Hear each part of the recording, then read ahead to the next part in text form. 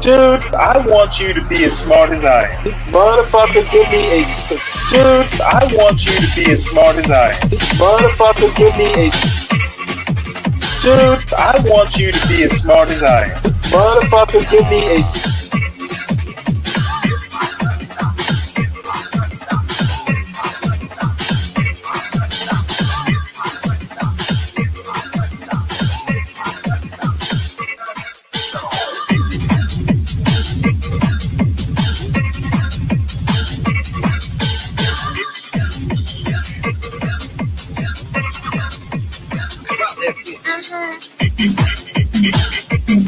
Dude, I want you to be as smart as I am. Motherfucker, give me a specific...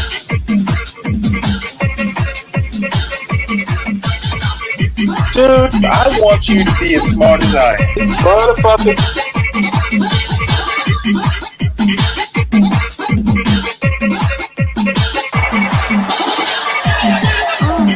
Come on out, you rapist!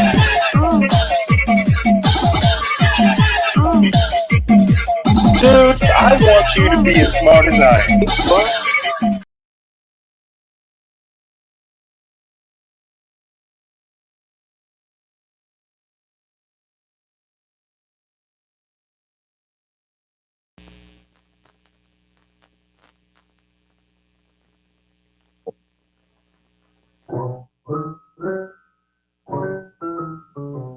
RCA Victor and its dealers present Burr Tillstrom, creator of Kukla, Ollie, and all the Kuklapolitan players, with Fran Allison in Kukla, Fran, and Ollie.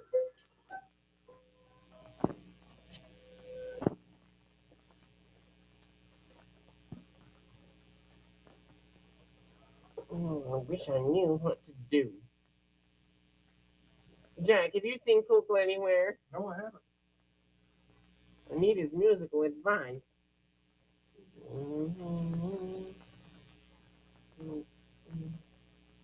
I wish I'd practiced like you said, Jack.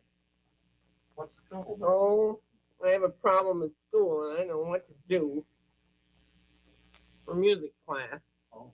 Trying to figure it out.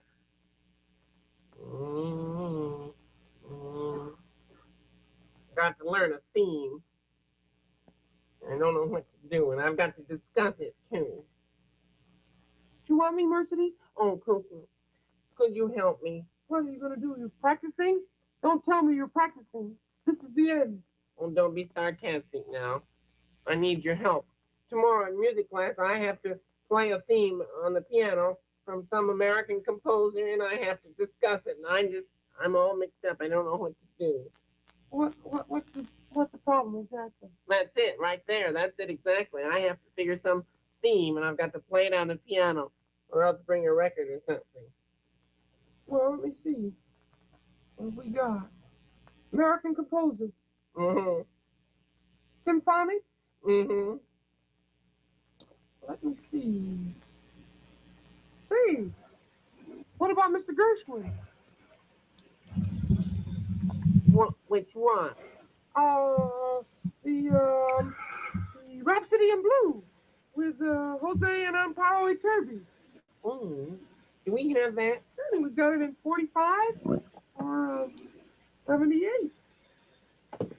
That's not 78. That's 33. Oh, I'm sorry, my mistake. I'm real sorry. I mean, well, let me see.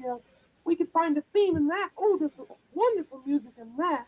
Oh, I love that. But you're supposed. Can I take the record to school? Sure, let's hear it. Wait a minute. There's a very special part. I'll play that 45 for you. There's a very special part that I'd like you to hear. This is very exciting. Now, wait a minute. I'll get it all fixed. Okay, now. There we are. Oh, I love that. Oh, my. Really, could I have it? Sure, and there's some wonderful notes right on the back of the envelope with the record, then you can see some wonderful notes all about that'll help you. Oh, you're so wonderful. Thank you. Oh, Fran, did you hear? Isn't it wonderful? I didn't hear it, but well, I picked something for her. Oh, that's good. Oh, it's a wonderful recording, too, Sam. What one were you A Rhapsody in Blue. Oh, yeah. Jose and Amparo Iturbi. Wonderful. Well, how's everything today? Oh, pretty good. Everything quiet on the, Yeah, fairly quiet. better than last week. Oh, yes, indeed. Pretty Well, anyway, it was up from last week. I got a little work to do. Sure, I have some things I might... Hello, Madam Overbrook. I want to talk to you, darling. Yes. I've got to talk to you. Oh, I'm terribly upset. are you? I'm sorry. Well, this thing that occurred the other day with Colonel Crackers, Richard, and with Oliver. Oh, yes. Well, it was an unfortunate thing, but Unfortunate is not the word, darling. We've never had arguments like that in the Cooperstown players before, and I simply am very upset. Well, I know, but I don't think it'll be anything very long. Oh, yes, it's a terrible thing. Well, I saw them Saturday, and they were Oh, no. they were pitching horseshoes, and they were pitching at the same stake, not at each other. You sure? Well, I think so. No, but the feeling is growing wild underneath. I can tell it. I can tell when Richard's upset. Well, they're both very impulsive, and they're quick-tempered, but I hope it won't last. Oh, darling, I think it's such a terrible thing that anything like this should occur to our group. Well, do you have any suggestion you'd like to make? Well, peace has got to be made somewhere. I can't go on day after day knowing that this undercurrent of rancor is rankering undercurrently. Just too much for me, that's all. Well, why don't you talk to them? Oh, no, not I. Richard won't listen. You know how bound he is politically. He just won't listen to me. And he'll think that if I criticize him, he'll think that I'm criticizing the South. And if I talk to Ollie and criticize him, he'll think that I'm criticizing Vermont. And this is no time, really, to hearken to those ridiculous things. Let's just see what we can do about it then. Maybe Cooper would be the one to talk to. Well, I suppose he could. I don't know. I thought that you could do it, darling. I think it's easier for a woman to do it, and they both adore you so. Oh. Well, if you like, I'll kind of nap the champagne and I'll talk to them. I wish you would, dear. All right. Just give Maybe, them a gentle talk. You could send them up if you see them. All right, I will. Shall I wait or? I would. I'll try to find them. Oh. Give them a good motherly talk, won't you, darling? Well, I'll try. I haven't thought of either of them in quite that light, but I'll see what I can do. Oliver, Very serious. Can't be. Oh, sure. Hi, Fran. Hello, How are you? Well, pretty good, and you? Oh, I'm fine. I feel great. Hi, Jack. Hi, Ollie. How are you? Did you? Yeah, how about you? Good. I had a fine weekend. Did you have a good weekend, Fran? Well, I had a nice time. Oh, I like that dress. Well, thank you very much. Television engineer's delight. That's what they call that dress. Well, It photographs well. They like it as television engineer fellas. I wanted to talk to you. Hello there, Prentice. Hello, friend. How are you? Oh, pretty well, That's thank you. good. Everything all right? Oh, my. Got that lovely dress on. Well, I'm I'm glad just you- telling her about it. It's a lovely dress. Oh, I love it. It's one of my favorite gowns. It really is. I wanted to talk to both of you. Well, we're kind of busy right now, but if you'll make it short and snappy. Well, it won't. I don't mean to be rude, my dear, but we are kind of All right. busy, you know. We've got a lot of planning to do. I thought it would be a good thing to talk to both of you together. Well, good. I'm thinking back to Friday. Friday. And, What happened Friday? What did we do Friday? Let's see. What did we do Friday? We had dinner together. Man. Well, that's right. We did. Yes, you and I had dinner together.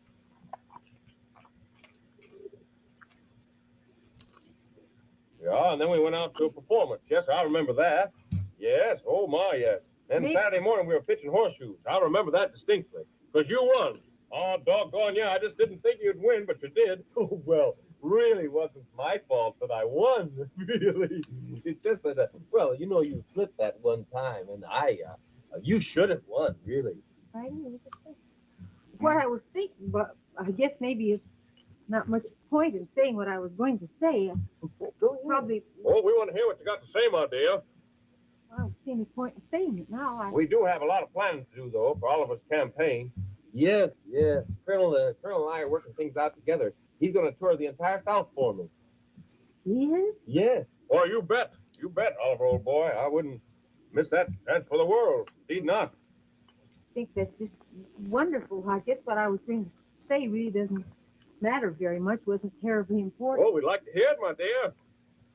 I kind of forgotten what it was. Well, if you'll excuse me, I've got a few things to do. We're working on a very special award right now, and the plan thing, we're going to work out together, just the two of us, so you'll forgive me, right? See you later, Ollie, old boy. You bet, Richard. Dickie boy. What's that, Fran? Well, nothing. I did have something I wanted to speak to you about. I've got something I want to tell you about. You have? Yes. I'm very proud and pleased to announce something that's happened. Really? Yes. And Colonel Frankie and I were just discussing it. We got an honorary award that is Dragon Prep did, and also Witch Normal. Why, how lovely. It's called the Francis Bellamy Annual Award. And this annual Bellamy Award is given to schools in honor of Francis Bellamy, who wrote the Pledge of Allegiance to the flag of the United States. Oh, why, how grand, Ollie. Ollie and Fran, I just got the right. Did you hear about the award? Yes, Ollie just told me. I've got just the song that you should sing for that. I was just going back through your old school books back in Dragon Prep, and I came across one that you used to love. It kind of would help you celebrate. Which one's that? Oh, I remember that one. Oh, that's a favorite song of mine. One of my very favorite patriotic songs. Jack, you remember America the Beautiful? Yeah. Oh, beautiful for spacious sky, for amber waves of grain, for purple mountain majesty above the fruited plain. America, America, God shed his grace on thee, and crown thy good with brotherhood from sea to shining sea. Oh, beautiful for patriotry, let seas be on the years, thine alabaster city, undimmed by human tears. America, America, God shed his grace on thee, and crown thy good with brotherhood from sea to shining sea. That was beautiful. Did you like that? Oh, very I remembered all the words. certainly. Oh, and here, Ollie, you wanted to give this to Fran. Yeah, this is by Margaret Miller. It's about Mr. Bellamy, who wrote the pledge. And we got a lovely flag, too. We're going to take Isn't that real wonderful? good care of it for special holidays. Thank you. Oh, this is great. And Fran, remember, for the best in recorded music, It's RCA.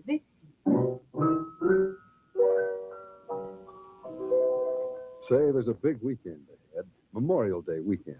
So now's just the right time to freshen up that portable radio of yours. Best way to do that, of course, is to have it checked by your radio man. He's a radio expert, so you know you'll get reliable service from him. Chances are, if you haven't used your portable for some months, all it needs for a new lease on life is a new battery. And because your radio man knows from experience what's best for your portable, he'll recommend RCA batteries. No matter what make or model portable radio you have, there's an RCA battery to fit. Powerful, long-lasting batteries designed to give you many hours of listening pleasure. So have your portable looked over soon. Take it to the radio expert where you see this sign. And remember, when it comes to batteries, be sure you get RCA batteries. They're radio engineered for extra listening hours. The musical director of Kukla, Fran, and Ollie is Jack Fascinato. The producer is Beulah Zachary. The director is Louis Gomovitz. The costume designer is Joseph Lockwood. And the technical director is John Napoli. And this is Bert Hilstrom. Good night, Mr. Dragon. RCA Victor, world leader in radio, first in television, first in recorded music. Kukla, Fran, and Ollie came to you from Chicago.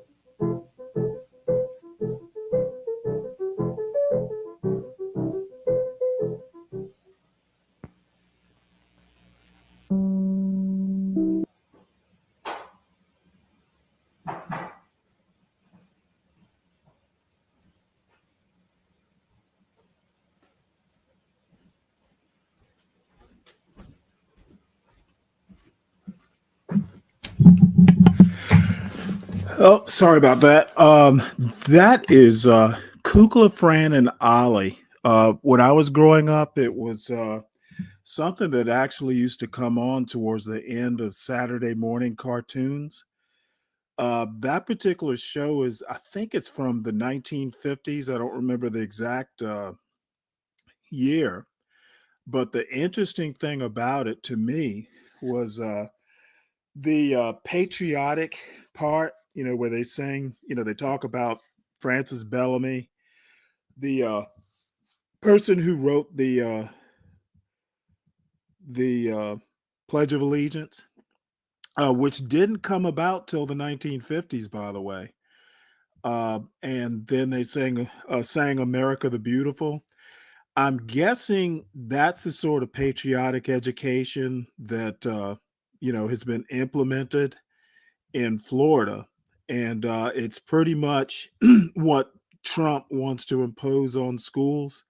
Now, I'm guessing this would have been like a ninth grade level puppet show. Would have been a ninth grade level puppet show. There are, probably 40, probably maybe 40 years, maybe 30 years of Kukla, Fran, and Ollie puppet shows. And what they can do is substitute those puppet shows for actual history textbooks. And we will raise a whole generation of Kukla, Fran, and Ollie fans like I am. And I've gone back and, I just happened to run across it on YouTube, and it's kind of nostalgic for me. So one of these days I'll dig up a couple more and show them, it's kind of an intro to the show. But I wonder if they even do puppet shows like that, like Punch and Judy. Do they even do stuff like that anymore in grade school? Guess it's all anime and video games now. So anyway, it's going to be more or less the usual show tonight. I've got a bunch of news articles. I've got some opinion pieces. And then towards the end of the show, I do have some interesting videos. Um, one about Charlotte, uh, um, uh, Charlotte, North Carolina. This woman has a really odd take on the city itself. It's a nice city. And then there's one about small towns. And then I want to catch back up. The other night I did a half a video on Americans, basically the 11 nations or 12 nations of America.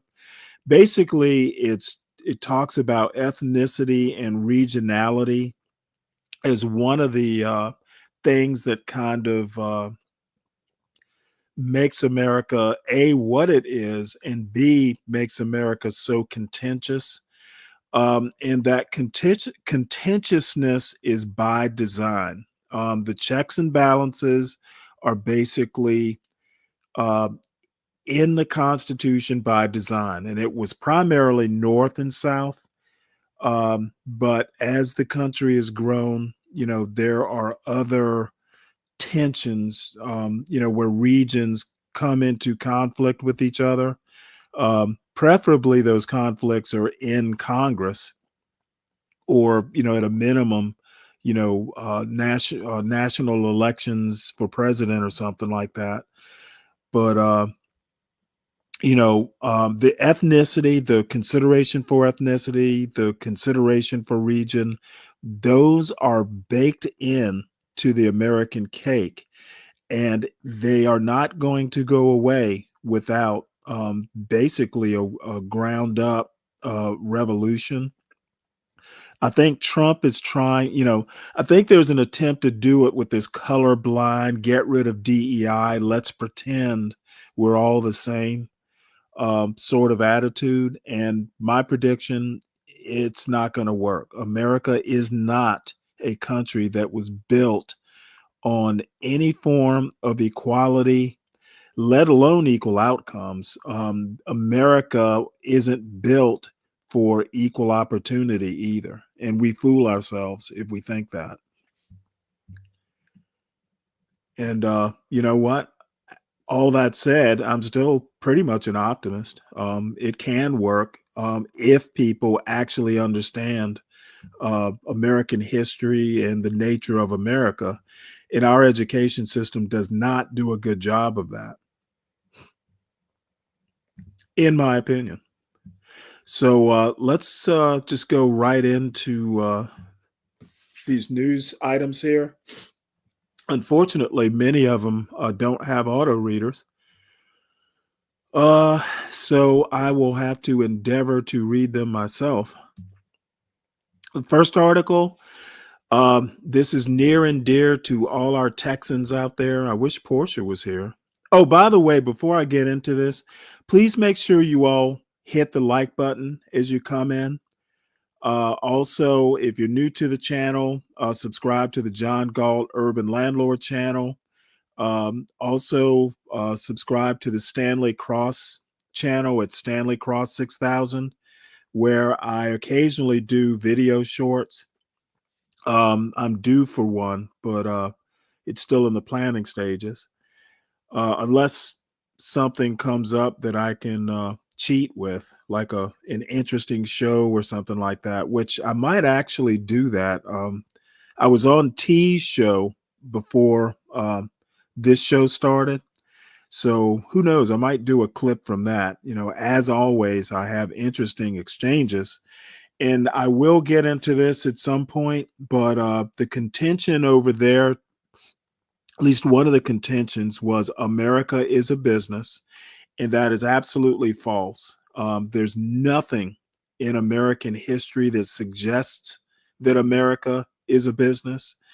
Wanting a businessman to run America like a business isn't panning out so well so far. You know, who knows? Maybe it'll work, but probably not, because countries, sovereign nations, sovereign states are not businesses. They cannot be run like businesses. And the proof of that is in the Constitution. It doesn't read like a prospectus, it reads like a constitution. So anyway, also make sure you support your host. We will need beer for the weekend if it comes to that. And Portia, our editor, please make sure that we want $20 a day for Portia J. And so always bear her in mind. As usual, there really would be no Stanley versus the world as a concept, as a show, without her, basically coming up with the idea. So we should give her due. Judge awards $6.6 million to whistleblowers who reported Texas Attorney General Ken Paxton to the FBI. And apparently for their reward, they got fired, as people like Ken Paxton are wont to do. Retribution is their middle name. So Austin, Texas, a district court judge awarded $6.6 million combined to 4 whistleblowers who were fired shortly after they reported Texas Attorney General Ken Paxton to the FBI. By a preponderance of evidence, Travis County Judge Catherine Mozzie wrote in her Friday judgment the plaintiffs proved liability, damages, and attorney's fees in their complaint against the Attorney General's office. Now, I'm sure he'll appeal it, because the Office of the Attorney General violated the Texas Whistleblower Act by firing and otherwise retaliating against the plaintiff for in good faith reporting violations of law by Ken Paxton and the OAG, Office of the Attorney General. The court hereby renders judgment for plaintiffs, Mozzie wrote. The court found that the 4 Paxton aides were fired in retaliation for reporting allegations that he was using his office to accept bribes from an Austin real estate developer who employed a woman with whom Paxton was having an extramarital affair. Paxton has denied accepting bribes, or misusing his office to help Nate Paul, the real estate developer. Wonder if that's any relation to Rand and Ron Paul. The judgment also stated that the employees made their reports to law enforcement in good faith and that Paxton's office did not dispute any claims or damages in the lawsuit. It should shock all Texans that their chief law enforcement officer, Ken Paxton, admitted to violating the law, but that is exactly what happened in this case. Tom Nesbitt, an attorney for Blake Brickman, and TJ Turner, an attorney for David Maxwell, said in a joint statement. In a statement to media, Paxton, a Republican, called the ruling ridiculous and not based on facts or the law. He also said his office intends to appeal the ruling. Paxton was at the center of a federal investigation after 8 employees reported his office to the FBI in 2020 for bribery allegations. Paxton in 2023 agreed to a $3.3 million settlement and an apology, but no admission of wrongdoing with 4 of the whistleblowers. After Paxton asked state lawmakers to fund this settlement, the Texas House rejected his request, conducted its own investigation, and impeached him in 2023. He was later acquitted in the state Senate. In November, the Texas Supreme Court overturned a lower court ruling, but Paxton testified in the lawsuit. The U.S. Justice Department decided not to pursue its investigation into Paxton in the final weeks of the Biden administration, according to 2 people familiar with the matter who spoke to the Associated Press on the condition of anonymity to discuss internal deliberations. No longer shadowed by the federal corruption investigation that hung over his rising profile in the Republican Party, Paxton is now gearing up for a potential U.S. Senate run. Paxton, a close ally of President Donald Trump, has hinted at challenging GOP Senator John Cornyn for more than a year, but has not said when he will make a decision. That's going to be a tough race. I don't see Paxton in the Senate. So, and to be honest, I don't think I think this lawsuit's going to be overturned on appeal. And if it winds up in front of the Texas Supreme Court, those poor plaintiffs are going to go away empty-handed. Oh, let's see. Solid Snake is doing an eclectic where he's writing sentences line by line, or paragraphs line by line. Dragon Ball Super Tournament of Power was awesome. Don't care about that. Don't care about that. Don't care about that. It is slavery. No idea what he's talking about.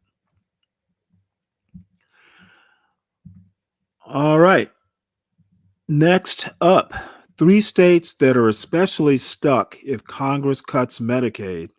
And if you'll recall, Dr. Oz is now in charge of Medicare and Medicaid. So stay tuned. They're gonna cut Medicare and Medicaid and hand out vitamin supplements. I think that's what he used to sell on his show. Probably they're going to hand out Super Beats. So we'll go ahead and this is kind of a complicated article. The states that basically did not want to expand Medicare will be hurt if they decide to cut Medicaid and Medicare. And I think it's Medicaid specifically this article talks about. So here we go. The 3 states that are especially stuck if Congress cuts Medicaid. This article is by Sarah Cliff and Margot Sanger-Katz and read by an automated voice. If congressional Republicans go through with some of the deep Medicaid cuts they are considering, 3 states would be left in an especially tight bind. South Dakota, Missouri, and Oklahoma have state constitutions requiring that they participate in Medicaid expansion, the part of Obamacare that expanded the health program for the poor to millions of adults. If Republicans choose to make the projected budget reductions by cutting into Medicaid expansion, the other 37 states and D.C. that participate in the expansion could stop covering working-class adults. 9 states have laws explicitly requiring them to stop Medicaid expansion or make significant changes if the federal share of spending drops. But South Dakota, Missouri, and Oklahoma can't do that. They either need to amend their constitutions, a lengthy process that can take years, or figure out how to fill the budget hole, most likely by cutting other services or raising taxes. The constitutional amendments were put on state ballots by progressive activists who wanted to entrench the Medicaid program in places that had been hostile to that part of the Affordable Care Act. The idea was twofold: to get health coverage to more people, and to tether more states and their Republican lawmakers to Medicaid. The ballot initiatives passed by a wide margin, and now these states have more at stake in the congressional debate over Medicaid. Even some conservative senators, like Josh Hawley of Missouri, are speaking out against reducing funding for the program. The Republican senators from the 3 states with constitutional amendments could become an unlikely part of the firewall against big cuts to Medicaid. Expanding Medicaid anywhere protects it everywhere, which is now what we're seeing today, said Kelly Hall, executive director of the Fairness Project, the nonprofit that organized the constitutional amendment campaigns. She noted that her group expected the expansions would broaden support for the program in Washington. The exact details of any cuts are still unclear, but Republicans in Congress hope to enact a detailed plan by the end of September. A budget resolution that passed the House last month called for at least $880 billion in cuts over a decade from the committee that oversees Medicaid. If all the cuts came from Medicaid, that amount would represent an 11% reduction in federal Medicaid spending, and millions would most likely lose coverage. The Senate passed its own budget Saturday that included the House numbers, but was less clear on the scope of its preferred spending cuts. Lawmakers and policy analysts who favor cuts argue that states no longer pay their fair share of Medicaid's bills. In recent years, the federal share of spending on the program has grown to more than 70% overall from around 60%. The federal government pays 90% of the costs for working-age adults who enroll through the expansion, a high share that the architects of Obamacare meant to ease the burden of expansion from state budgets. Because states would become responsible for what had once been paid by the federal government, the states with constitutional amendments would have especially high financial stakes. In Missouri, Medicaid funding makes up about 35% of the state's entire budget. If the federal government pulled back, the state would probably have to raise taxes or cut other parts of its budget, like education or transportation. The last time Republicans attempted major Medicaid changes, as part of their Obamacare repeal push in 2017, some Republican governors lobbied their senators to protect the program, and several voted against the bill. In the years since, 7 more Republican-led states have expanded Medicaid by ballot measure, expanding coverage to 950,000 people. Even after passing at the ballot, Medicaid expansion still faced opposition from elected officials charged with setting up the program. The former Maine Governor Paul Lepage went the furthest, claiming he would go to jail rather than carry out a Medicaid expansion. The expansion was implemented after he was replaced by a Democrat. That resistance got the progressive activists who organized and funded the ballot initiative campaigns looking for a way to make Medicaid expansion more ironclad. For 2020, they came up with the idea of pursuing voter referendums to enshrine participation in the program in state constitutions. They succeeded in Missouri and Oklahoma in 2020, followed by South Dakota in 2022. Those ballot initiatives took more work, requiring more signatures to get onto the ballot. Activists decided the extra hurdle was worth it to entrench Medicaid in areas of the country that had been hostile to the program, thus giving it more protection in Washington.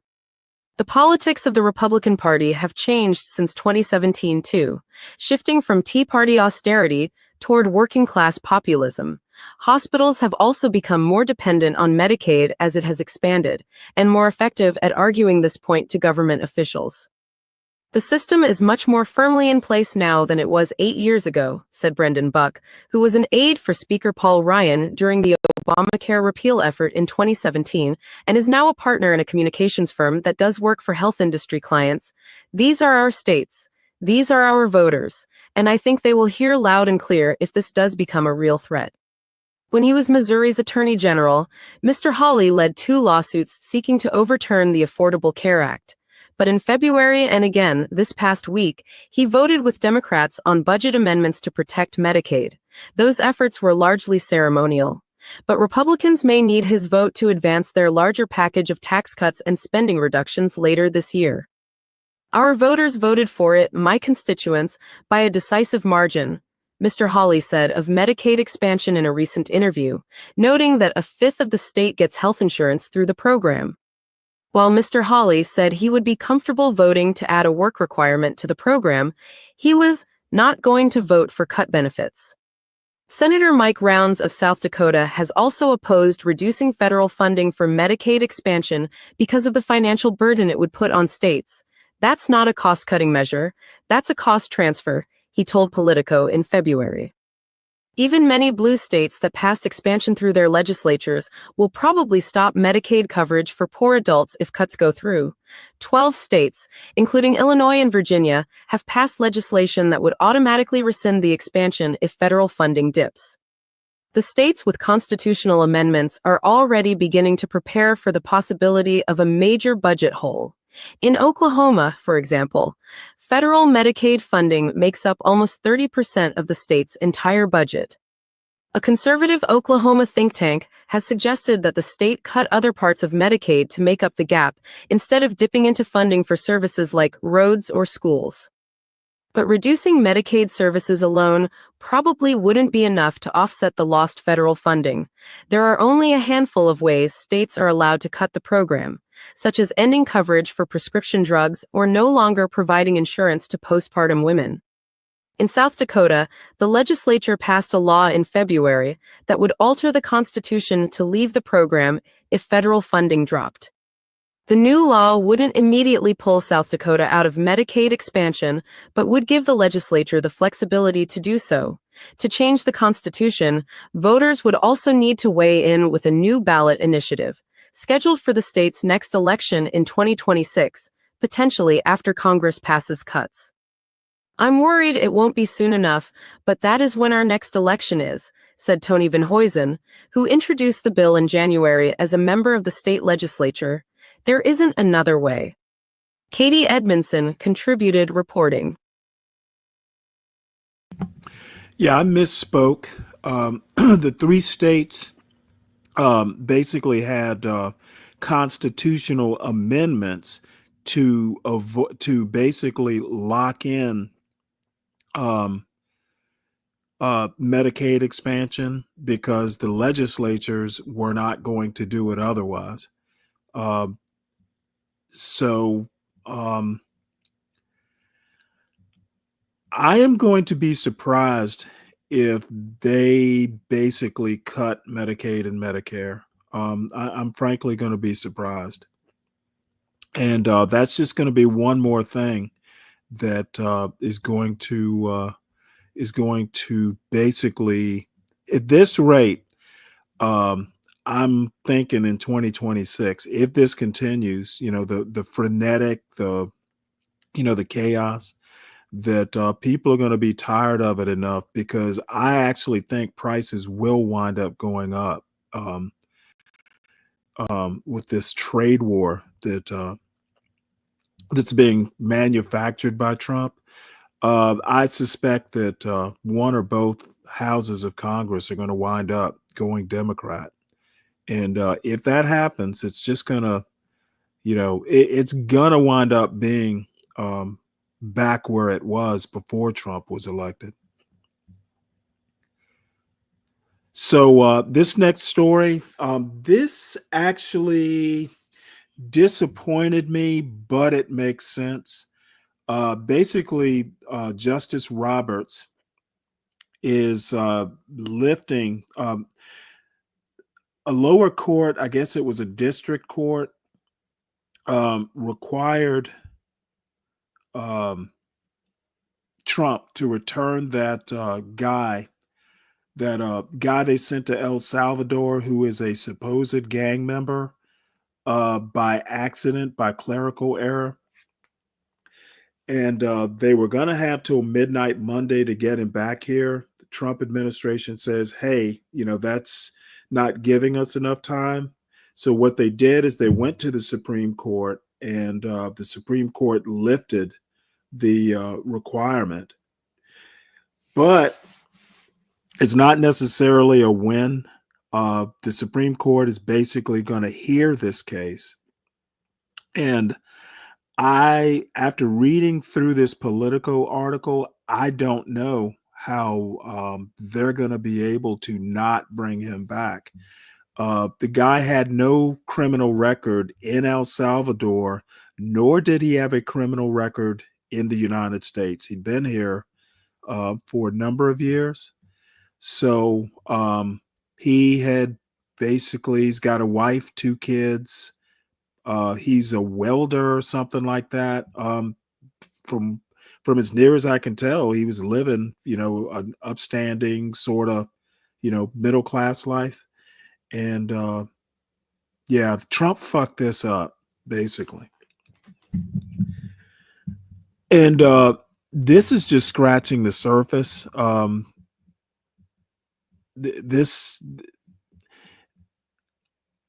I basically said at the beginning that, Trump's going to figure out a way to screw himself. And I think this is slowly but surely starting to make itself evident. So let me enlarge this. It says here, just hours before a midnight deadline Monday, Chief Justice John Roberts gave the Trump administration a reprieve from having to immediately bring back to the U.S. a man who was illegally deported to El Salvador last month. And that's the part. If he was illegally deported, they need to get him back here. But I guess I don't know. I don't know how they're going to do this. And once I finish this article, I have a theory about this particular case and some other immigration cases. Roberts Act, or the Supreme Court, and how they're going to handle these cases. Roberts acted shortly after the Trump administration filed an emergency appeal of a district judge's directive that U.S. officials returned Kilmar Abrego Garcia. The administration deported Abrego Garcia despite an immigration judge's 2019 ruling that he not be sent to his home country of El Salvador because he would likely face persecution there. Roberts issued a terse administrative order indefinitely lifting the deadline of 11:59 Eastern Daylight Time to return Abrego Garcia, set by U.S. District Judge Paula Zenas. The Trump administration had said that the deadline was impossible to meet. The Chief Justice's order is not a ruling on the underlying legal issues in the case. It is intended to give the Supreme Court more time to consider what steps to take next. The government has acknowledged that the deportation of Abrego Garcia was an error that violated the 2019 immigration judge's ruling, but the administration argues that courts have no authority to order him return to the United States now that he has been turned over to the government of El Salvador, where he's being held in a notorious mega prison for gang members. Okay, so basically what they're saying is, hey, this guy was here illegally. He was here legally, but we made a mistake. But now that he is an El Salvadoran returned to El Salvador, it's El Salvador's problem. But here's the deal. They accidentally took him. His wife and his kids are American citizens. So, and a judge ordered him, to be here permanently. So essentially, the Trump administration is saying, oh, hey, oopsie, we don't have to do the right thing. It is just the right thing to return a guy who was accidentally taken whose wife and kids are here and they are U.S. citizens. This is a huge mistake.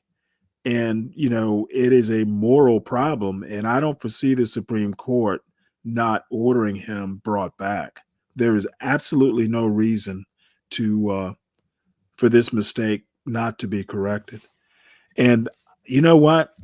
In a non-Trumpian universe, there would be some sort of sanction for this. Somebody would go to jail for this, or be sanctioned or fired or something. This is a huge mistake. He sits in a foreign prison solely at the behest of the United States as the product of a Kafka-esque mistake, the lawyers wrote in response to Sauer's appeal. Abrego Garcia entered the United States without authorization around 2011, the government says. He has no criminal record in this country or any other country, according to his lawyers. Before immigration officials detained him and swiftly deported him in March, he had lived for years in Maryland with his wife and children, all of whom are U.S. citizens. He was employed as a sheet metal worker and had attended annual check-ins with the immigration authorities, his lawyers say. The Trump administration has claimed that Abrego Garcia is a member of the MS-13 gang, but it has offered scant evidence for that claim, and multiple lower court judges have flatly rejected it. Abrego Garcia's lawyers say he was in fact fleeing gang violence when he came to the United States, a position that an immigration court accepted in 2019 when it barred his deportation to El Salvador. Abrego Garcia has lived freely in the United States for years, yet has never been charged for a crime, his lawyers wrote. The government's contention that he has suddenly morphed into a dangerous threat to the republic is not credible. Robert's stay came several hours after a 3-judge panel of federal appeals court unanimously rejected the administration's rejected the administration's request to put Zenny's order on hold. So the appeals court agreed with the district court. The United States government has no legal authority to snatch a person who is lawfully present in the United States off the street and remove him from the country without due process. So he was legally here. You can't throw someone out without due process. Fourth Circuit Court of Appeals Judge Stephanie Thacker, an Obama appointee, wrote in an opinion joined by Judge Robert King, a Clinton appointee. The government's contention otherwise and its argument that the federal courts are powerless to intervene are unconscionable. J. Harvey Wilkinson, a Reagan appointee, filed a separate concerning opinion saying the Trump administration's position on Abrego Garcia amounts to a path of perfect lawlessness.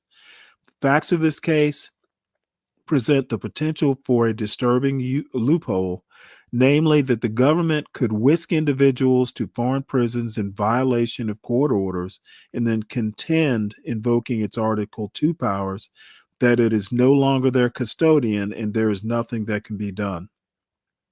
Wilkinson wrote, Wilkinson voted with the other judges to deny the Trump administration's request to put the lower court order on hold, but expressed misgivings about the courts delving into diplomatic matters. Wilkinson said he'd interpret the order to mean the U.S. government must do what it can to facilitate Abrego Garcia's return. Okay, well, you know what? Actually, the courts, if it's worded right, the family would have standing to sue, okay, because you can prove harm at taking someone who's legally here and sending them out of the country.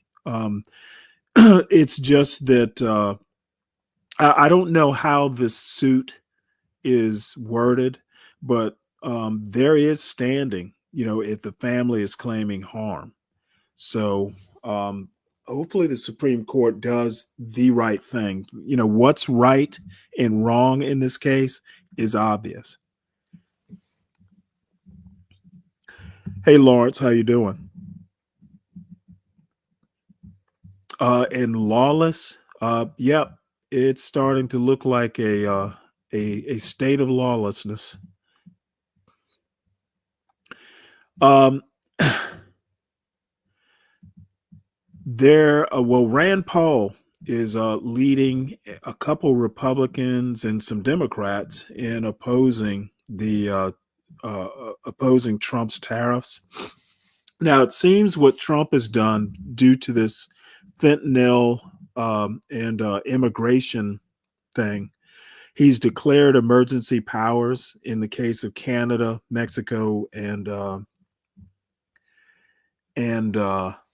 China, mainly because of fentanyl, I guess.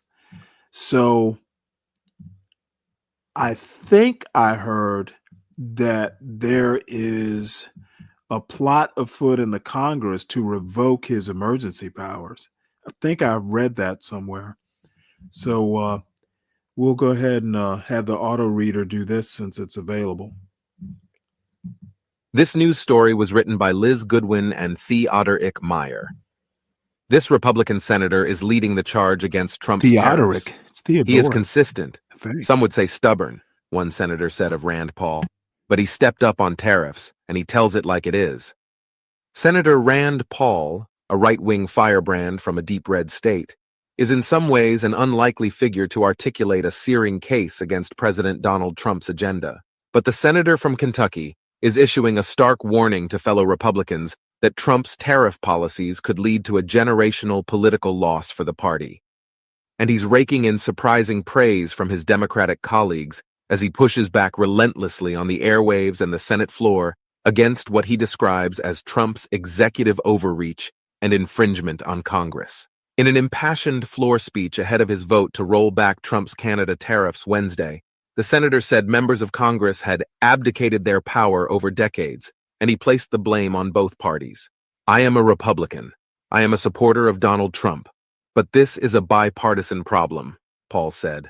I don't care if the president is a Republican or a Democrat. I don't want to live under emergency rule. I don't want to live where my representatives cannot speak for me and have a check and balance on power. As many of his colleagues are ceding Congress's authority to Trump on the power of the purse and other issues, Paul has been an inconvenient voice pushing lawmakers to reassert themselves. He was the first GOP senator to argue that cuts made by billionaire Elon Musk's U.S. Doge service needed to be codified by Congress to be legal, a tactic that the White House has now shown a willingness to pursue. And Paul is now objecting to Trump's declaration of national emergencies to sidestep Congress and levy tariffs, even going so far as to appear on Fox News with Democratic Senator Tim Kaine of Virginia to tout their resolution to roll back the emergency Trump declared to impose tariffs on Canada. A libertarian and something of a lone wolf in the Senate, Paul has been raising concerns about what he sees as an overgrowth of executive authority for years. He and I call ourselves the Ben Franklin Caucus, said Senator Ron Wyden, Democrat, Oregon, who has worked with Paul for years on legislation to limit government surveillance and restrict presidential power. It's a reference to Franklin's line that those who would give up essential liberty to purchase a little temporary safety deserve neither liberty nor safety. Kaine won Paul's support during Trump's first term for legislation to limit the president's power to wage war in Iran, and Kaine said he drafted the resolution to undo Trump's Canada tariffs with Paul in mind. Having worked on issues like this with him before, I sort of know kind of the way he likes to do them, Kaine said. If you go back and read the resolution, there's no editorial opinion. It's just a simple resolution. The emergency is terminated. Paul joined GOP Senators Susan Collins, Maine, Lisa Murkowski, Alaska, and Mitch McConnell, Kentucky, in voting with Democrats to scrap the national emergency that Trump declared to levy tariffs on Canada. Unlike those Republicans who have been frequent Trump critics over the years, Paul has lavishly praised Trump's cabinet picks and his work to shrink the federal workforce. I still think tariffs are a terrible idea, but Dios mío, what courage, what tenacity, Paul recently wrote on X of Trump. Nonetheless, Paul's decision to buck tariffs has triggered Trump's anger.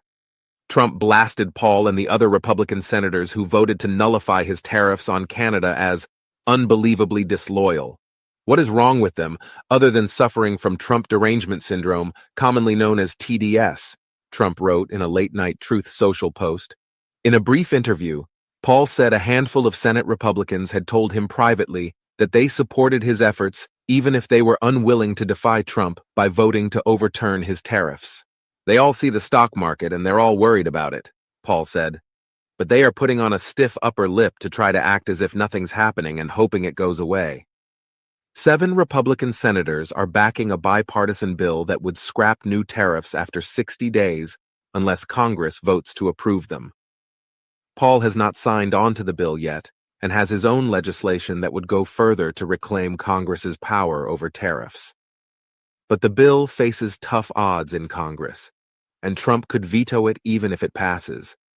It would take 2/3 of senators, including at least 20 Republicans, to override a veto. Asked earlier if he had received any blowback in Kentucky for his tariff stand, Paul dryly replied, "Only accolades," and laughed. Paul, whose father, former Congressman Ron Paul, ran for president 3 times and garnered a devoted following of libertarian-leaning conservatives, is used to ruffling feathers on Capitol Hill. The ophthalmologist rode into the Senate in the 2010 Tea Party wave, and he quickly distinguished himself with his rabble rousing on the national debt, privacy issues, and objections to the intelligence community's surveillance practices. He has angered his fellow senators in the past by stubbornly dragging out votes late into the night to secure doomed amendment votes on his signature issues, which often force his fellow Republicans to take uncomfortable votes. But they also know that he tends to operate from strongly held beliefs. He's very respectful of Donald Trump, but he's also very respectful of his own principles, Senator Kevin Cramer, Republican North Dakota, said, describing Paul as the conscience of the libertarian faction of our party. He was among the fiercest critics of the U.S. pandemic response, and Anthony S. Fauci, and said in 2021 he would not get the coronavirus vaccine because he had already been infected. Paul now chairs the Senate Committee on Homeland Security, a powerful gavel for someone who once operated more at the fringes of the conference. Senator Peter Welch, Democrat Vermont, said he called Paul on Wednesday to thank him for advocacy against tariffs. He is consistent. Some would say stubborn, Welch said. But he stepped up on tariffs, and he tells it like it is. Welch praised Paul for standing up for Congress's authority to levy tariffs and war, which lawmakers have eroded over many decades. Congressional Republicans are deferring and delegating and abdicating their responsibility to Trump, Welch said. So you're concentrating power in the executive. That's very dangerous, and I respect and admire Rand resisting that. Paul has made the case against tariffs to his colleagues in closed-door meetings, according to several senators, where he's argued that tariffs are a tax that will burden Americans with higher prices. It's a widely shared belief among Senate Republicans, although few are willing to be as vocal as Paul on it, hoping to give Trump time to make deals with individual countries to lift the penalties. Tariffs have also led to political decimation, Paul told reporters recently, referencing the devastating political fallout Republicans faced after levying tariffs in 1890 and in the 1930s, after which they lost the House and Senate for most of the next 60 years. They're not only bad economically, they're bad politically. One Republican who joined Paul in opposing the tariffs, former GOP leader McConnell, has a checkered history with his libertarian co-state senator, who often caused leadership headaches with his stubbornness. Henry Clay would be appalled by Rand Paul, McConnell once said of the ex-Kentucky lawmaker, known as the Great Compromiser, according to his biography. They clashed in 2015 while McConnell was majority leader over extending a National Security Agency surveillance program that Paul had harshly criticized, despite an otherwise cordial relationship. We have a good personal and working relationship. Even though we don't see eye to eye on everything, we certainly share our skepticism on tariffs and the impact on hardworking Kentucky families, McConnell said in a statement about Paul. Some of their colleagues see an irony to McConnell, who was constantly corralling GOP senators to take tough votes when he was in charge, now voting with the renegade Paul. Rand has consistently been independent of the team, whereas Mitch has always demanded loyalty from the team, said Cramer, who added he felt a little betrayed by McConnell's vote. McConnell has pointed to the likely negative effect of tariffs on his state's bourbon and auto industries, as well as the overall cost to consumers to explain his vote. Paul, for his part, has continued to argue that his position is not about politics. This isn't about political party, he said. I voted for and supported President Trump, but I don't support the rule of one person. Yeah, well, you know what? You probably voted for Trump, so you get what you get. Let's this is a short clip of him talking about tariffs on the floor of the Senate. Part of the problem we face today with this emergency, though,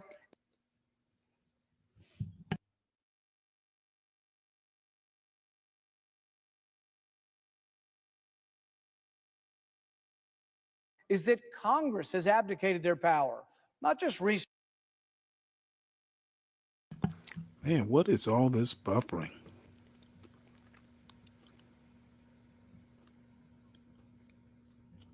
Well, let me try this. Recently, not just for this president. This is a bipartisan problem.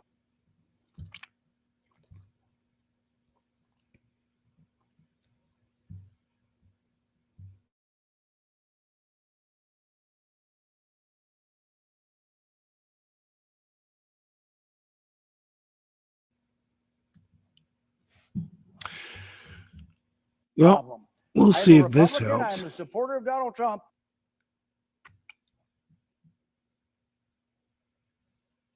I don't know why I'm having all this problem with buffering. Well, might as well just give up. Either that or maybe what I'll do is reload the page and see if that does anything. Well, we'll give it one more try.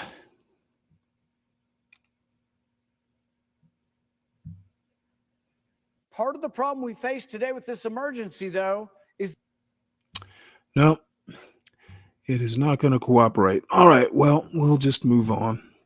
Is that Congress has abdicated their power, not just recently, not just for this president. This is a bipartisan problem. I am a Republican. I am a supporter of Donald Trump, but this is a bipartisan problem. I don't care if the president is a Republican or a Democrat. I don't want to live under emergency rule. I don't want to live where my representatives cannot speak for me and have a check and balance on power. One person can make a mistake. And guess what? Tariffs are a terrible mistake. They don't work. They will lead to higher prices. They are a tax, and they have historically been bad for our economy. That they have. You tell them, Rand. All right, let's see here. This next story is about cultural groups across the U.S. told that federal humanities grants are terminated. And let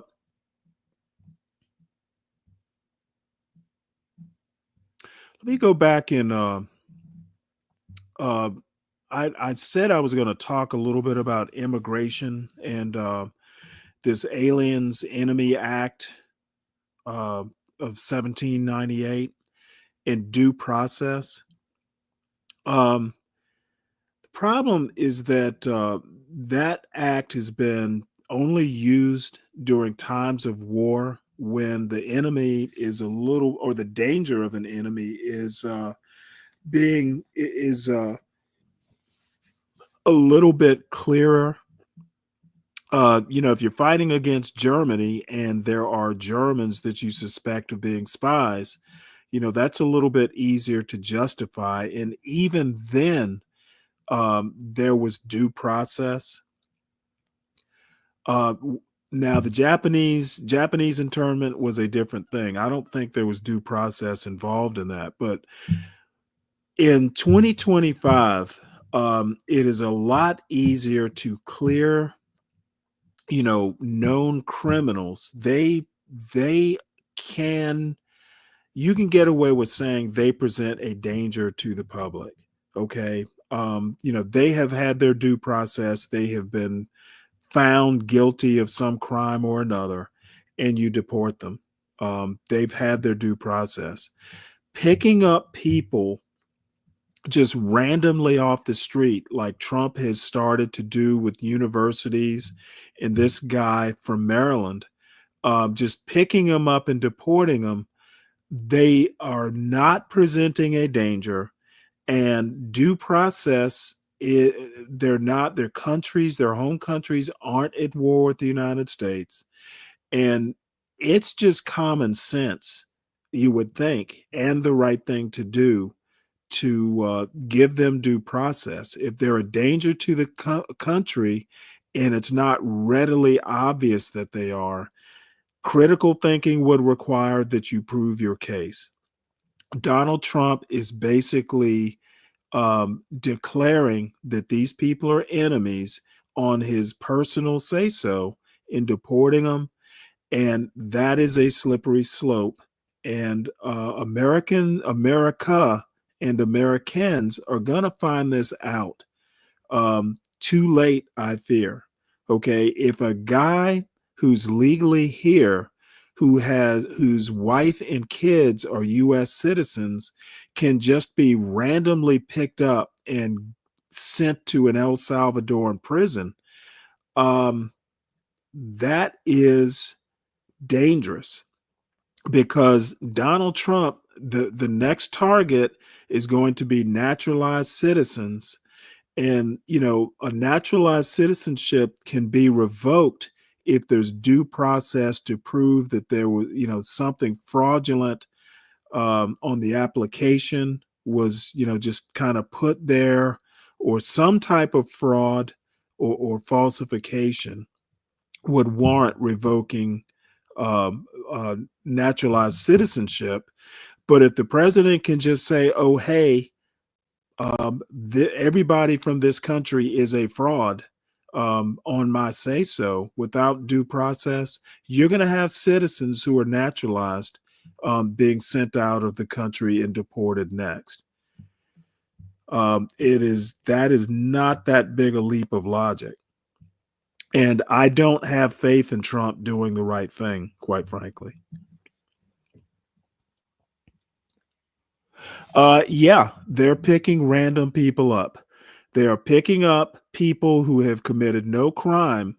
They've exercised a right that even foreigners have, like free speech. Visa holders have free speech, believe it or not. So if you're picking them up for no apparent reason other than Trump says, hey, I don't like what this guy said, yeah, I'll call that random. Nobody gave him a warning that, oh, hey, you shouldn't be saying this. Yeah, random pretty much fits, Stank D. And if you think that it's not random, I'm interested in your pushback. So anyway, this is a story, basically cultural groups. And my my little mini take on this is that every great civilization or empire or country has public works. And, the arts are something that rich countries have, patrons of arts, that sort of thing. And it also worries me that basically, art to me is a form of free speech. And the government funding something like public radio or PBS or, the Kennedy Center or something like that, I see no problem with it at all. There are things that are more important than money. And, the arts are one of those things that, makes life pleasant to live. And in the Constitution, there is something called pursuit of happiness, and great art. Some people, it enriches lives. So I'm sure there are many Philistines in the chat who will disagree with me, but be that as it may, art is important. So this article reads, millions of dollars in previously awarded federal grants intended for arts and cultural groups across the country are being canceled money already appropriated being canceled by the Trump administration. They don't have the power to do that. Their Article 2 powers does not include just after a law is signed into law to just change your mind randomly because you're the new president in town and you don't like it. According to a National Endowment for the Humanities senior official who spoke on the condition of anonymity because they're not authorized to speak publicly, these cancellations were confirmed. The funds had been awarded to the agency through a competitive application process, and according to the official, covered grants from fiscal years 2021 to 2025. The official said that no upcoming awards will be made in fiscal year 2025. So basically, these are things that were promised back to 2021, that basically won't be paid. People expecting money, entities expecting money will not be getting the money that was promised. Full faith and credit, huh? The official said acting NEH chair Michael McDonald told senior staff that the Department of Government Efficiency, DOGE, a team within the executive branch dedicated to reducing government spending, wants to claw back $175 million in grant money that has not been dispersed. It is not clear if that is the true amount of undispersed funds or an estimation by DOGE staff. On Monday, DOGE told NEH staff that it would lay off a substantial number of employees and cut its grant programs, as first reported by the New York Times. The NEH has not responded to a request for comment.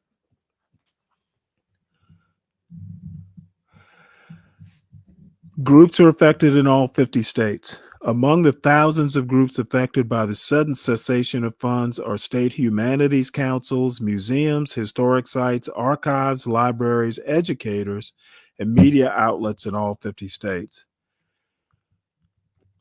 A notice of grant termination that was sent to a state's humanities council and obtained by NPR states, your grant no longer effectuates the agency's needs and priorities and conditions of the grant agreement, and it is subject to termination.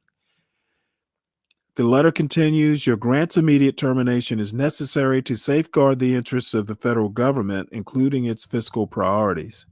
The humanities are about helping preserve community history and identity, said Stephen Kidd, executive director of the National Humanities Alliance, a national umbrella organization supporting the humanities.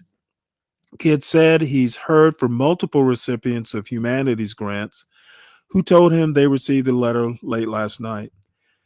We don't know the full scope of the impact of last night's actions, Kidd said. We do know that it is affecting the state humanities councils, which are crucial to the vitality of humanities across the country. This is funding that was appropriated by Congress to the state affiliates of the NEH. This is funding that has been promised to the states, now is being withdrawn. Nearly half, 42% of the federal humanities endowment go directly to state humanities councils. And let's see, I think that pretty much covers it. So I don't know. I don't have much to comment on here other than I don't know what the assault on humanities is all about, but it doesn't surprise me. Yes, Solid Snake. And you know what? I can read. Can you? There's no reason for money that has already been promised to be basically reneged on. If the government promises something, it should follow through on the promise. So if you are the kind of person that supports that, you might be a Trump voter. making a promise and then saying, "Oh, never mind," or "psych." Yep, that sounds like something a Trump voter would support. So, this is an opinion piece by William Finnegan. It's a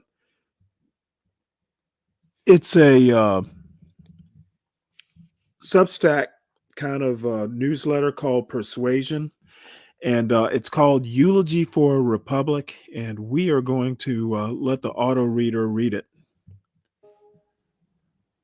Eulogy for a Republic. A former government official prepares to leave the United States. By William A. Finnegan. There's a quiet kind of grief that settles in when you begin researching how to leave your country. Not out of hatred, not because of some performative declaration, but because you still love a place that no longer feels like home. It's not rebellion. It's not spectacle. It's something harder to admit: survival. For years, I worked for the US government. I knew where every American embassy was in every city I visited. I would feel a quiet steadiness walking by the Great Seal, the flag waving above. That seal didn't just represent power. It represented a promise. And for a long time, I believed in that promise.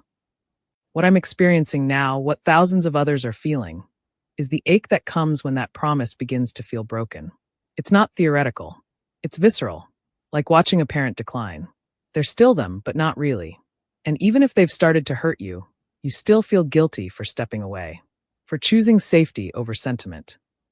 And yet people are choosing, not loudly, not rashly, but methodically.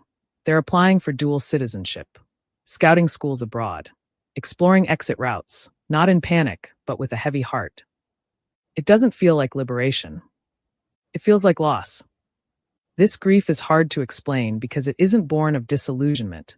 It's born of belief, of loving something so deeply you can't bear to watch it rot from the inside. We're taught, from classrooms to parades, to think of America not just as a country, but as a mission. Leaving feels like desertion.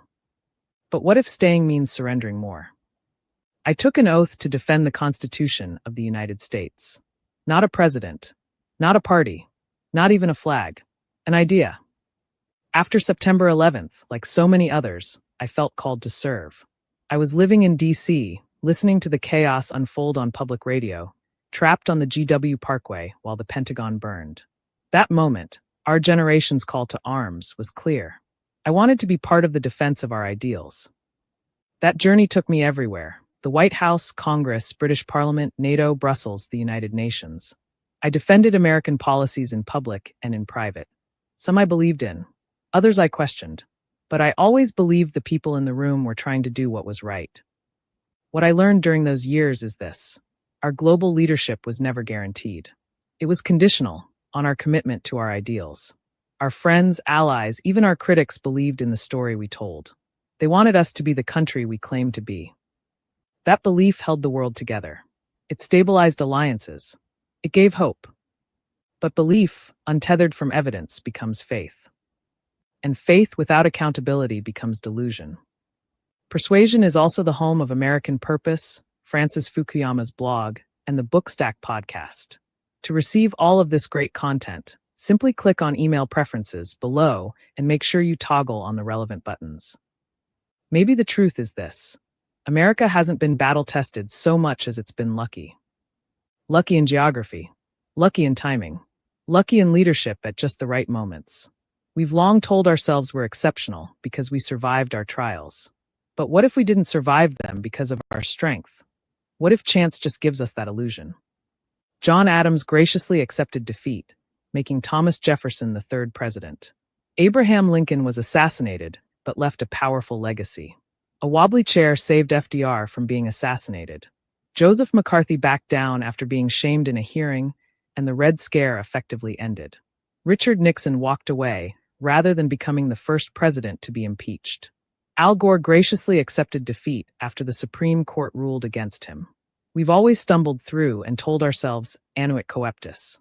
Even if I accept that he hath favored our undertaking, stumbling through and hoping for good outcomes is not a strategy. I don't think we're going to be lucky this time.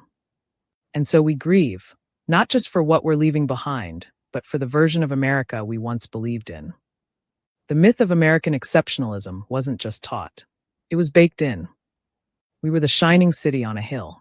The last best hope. Ronald Reagan told us. Why shouldn't we believe that? We're Americans. Perhaps in an evil twist of irony, even our unraveling was patriotic. We were great once. We could be again. And for a time, maybe the story of American exceptionalism served us. It pushed us to do better. It inspired our allies. It terrified our enemies. It helped us rebuild a broken world after World War II, win the Cold War, and create a rules-based international order.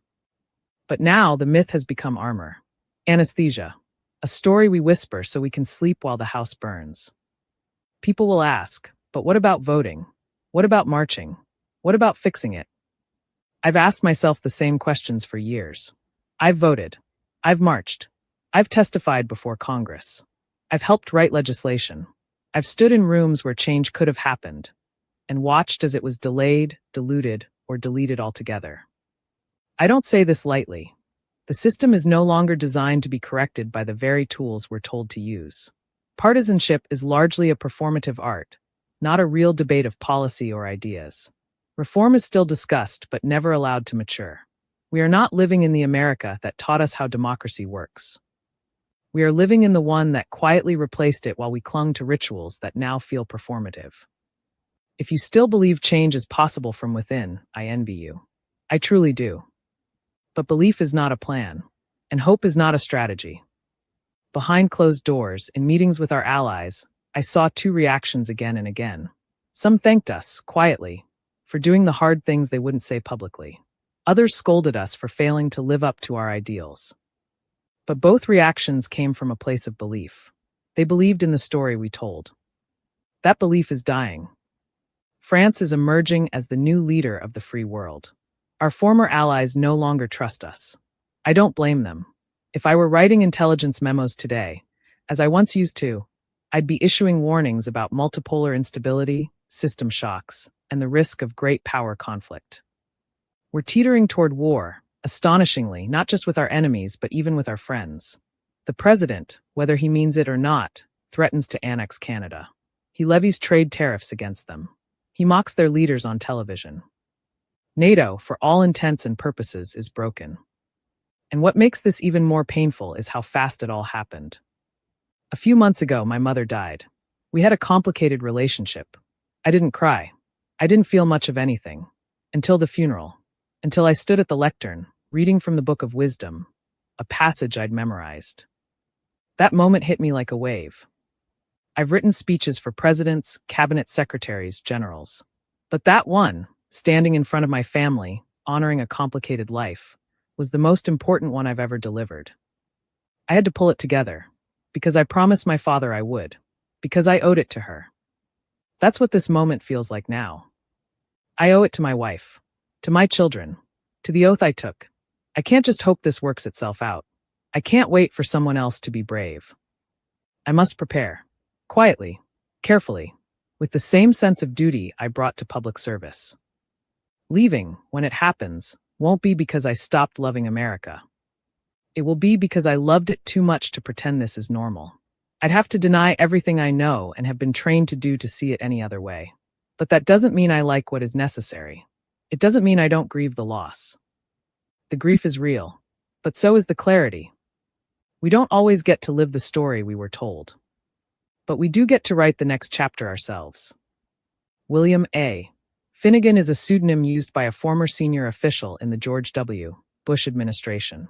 He is the author of 2 Substack publications, The Long Memo on U.S. and Global Politics and Borderless Living, a practical guide to building a life beyond borders. Follow Persuasion on X, LinkedIn, and YouTube to keep up with our latest articles. I don't know. I think I think he's a little gloomy on this. I think the thing that I take away most from this is that ever since George Washington did 2 terms, because one of the things that the founders and framers did not work, especially the framers who thought about it, They did not want a strong executive. There is a reason that the presidency, the executive branch, is Article 2 and not Article 1. I think that, it was intentional that Article 1 is legislature, Article 2 is the executive, and Article 3 is the judiciary. They didn't particularly want a strong judiciary either. And again, the way Trump and DeSantis and MAGA in general wants it is they do not want an educated populace. And it is obvious they want, the education department has been a target, and the education department doesn't do much. It does not control local schools. It can encourage schools through funding, through incentives to go one way or the other, but ultimately local schools are in charge, and private schools especially. One of the reasons they have wanted school vouchers and, every kid going to private school is, I agree there's more choice, but, if everybody has vouchers controlled through, block grants to the state, then you don't have to have an education department.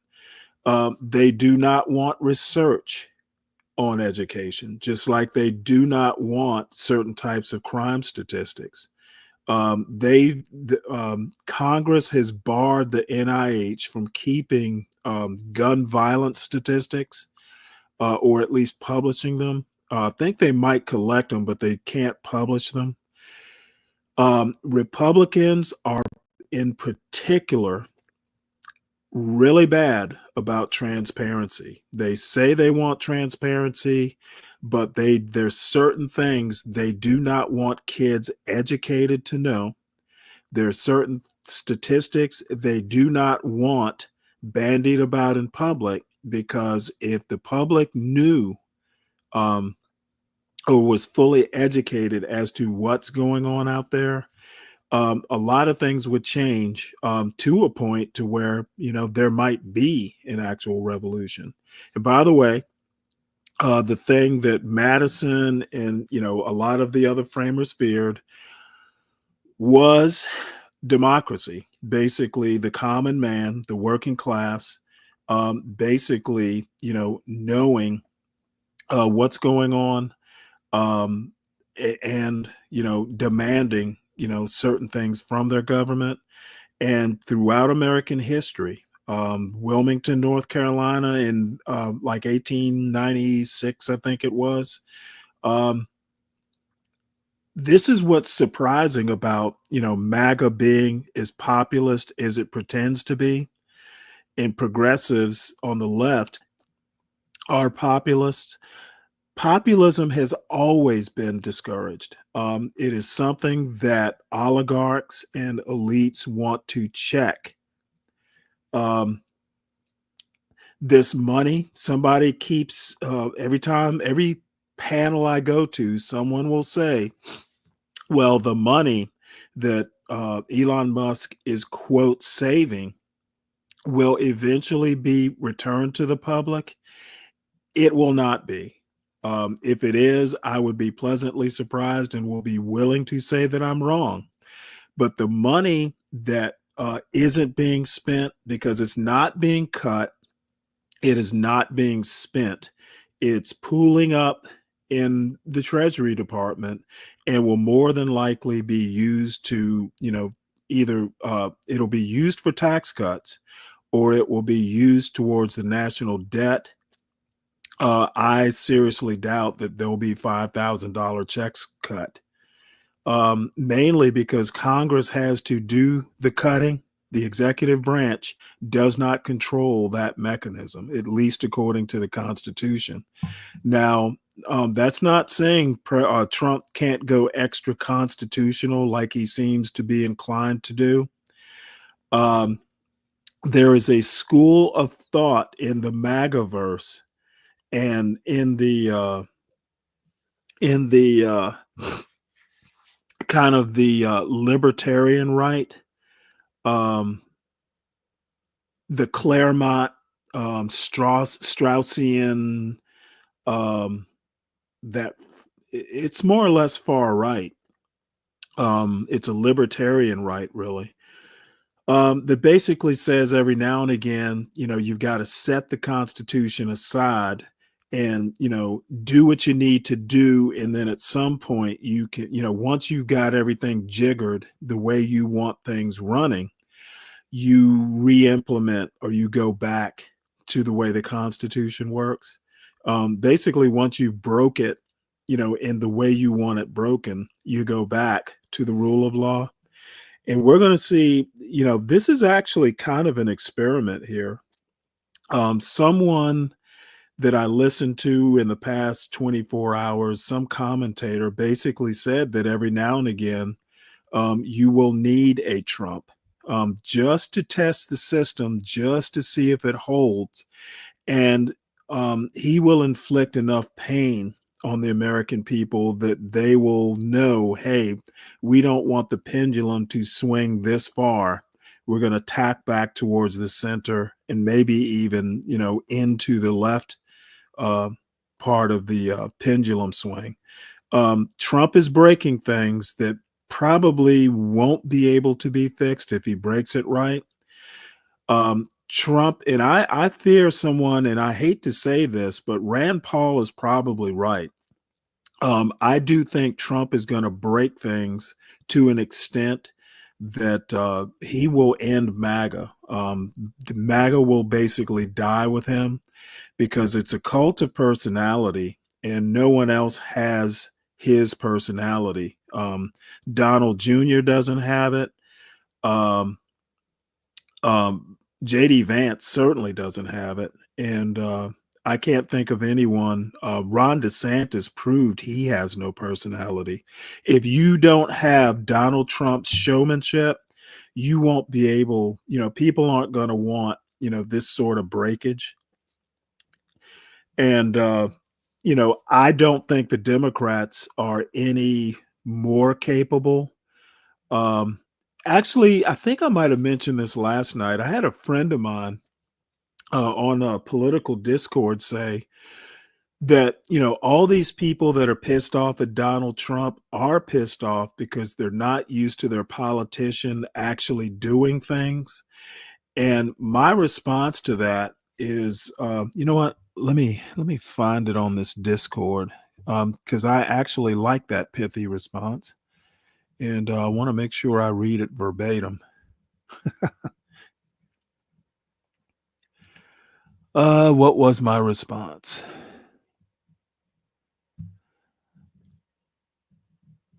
Let's see, can I find it? I don't ever use Discord on my computer, so I'm going to have to navigate it. I usually do it on my phone. Oh, here it is. He said, and this is Fred, by the way. What did he say? He made the pithy remark that, he said, he has said that the problem that Trump haters, i.e. Democrats, have with him, Trump, and his administration is that they aren't accustomed to their representatives actually doing shit. They aren't accustomed to their side actually putting actions to their words. And that may very well be the case. I don't disagree with that, in and of itself. But my response is I think we have a problem with Trump because of the chaos of flooding the zone and not letting he doesn't let the Constitution get in the way of his venality. Doing is not inherently a good thing. How you do something is just as important as what you do. And I've said before, I don't have a problem with reducing the size of government where appropriate, or trimming the fat, getting rid of redundancies. What I have a problem with is the chaos. Okay. Trump is not, and Elon especially, they are not giving me the impression anyway that this is a well thought out plan. They're just kind of doing shit. They're just basically, gonna break stuff and then they go back and fix it um, if it proves to be something that's vital. Uh, Elon Musk did that at TikTok, which is a company. And TikTok, from what I understand, at least financially, has not recovered. Um, so what he wants to do is apply that same method to the administrative state. And, this next article that I'm going to read, it says a country is not a company, which should be obvious to anyone who understands what a country is, what a nation state is. Um, the problem with with running the country like you run X or Twitter is that if Twitter went away tomorrow, we could live without Twitter. There are alternatives. If you break the country, there aren't many alternatives. It's almost like a ship at sea. I was in the Navy. If you have a big fire on board a ship and you're in the middle of the Atlantic Ocean, you better put that fire out because there is nowhere else to go. If you don't save that ship, you're all going down with the ship. And there are plenty other, more dire examples, than a fire at sea. But a fire on a ship is the most terrifying scenario, one of the most terrifying that a sailor can envisage, because there is nowhere to go except overboard.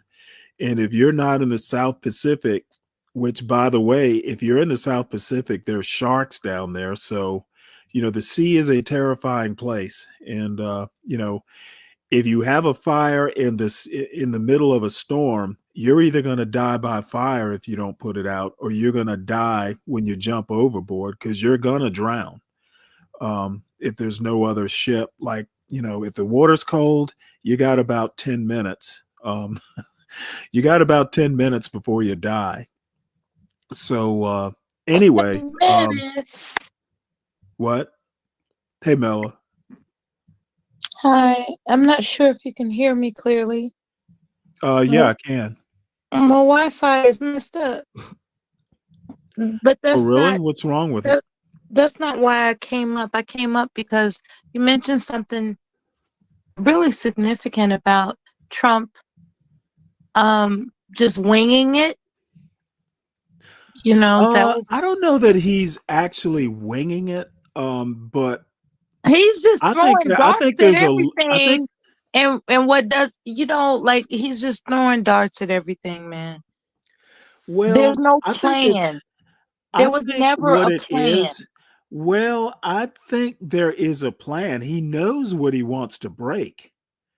Now the only plan is he knows what he wants to break. Now, it's his He method wants to that's remain the problem. the firing guy. That's his ego is wrapped around that Apprentice TV show, and he wants to go down in history as the firing guy. Well, I think what he wants to do is run the place like a country. I'm sorry, like a company. Where Yeah, I love what you his said. I little love what you fiefdom. said about a country is not a company. I love what you said. Right. That's Well, a I was remarkable on quote, actually.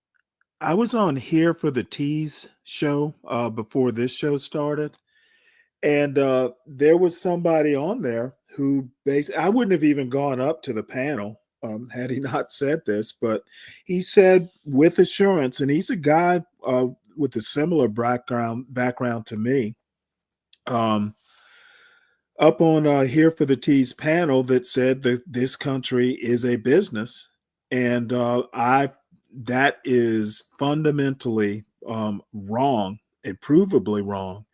And so I had to go up there and confront my fellow old guy. Let's not be And what did propagating, you tell him? Well, I basically said the proof that the country is not a company is read the preamble to the Constitution.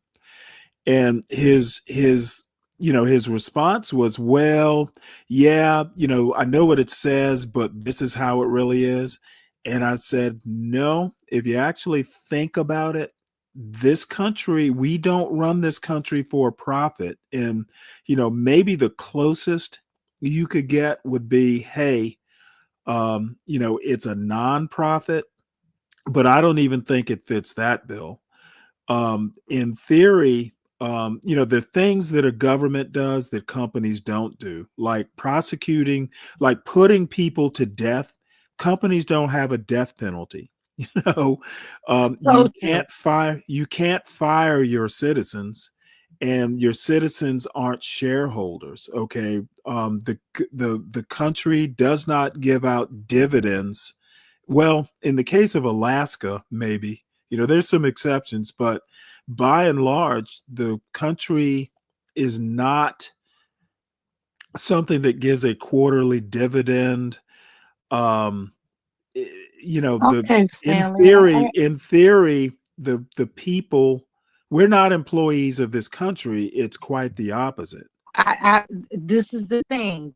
There are theories, right, that assert that the Social Security number makes us an employee of this country. No, disagree with that totally. Okay, please explain like to I people who like are I doubters. told the guy on T's channel, this isn't an argument that I even entertain because it is so provably wrong that why waste time? This isn't a high school class. I deal with adults on this panel, and you know what? I refuse to debate adults about this country Yeah, being a I'm business. not interested in those types of theories either. It's just that Well, it's not even a family theory. members that they are so into that stuff. They're so into the Social Security numbers and your names being in capital letters. Okay, And but you pay into the Social Security system by and large, so it's not. I It's tried to not. tell them that. I tried to tell I them. mean, right, dividend. I mean, when you buy a stock, you might buy it for a price, but you can't sell your citizenship. And the money that you get from a stock is literally free money. At some point in time, what you paid for that stock, you're going to get back in dividends. Bonds are the same way. So, um, I think that Social Security is something in a normal life you will pay into. Now you may get more than you pay into it, but that's because of medical science. Back in the day, like back in the 30s, people often died before they even got back what they put in. Because life expectancy wasn't as long. So I think it's just, anybody who says that really doesn't know American history, and it sounds good when you Right. say it. And Chris says the dividends are stimulus checks. Stimulus checks tend to come from tax dollars. So no, those aren't dividends.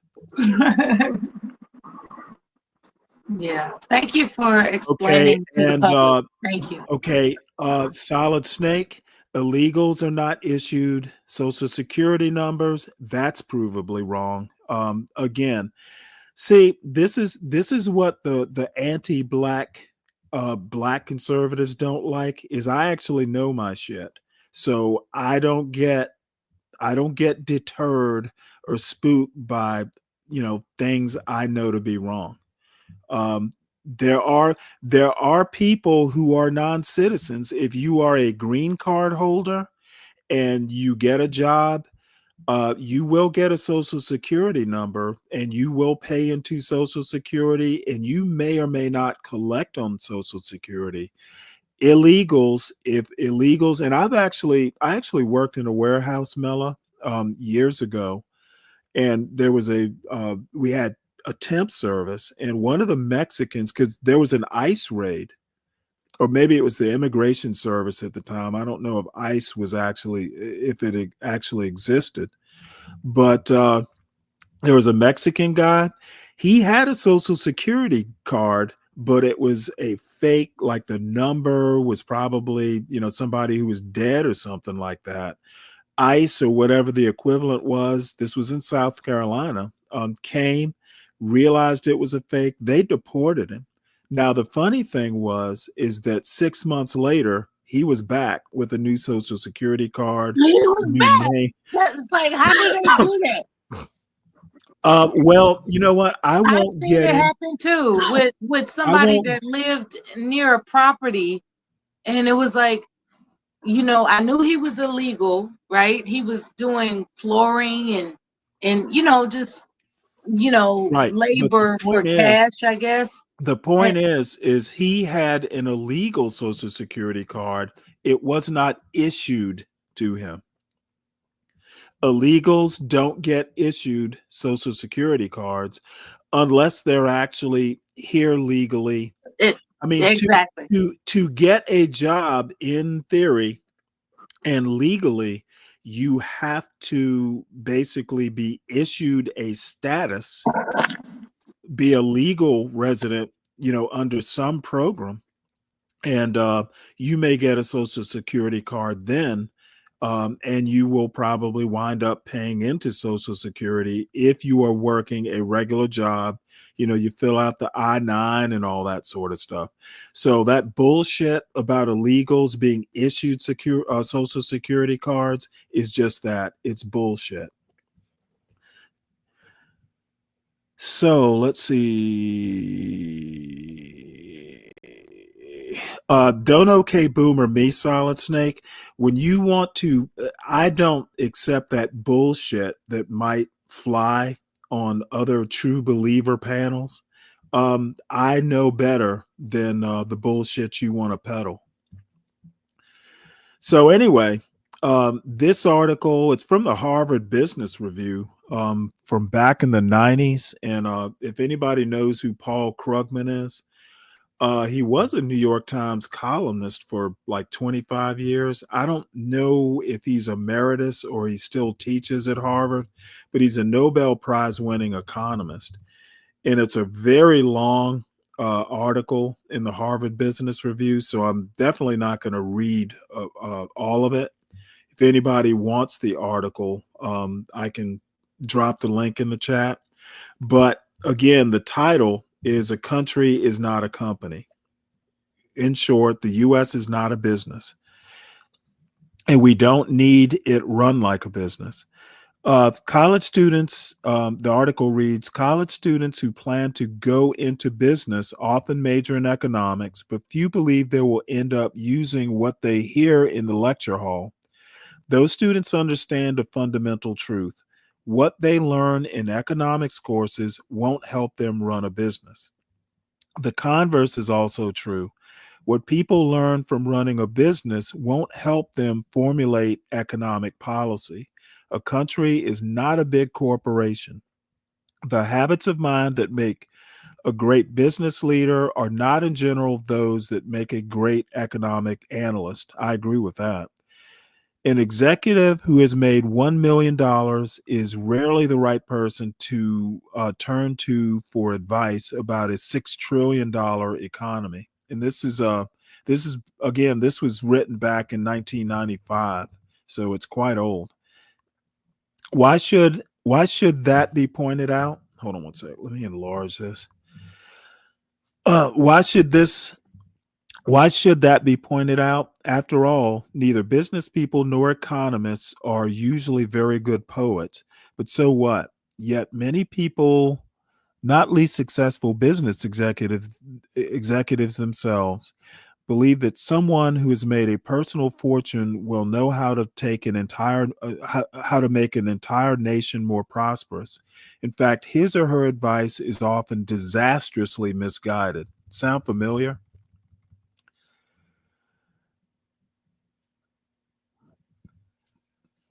I am not claiming that business people are stupid or that economists are particularly smart. On the contrary, if the top 100 US business executives got together with the 100 leading economists, the least impressive of the former group would probably outshine the most impressive of the latter. Basically, business people, the worst business people would outshine the best economists. My point is that the style of thinking necessary for economic analysis is very different from that which leads to success in business. By understanding that difference, we can begin to understand what it means to do good at economic analysis and perhaps even help some business people become the great economists they surely have the intellect to be. Let me begin with two examples of economic issues that I have found business executives generally do not understand. First, the relationship between exports and job creation. And second, the relationship between foreign investment and trade balances.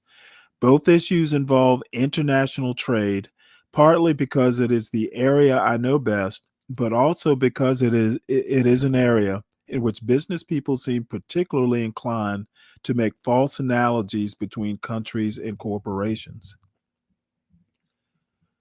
Let's see here. In 8 ways, the country is not a corporation, a cooperation. Cooperation? Did you mean cooperation or corporation? Oh, that's fine, Mello. Whenever you decide to come up, cooperation. Yeah, I could believe that. Corporation? No. So exports and jobs. Business executives consistently misunderstand two things about the relationship between international trade and domestic job creation. First, since most U.S. business people support free trade, they generally agree that expanded world trade is good for world employment. Specifically, they believe that free trade agreements, such as the recently concluded General Agreement on Tariffs and Trade, now, again, this is 1995, so NAFTA would be what he's talking about. Are good largely because they mean more jobs around the world. Second, business people tend to believe that countries compete for those jobs. The more the United States exports, the thinking goes, the more people we will employ, and the more we import, the fewer jobs will be available. According to that view, the United States must not only have free trade, but also be sufficiently competitive to get a large proportion of the jobs that free trade creates. And that did not happen, actually. Do those propositions sound reasonable? Of course they do. This sort of rhetoric dominated the last U.S. presidential election and will likely be heard again in the upcoming race. This is the Clinton administration.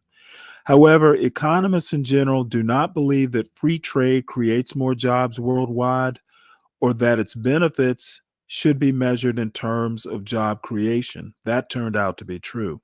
Or that countries that are highly successful exporters will have lower unemployment than those that run trade deficits. Why don't economists subscribe to what sounds like common sense to business people? The idea that free trade means more global jobs seems obvious. More trade means more exports and therefore more export-related jobs. But there's a problem with that argument because one country's exports are another country's imports. Every dollar of export sales is, as a matter of sheer mathematical necessity, matched by a dollar of spending shifted from some other country's domestic goods to imports.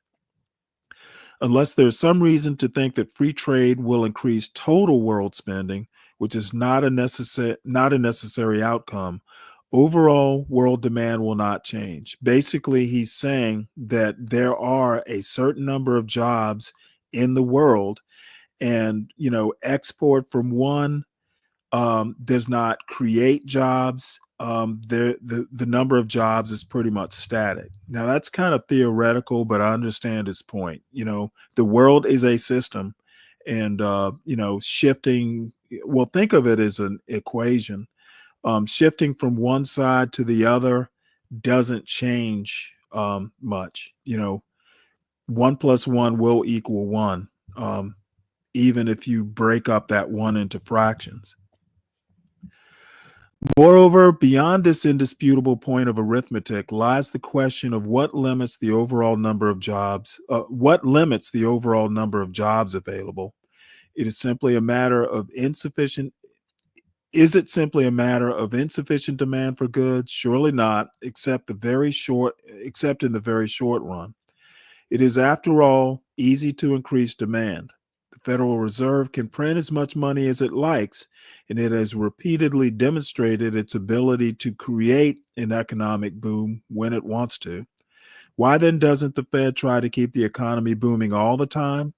Because it believes, with good reason, that if it were to do so, if it were to create too many jobs, the result would be unacceptable and accelerating inflation. In other words, the constraint on the number of jobs in the United States is not the U.S. economy's ability to generate demand from exports or any other source, but the level of unemployment that the Fed thinks the economy needs in order to keep inflation under control. That's basically meaning inflation is the driver of a lot of economic policy. So I'm not going to go ahead and read this whole article. I'll drop the link and people can read it on their own. But basically, this paper addresses the differences between corporate thinking, what the thinking is needed to run a business versus what you need for a country. And the country basically formulates economic policy so businesses can be profitable and generate, jobs and that sort of thing. That's what a country does. Okay. Corporations don't care about economic policy past the point that the policy needs to allow them to make profits. Now, companies have lobby firms. They do lobby for influence on economic policy. And you could argue that, a lot of lobby groups actually write the policy that Congress enacts in state legislatures. But in theory, at least, economic policy is what governments do, not corporations, and definitely not presidents. So let's see here. This is country, not a corporation.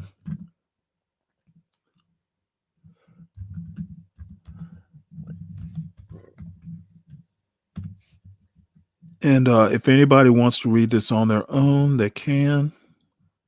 Oh, shoot. I'm sorry. That's the wrong. Well, that's the link if anybody wants to hit it. And let's see. The link is pinned in the Stanley Cross chat at the top. And let me see, can I get this link copied correctly?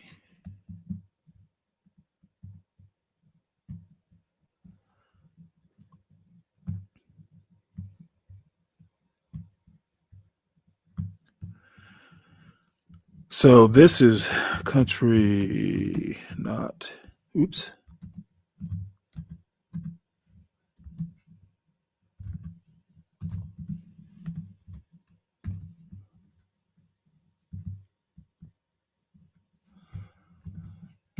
All right, that's in that chat. Hey, Kimmy, how you doing? Good morning. And that's that one. Okay, so we will move on. Um, this is a video about this lady, again, happened to wander into my algorithm. And she's talking about Charlotte, North Carolina, how much she does not like it. And I only listened to half of it because it was such an odd video that I thought I would contrast it with the next video. Charlotte is kind of a small city, and I've talked about my preference for small towns. But Charlotte's a nice little city, though I haven't been through it in years. But anyway, apparently her problem is that Charlotte isn't big enough. So I figured I'd at least play it and see if anybody has any thoughts about it. Charlotte is one of those places that you will like if you ain't never been nowhere. It's a I don't know why I'm getting all this buffering. This is so annoying. fun town. It's beautiful. There are things, there are amenities, lots of green spaces. Where I live in particular is really convenient. I love it here. I just can't stay here long term because there's nothing here for me. Food. Let me reload this page and see if that helps.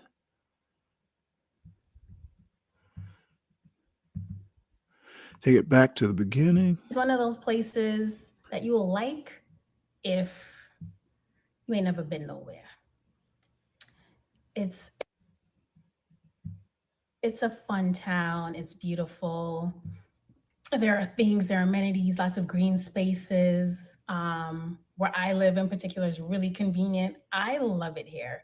I just can't stay here long term because there's nothing here for me. Food, services, like I feel like I can't go out to restaurants because I don't know what I'm gonna get. It might have been good last time, but it might not be this time. It actually probably won't be. I just have not gotten my sea legs under me since I've been here, which is cool. Like I'm down. Like long term, definitely don't see myself here. And by here, I mean this country. So it's all good.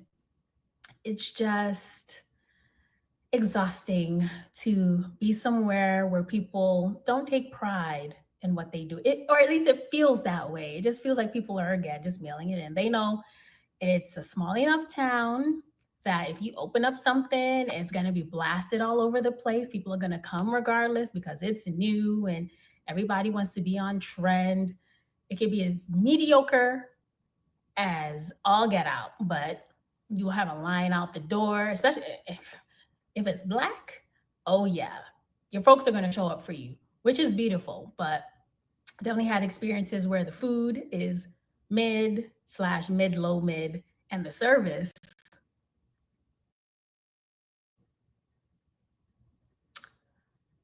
non-existent. I'm just over it. And I'm not going to be that jerk who's like, I'm from Brooklyn and I've lived in London and Paris and I've experienced this and that. That's cute. But it feels like Charlotte has the resources. Charlotte has the things. Charlotte has a lot of money. This is the second banking capital of the country. Like there are resources to get your weight up if you need to. I'm not sure why.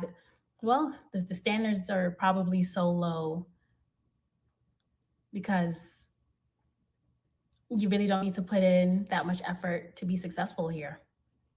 So yeah, in that sense, Charlotte's not a fit for me. I am always elevating and I expect the best. When I go and pay my money for anything, for a product, a service, a meal, whatever it is, I expect it to be a full experience, not half-assed.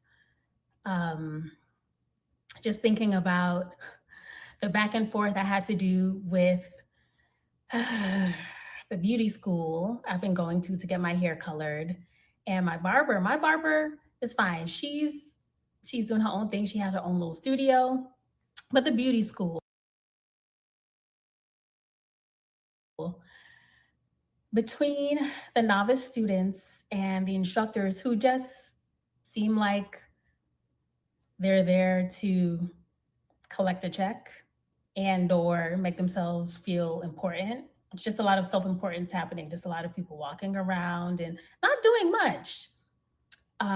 Nothing bubbles my blood more than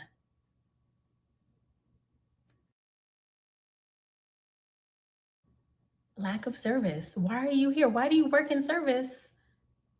You have the power to affect someone's day for the better or for the worse. Take that seriously. You can really ruin someone's day, week, whatever it is. Pay attention to what you're doing, especially with permanent services. There's absolutely no reason why for somebody with 1 to 2 millimeters of hair to have patches in her head. I have patches. Am I gonna turn around? I'm gonna turn around and show y'all the patches. Do you see the patches? Do you see the patches? Do you see the patches?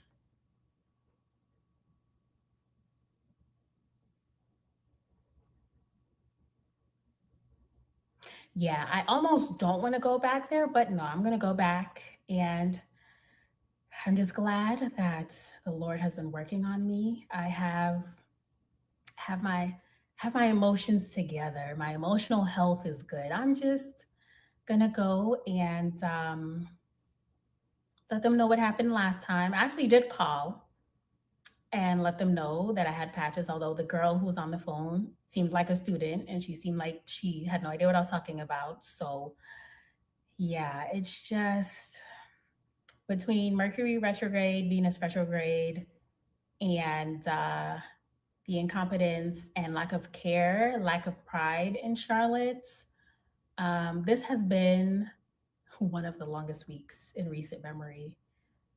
I'm just trying to spend some time with my baby before I go out of town for a week, and I don't have time. Now I'm like, I gotta go get my mani, my pedi waxing done tomorrow. I'm just like, please, I've been through enough. Can we just get this done right? But I'm looking forward to my trip, getting out of the country, because Lord knows I can't eat out in Charlotte. I'm literally on a no-buy year for food, especially. Not ordering out, not getting takeout, none of that.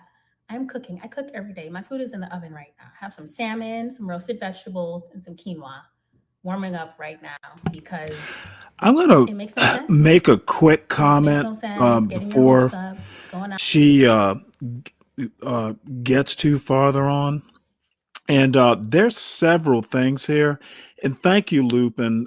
I dropped that article. It's from Paul Krugman from, well, I hate to say this, about 40 years ago um, uh, or so.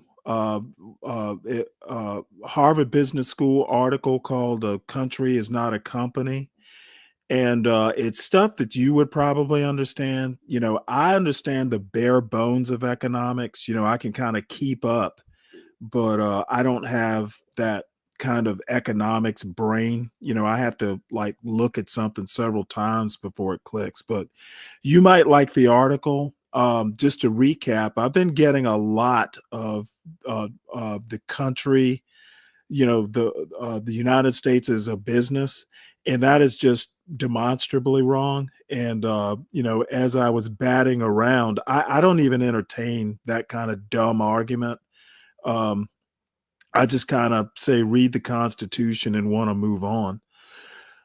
This particular young lady, years ago I had a director of a company tell me, and I'd been not too long out of the Navy, and it takes a while to kind of civilianize your management style. I was used to giving an order and it would just happen.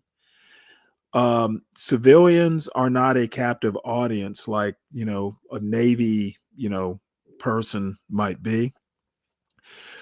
He asked me, what do you expect out of a $10 an hour associate? Okay, basically that $10 an hour associate is not motivated to give you 100% day in and day out. This lady criticizing Charlotte, number one, it is obvious Charlotte, North Carolina is not Paris or New York or London. That's just obvious. It's the South for starters. I mean, Atlanta does not compare to New York City or Los Angeles. It is its own thing, with its own limits. I love Atlanta, but I don't mistake it for New York City. It doesn't have that level of sophistication. Never has. Even if you go back before America was formed, when Atlanta was probably just a couple, like a couple horse paths. Okay, if you go to a beauty school for a haircut, it's not Vidal Sassoon or who, it's not some ultra chic, super expensive hair salon. It's a beauty school where students are cutting your hair. What did you expect? Okay, you get what you pay for.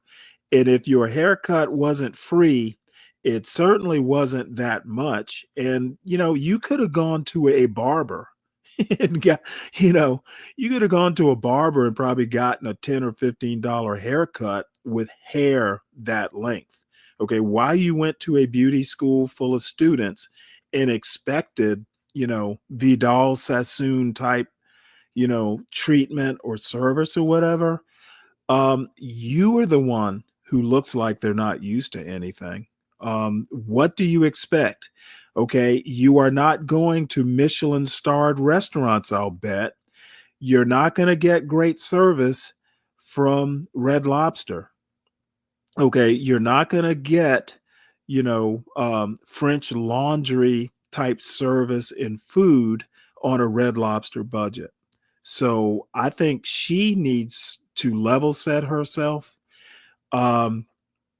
If you're not, and funny enough, I've been reading E. Franklin Fraser's Black Bourgeoisie, and she is exactly what E. Franklin Fraser describes in a way. She is obviously trying to be bougie, but she doesn't exactly know what bougie is. Okay, anybody who has been around, and maybe it's something you have to get used to, but the term I'm going to use is like nouveau riche.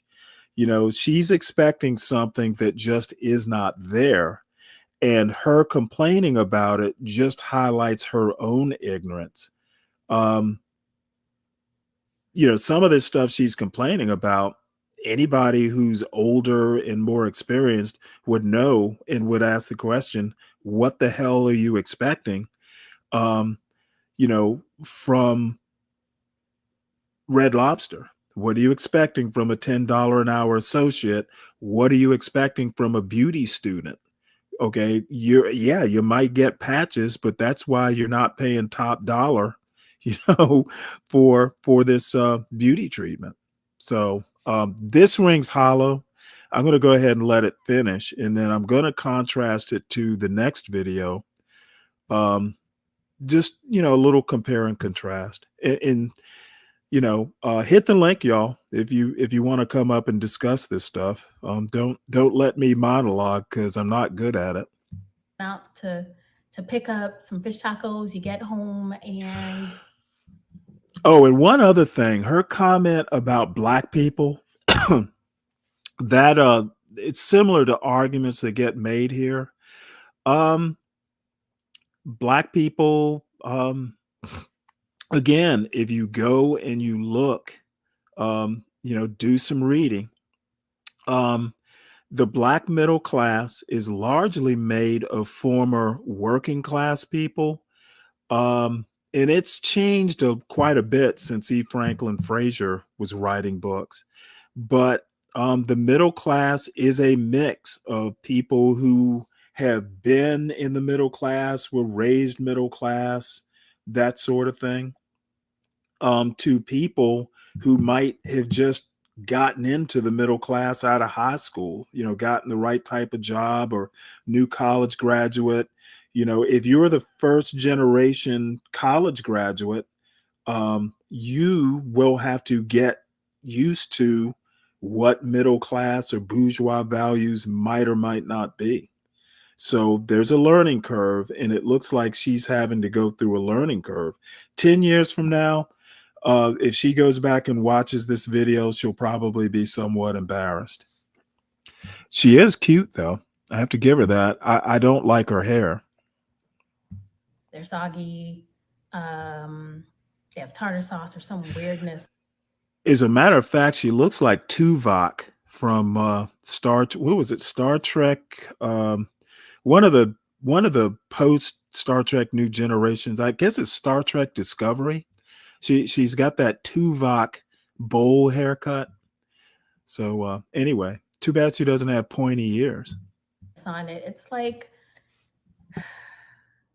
it's not that hard, guys. I'm over Charlotte. I think this place is wonderful. I think if one is considering moving here, they absolutely should. This place has been an awesome place for me to spread my wings, enjoy creature comforts, like a nice little apartment, green spaces, a pool, an amazing gym, proximity to things. I couldn't get anything like this in New York City. Like, it's not even like I couldn't afford this in New York City. You just won't get this in most other big metropolitan, cosmopolitan cities. So Charlotte's worth it. Just be booed up and be a homebody. Yeah, because sooner or later you're bound to get disappointed by these restaurants out here, and get you a man that loves you, because if you go get your hair done and you come back home with patches in your head, you better hope he does not mind and will not judge you. Yeah. So this has been my week. Glad I got that out. All this emotion over a bad bowl haircut. This on my tropical vacation with me. All right. Well, like I said, this wandered into my algorithm, and it's probably obvious why I listened to her. She's not ugly, but her attitude stinks. You're not gonna get French laundry service and 4-course meal on a Red Lobster budget from Red Lobster. So that is my takeaway from that. We haven't watched Aramiose Frimpong in a while. This particular diatribe is on quality of life increase in U.S. towns. He lives in Athens, Georgia, which is where the University of Georgia is. I haven't been there in 40 years, but I did spend, some time there, quite a bit of time, and used to be a great college town. I'm sure it must still be. But anyway, he's talking about small towns, and then I'll just let him, go. I'll stop at some point and comment, I guess. And I'm going to talk a little bit about why small town America. Oops. America. My name is Aramiose Frimpong, and I'm going to talk a little bit about why small town America, medium-sized town America, and medium-sized counties in America are actually making good moves. And I think you can blame the internet, because the internet is disseminating ideas in a way that makes people a little bit less parochial, or a little bit less, I don't want to say lame, a little bit less bumpkin, the rubes, the very wealthy rubes. All right, let me try reloading this. That used to run over small town America. My name is Aramiose Frimpong, and I'm going to talk a little bit about why small town America, medium-sized town America and medium-sized counties in America are actually making good moves, and I think you can blame the internet, because the internet is disseminating ideas in a way that makes people a little bit less parochial, or a little bit less, I don't want to say lame, a little bit less bumpkin, the rubes, the very wealthy rubes that used to run over small town America and town America and out of city America. You don't have to deal with them as much, because I think the internet's made people a little bit less rubish. Like now, cultural institutions are the product of judgment, not necessarily the product of inertia, just because we've always done it that way. Here, let me stop right here and address Kim's comment. Yeah, and my point about you can't expect New York City lifestyle in Charlotte, North Carolina. That should be readily apparent to a point. To why on earth would you be complaining about, what you're getting is Charlotte, North Carolina, not New York City. Okay. And if she says that people aren't used to anything, well, she is what she's describing. Obviously, if you've been to Paris or somewhere and your budget doesn't allow you to settle in Paris and you have to move back to Charlotte, or I don't know whether it's for work or why she's even there, but obviously she is not earning an income that affords her New York City or Paris or London or what have you. Basically, why complain about what you can afford? If you can't afford something better, you need to be happy where you are. Love the one you're with. And getting on there and complaining on YouTube about it, it isn't having the effect. And if it's just her blowing off steam, she should have done it with the camera off, or she should make this video private. What was she expecting would be the first question I would ask her. In Charlotte, North Carolina, you're going to get Charlotte, North Carolina.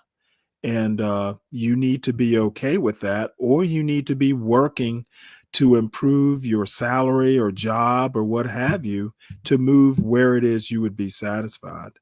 If you want a good haircut, you run a risk of not getting a good haircut if you go to a beauty school with students doing the haircutting. What was she expecting? Vidal Sassoon, or, whatever the expensive haircut place might be in New York City. You're not going to get that in Charlotte.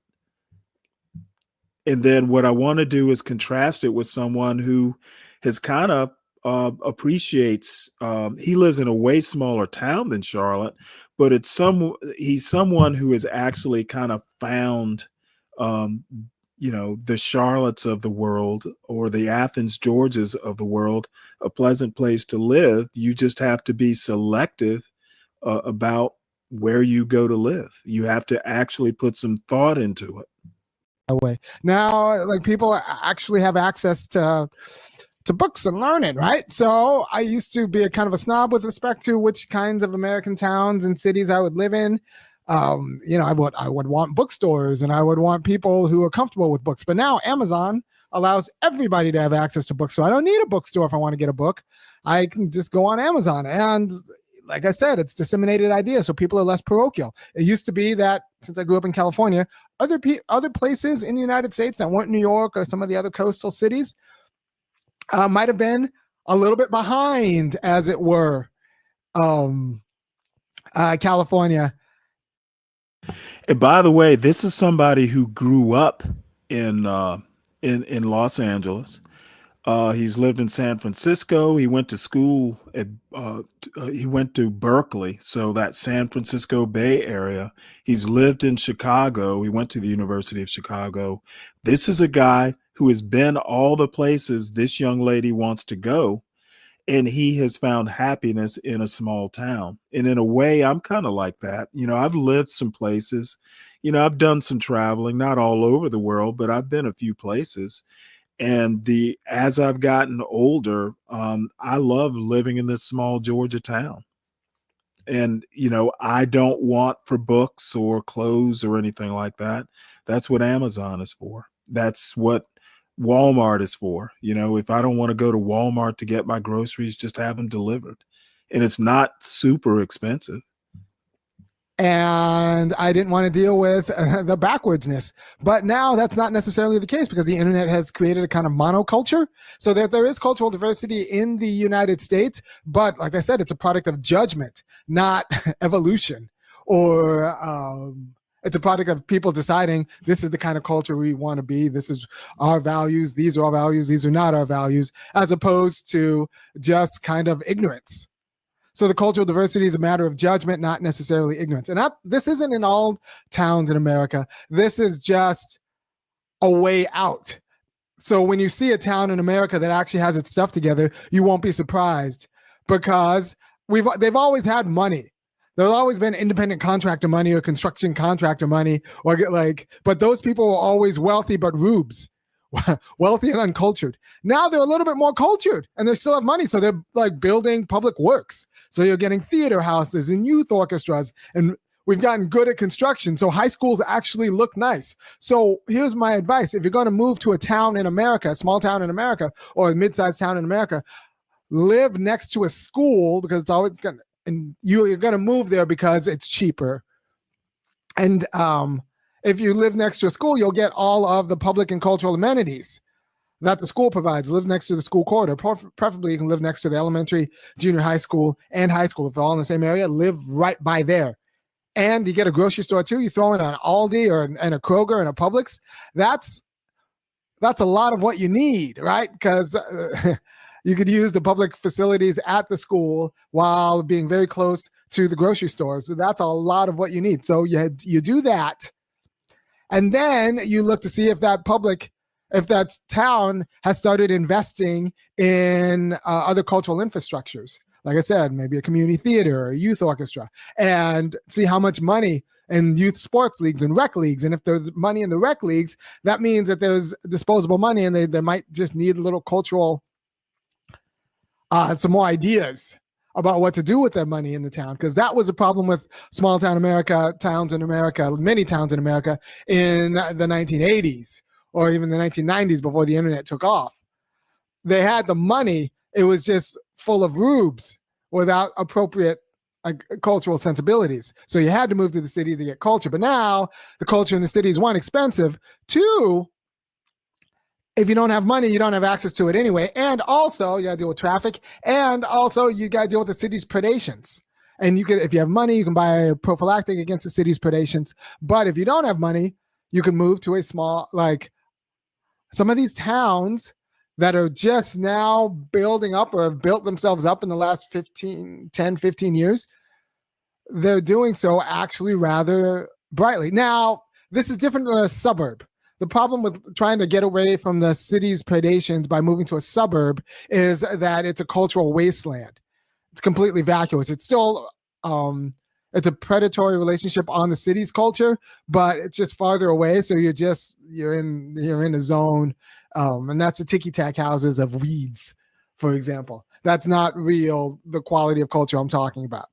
I'm talking about actual cultural institutions that are proper to that city, because the city's invested in, recreation and leisure activities, and not just a good library, but also, like I said, recreational leagues and youth orchestras and community theaters, and all of this in a place that's not too far away from each other, like a downtown center. Or even if it's not officially a downtown center, a center where there is a lot of the public goods, you need to live by that. If you live by that, your life in that town could be just as good as life in a city, except you don't have to pay city prices and deal with kind of city issues. Now, I am not one of those guys who goes say, you should move to unincorporated blank, blank, and blank. There's like these towns that aren't really towns, that are so rural they haven't really actually gotten their act together to get the culture, to buy the nice high school, to buy the nice cultural infrastructure, to buy all of those things. That's just not a great place to raise kids still.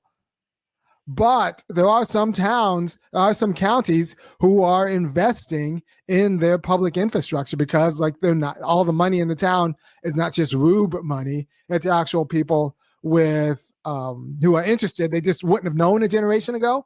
And now they actually are interested.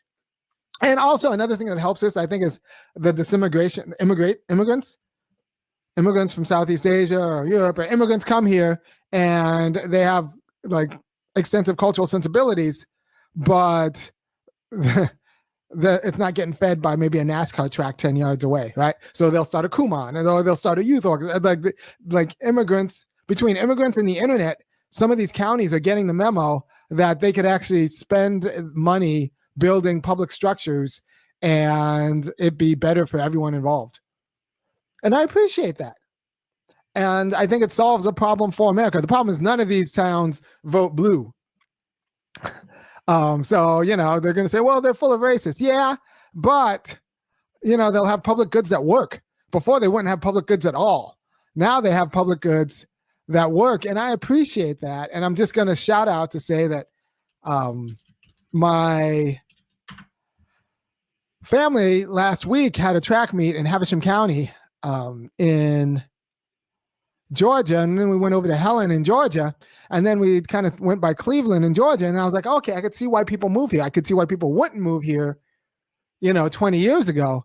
But now these places actually have a cultural infrastructure. Their high schools look nice. Their schools look nice. Their public goods are new. If you just don't listen to what the real estate agent tells you, and instead you should, and instead make your own judgments and live next to the grocery store, the schools, and all of that, then you could actually like have a pretty nice quality of life because they're getting investment in like a nice pool structure, like Aqua Center. They're starting to invest in these kinds of things because the people who live there aren't rubes anymore. Their grandparents may have been rubes, but they aren't rubes anymore. And yeah. So there is a way in which small town America is becoming someplace you wouldn't mind living. You don't have to go to a city. You should still avoid the suburbs insofar as they're parasitic on the city, but while still being far away from the city and having nothing internally to themselves. So you're driving, and I don't like driving, especially don't like driving in traffic. But I don't like driving in general. But some of these small towns are like actually creating centers in themselves that are sufficient, not just pretend centers, but that are actually sufficient. You don't have to drive other places to get to, to get it to decent music lessons for your kids, to get to a good school, because your good school is local, to get to all the leagues that you want your kids to be in. And all of these things that you used to have to drive to, or you have to like go through an ordeal to get to. If you're in the city, you can get in a small town without the traffic and like within a mile. If you pick your town well, there are some gems of towns in here that haven't, like college towns are a big tell, right? But they're often expensive. There are other towns that are not even college towns. They've just over the last 15 years have realized the rich people in there have realized that it would be better off if they actually built up cultural institutions as opposed to McMansions. And so they have like nice cultural institutions, nice rec leagues, nice community theaters, nice, like what you need to be happy with your family, and, functional internet and all that stuff. So you just have to look and find it. Now, like I said, they'll be Republican and they're not going and they're not becoming Republican, but you'll just have to deal with that, and you'll deal with it. You'll just deal with it because everything works, and it's nice. You know what? If I'd thought of it, I'd have brought up some information about my hometown, my current small town. Um, it is Republican. The county voted Republican. And I don't recall the demographics of the whole county. I do not live in the county seat. I live in, a town, basically on the edge of the county. This particular town is like 40 some percent white, 40 some percent black, and then the makeup is Hispanic and other. So my particular town is roughly 50-50 black. My neighborhood is 50-50 black and white. I haven't actually seen any Hispanics, but it's a kind of a quiet place. Like after the buses drop the students off around 3 or 4, there, even during rush hour, there is almost no traffic to speak of. It gets pretty quiet after the kids get dropped off. And my point, to his point, is that the county voted Republican. And I'd imagine there are probably a lot of black Republicans in this particular town. It's a white female, I believe, who's mayor. I can't recall her name. But the interesting thing about Georgia, and I've actually said this several times, probably the only Republican that I would vote for with a clear conscience would be the Georgia governor, Kemp, Brian Kemp. He's done some things, and I thought he responded well during the Ahmaud Arbery murder some years ago. He did a very good job in keeping that in check and making sure the 3 guys that perpetrated that murder were dealt with. He's done some good things, as good as a Republican's going to do. And he had an independent streak and stood up to Trump.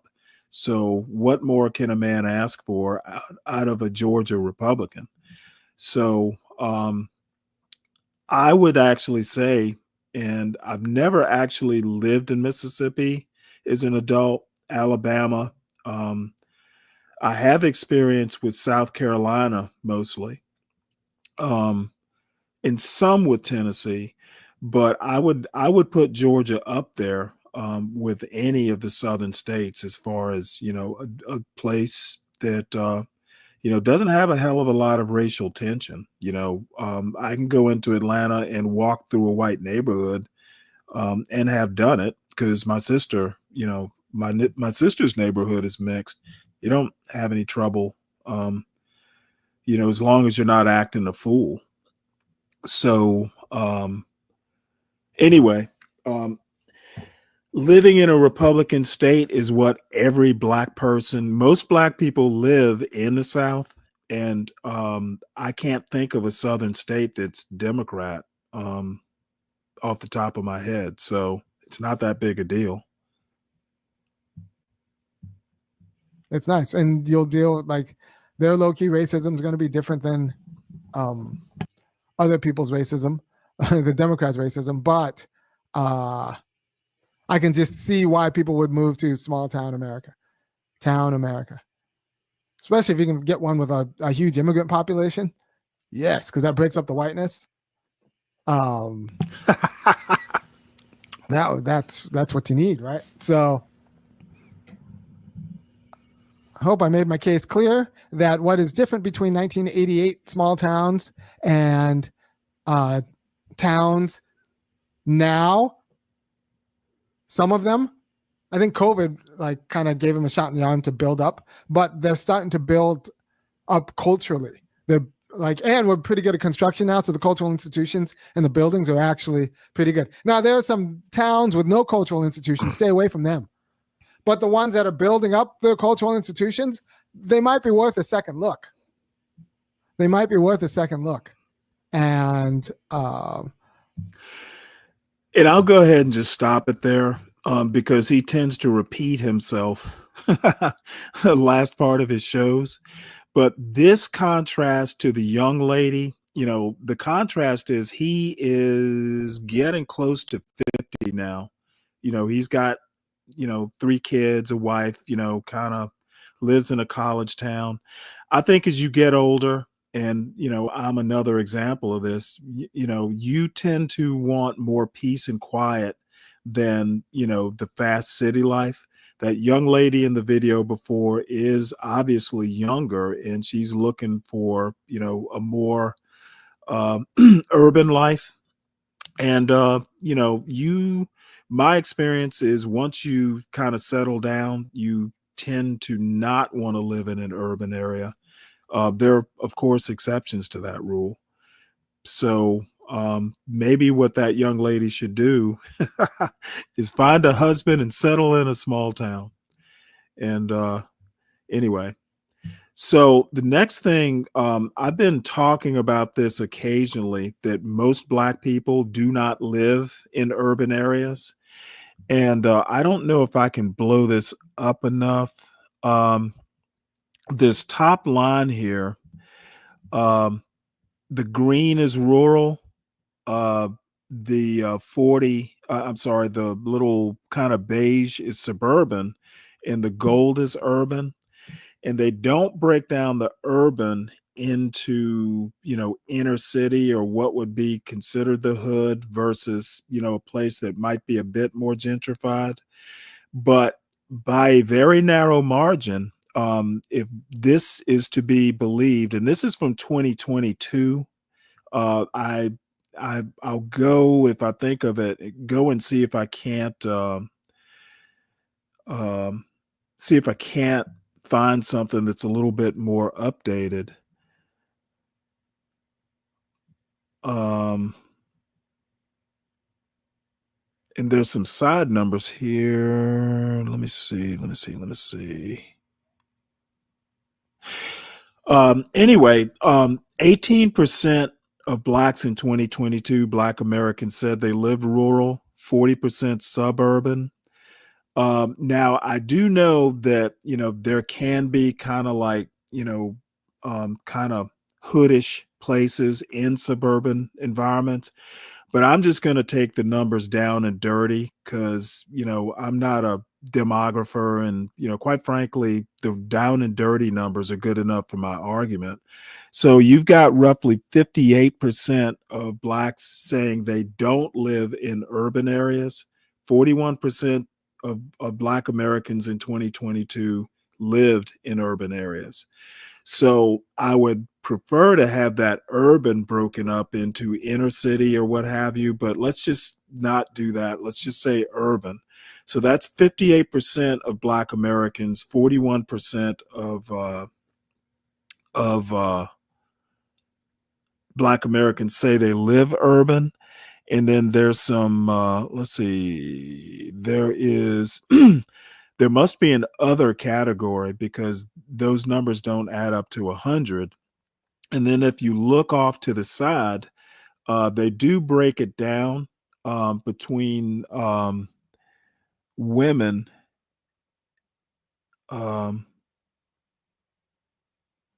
Women versus men, where 46% of men say they live in urban areas versus 37% of women. So that means that urban areas skew male. So, that's something interesting to say. And women, 43% are more likely to say they live in a suburban area, 35% men. So the suburban communities skew Black female if you just look at the Black demographic.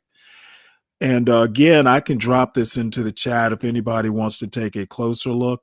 But my argument to a be brave is that most Black people, my down and dirty argument is most Black people don't live in urban environments. And I'm going to take a risk and say most don't even live in the hood if you were able to break out, the urban numbers. So And I'm not going to bother digging for it right now, but also most Black Americans are working class or above. That's like 68% or something like that off the top of my head. So, in another interesting thing, down here it says in the if you look at rural, suburban, and urban populations, if you look at the overall number, male and female, um, it says it's pretty evenly distributed, rural, suburban, and urban. Roughly 50% of people, Black people, are saying they lean Republican versus lean Democrat, which I found really interesting. I expected that number to be quite a bit more skewed. So I'm not exactly sure why that is.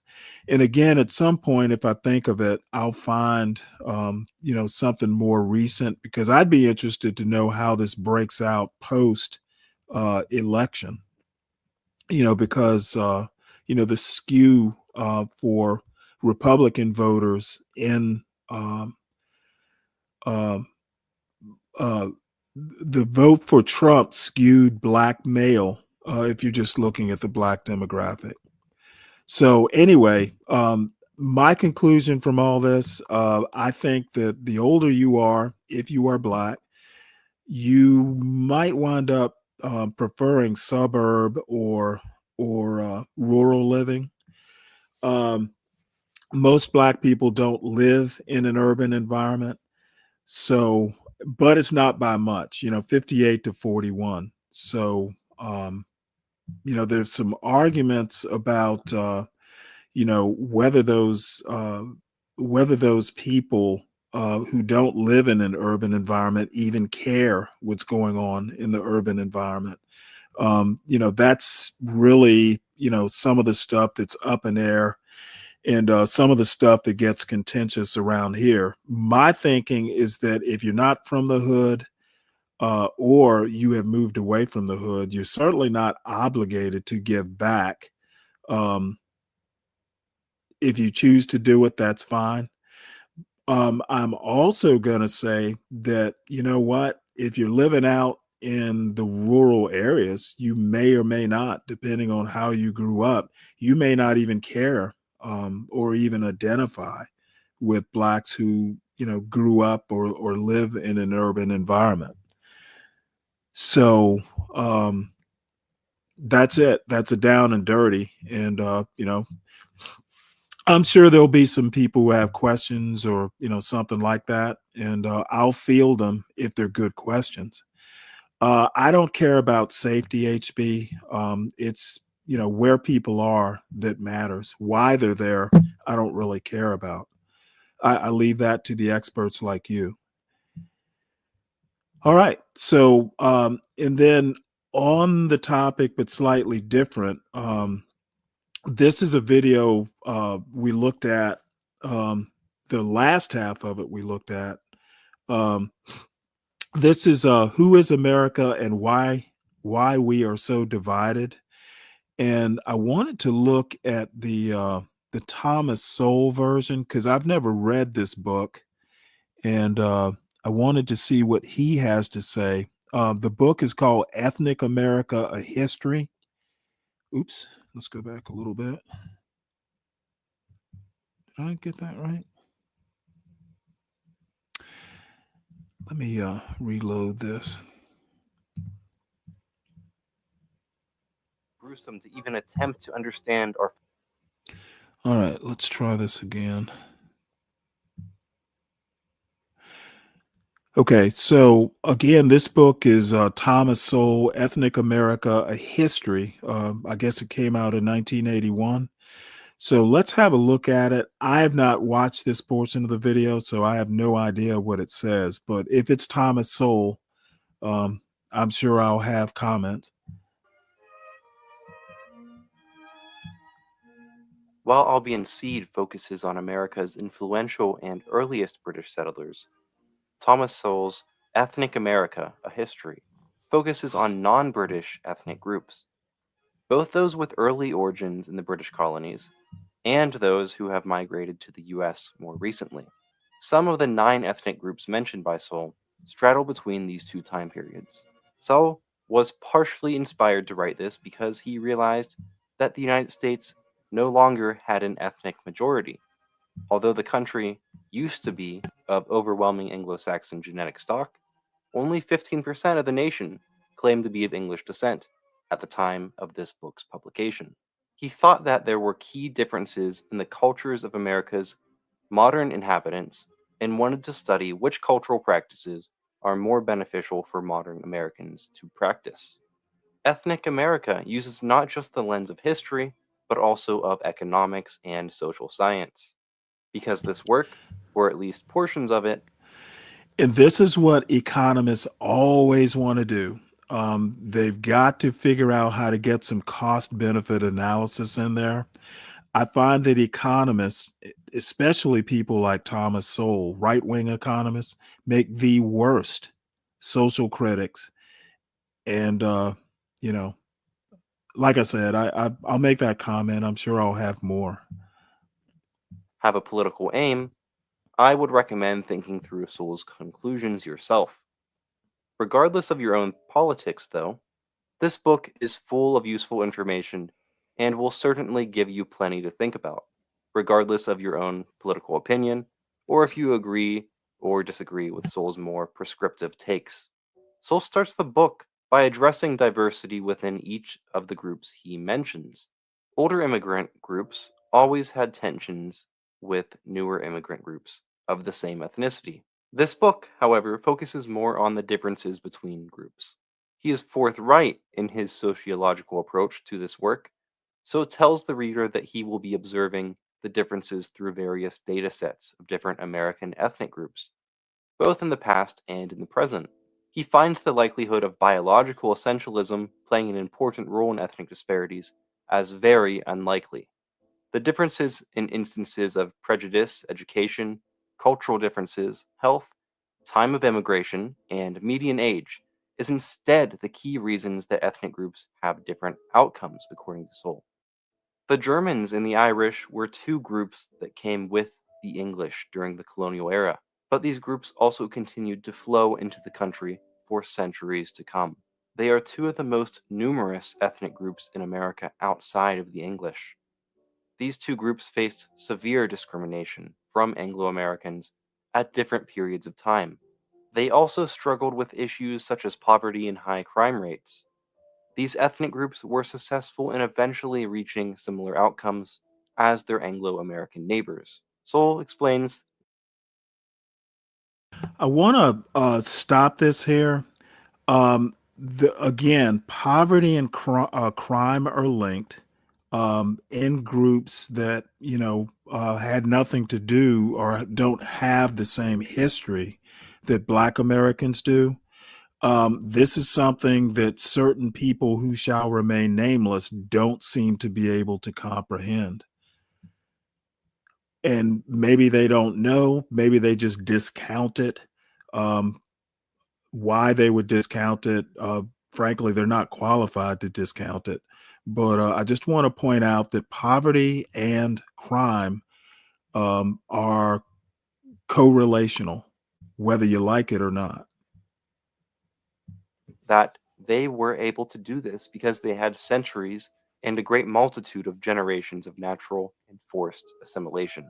It was also helpful that phenotypically they were not much different from the English. They had their individual reasons for success as well.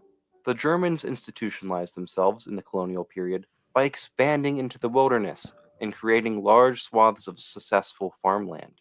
German Americans also made a name for themselves in the urban world with growing reputations for ingenuity, honest business, and craftsmanship. A large percentage of Americans still spoke the German language until they were pressured to abandon this cultural. Okay, HB, obviously you don't speak English very well, or you speak it as well as, Be Brave does. Certainly, your reasoning ability isn't much better. I did not compare. I didn't make a comparison between groups. All I said is that poverty and crime are correlational. I did not make a comparison. Maybe you're doing it separate from what I was trying to do. I'm just saying that poverty and crime always seem to go together. I'm not saying they're causational, or they have a cause relationship. I'm saying they're correlated, making no comparisons. During World War I. The Irish, on the other hand, abandoned their rural Irish land because of their desperate position. They settled in urban centers in the Northeast. The Irish were concentrated at the bottom of the economic hierarchy of early America and had a worse economic position than free African Americans. The Irish rose to similar outcomes to their neighbors, slower than the Germans or any other European ethnic group in America. They eventually saw success in politics and union activism and sports. Soul also covers Italians and Jews who flocked to North America in the late 19th century and early 20th century. Soul also often groups Christian Eastern European immigrants with the Jewish Americans, but makes clear distinctions between the two people. These groups entered America severely undereducated, but thanks to the Jewish religious and cultural value of knowledge and the Italian virtue of helping family members, these groups eventually thrived in North America. Chinese and Japanese immigrants came mostly in the I do want to make a comment on the Jewish cultural value of knowledge and the Italian value of help of family, helping family. Now, again, this is Thomas Sowell. Okay, and I haven't read the book. I may get around to it at some point, but I want to point out that in Black American history, families were broken up, and knowledge was never something that was encouraged in the Black community. And a lot of times it was Black people themselves who would go, well, what do you need the book knowledge for? I've had people ask me that in my lifetime. So I just want to point that out. I'm not doing a causal. I just want to point out that what was in, a cultural value, supposedly according to Soul, I guess, that was important to Italians and knowledge in the Jewish community were discouraged in American history, Black American history. The 20th century and beyond. East Asians faced an immense amount of discrimination. These groups had massive differences, but Sewell argues that because of this large amount of discrimination, and also because some of their own cultural values, for example, the Japanese highly valued education in a similar manner as the Jews, these groups rose to economic and eventually social success. Their internal focus and family-oriented values brought them to outcomes that reached far above the national average. African Americans were the only group that was, en masse, brutally forced to come to the New World. They are one of the continent's earliest ethnic groups to call North America their home after the era of colonization. They suffered tragedies unlike any other group in America, perhaps with the exception of Native Americans. After slavery ended, African Americans saw a surprising rise to power despite their circumstances and persistence of unfair sharecropping. In the early 20th century,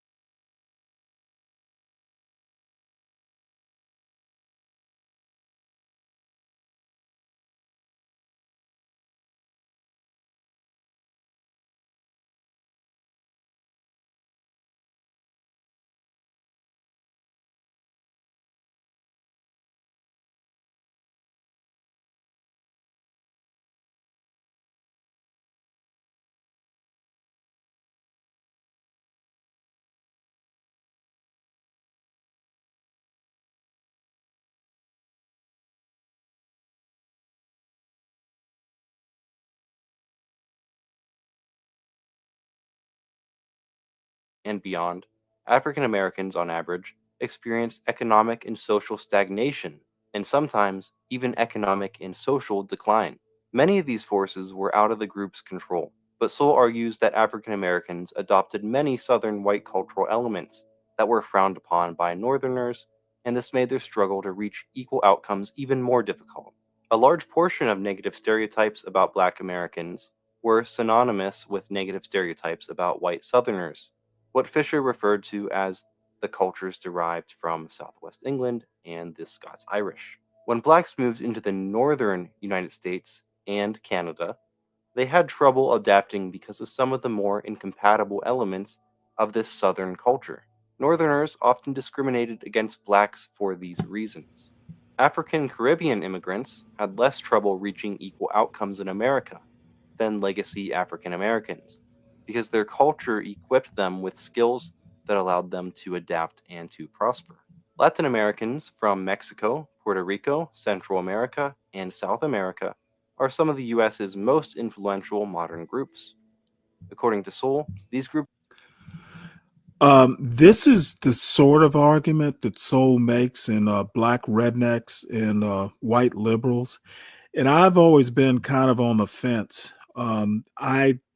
I'm actually inclined to agree that there are a lot of things that Black culture absorbed in the South, because that's primarily where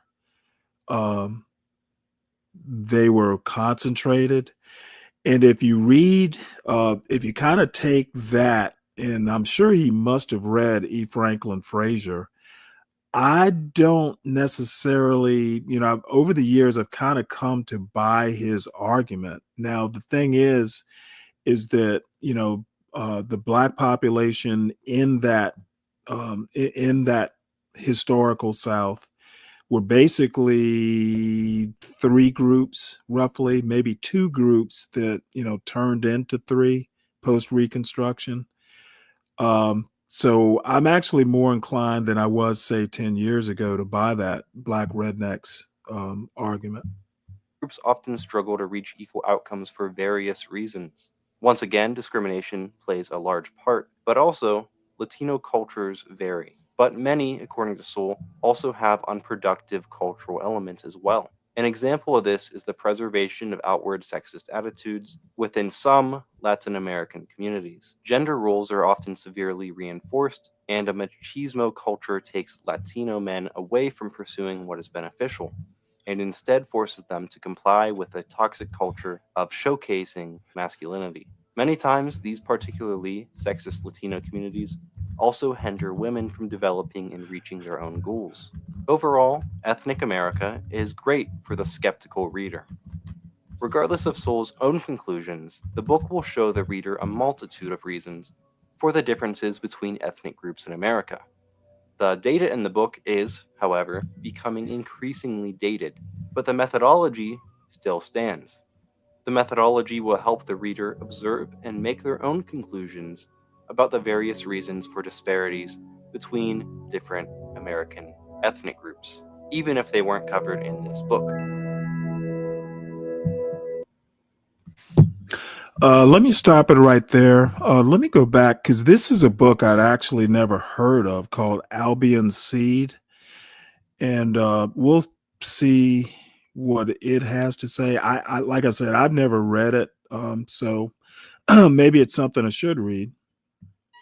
Albion Seed, 4 British Folkways in America, by far the most influential and famous book on this list, remains one of the top, if not the top, works on American culture.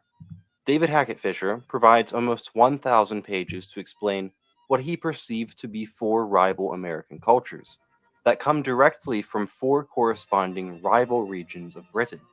Although much has changed since the colonial period, on which most of this book focuses, Fisher still argues that modern American culture is largely a descendant of the cultures of British America's earliest settlers. Fisher reveals and emphasizes the lack of homogeneity in all periods of what would become the United States, as well as early modern Britain, by simply cataloging various types of folkways of the 4 dominant English cultures he addresses. A section is given to each culture where he identifies and details a list of 24 types of folkways. The first substantial population center in mainland British America was in Massachusetts, and more broadly, what is now called New England. New England colonists predominantly came from East Anglia and other areas of southeast England. This southeastern corner of Britain was the first homeland of the Angles, Saxons, Jutes, Frisians, and Danes who settled the island after the end of Roman Britain. This region, both during the early medieval period and more recently, shared many cultural elements with the parts of mainland Europe in which they left. In the early modern period, for example, southeast England shared an industrial spirit similar to their commercially prosperous neighbors in the Netherlands. The early colonists that left southeast England behind, the Puritans, shared a culture that featured a strong Protestant work ethic, a love of order, high rates of education, high literacy, democracy, social strictness, and egalitarianism, among other things. Next, a vast amount of Southwest English men and women, although far more were men, crossed the Atlantic for their new home in Virginia, and what is now the southeast of the U.S. Many of these colonists traced their heritage to medieval Norman conquerors and aristocrats, who had significant influence in southwest Britain. They were primarily Anglican, sympathetic to the British crown, understanding of aristocratic and other forms of hierarchy, accepting of chattel slavery and indentured servitude. They were patriarchal and vivacious. Thirdly, Fisher covers Pennsylvania and the Delaware Valley, which was primarily settled by those with heritage in northern and central England, which saw more influence from the Vikings than the Normans. These Midlanders, at first, were primarily Quakers who were, much like the Puritans, egalitarian, industrious, and well educated. But unlike their Yankee neighbors, they were more inclusive, pacifistic, and welcoming of diversity. The last significant group to reach North America from Britain in the colonial period was the Scots-Irish. These settlers, primarily of the Presbyterian faith and of Celtic origin, came from the borderlands of England and Scotland, as well as northeast Ireland. This group of Americans settled in the Appalachian Mountains, in the borderlands of the colonies, both north and south.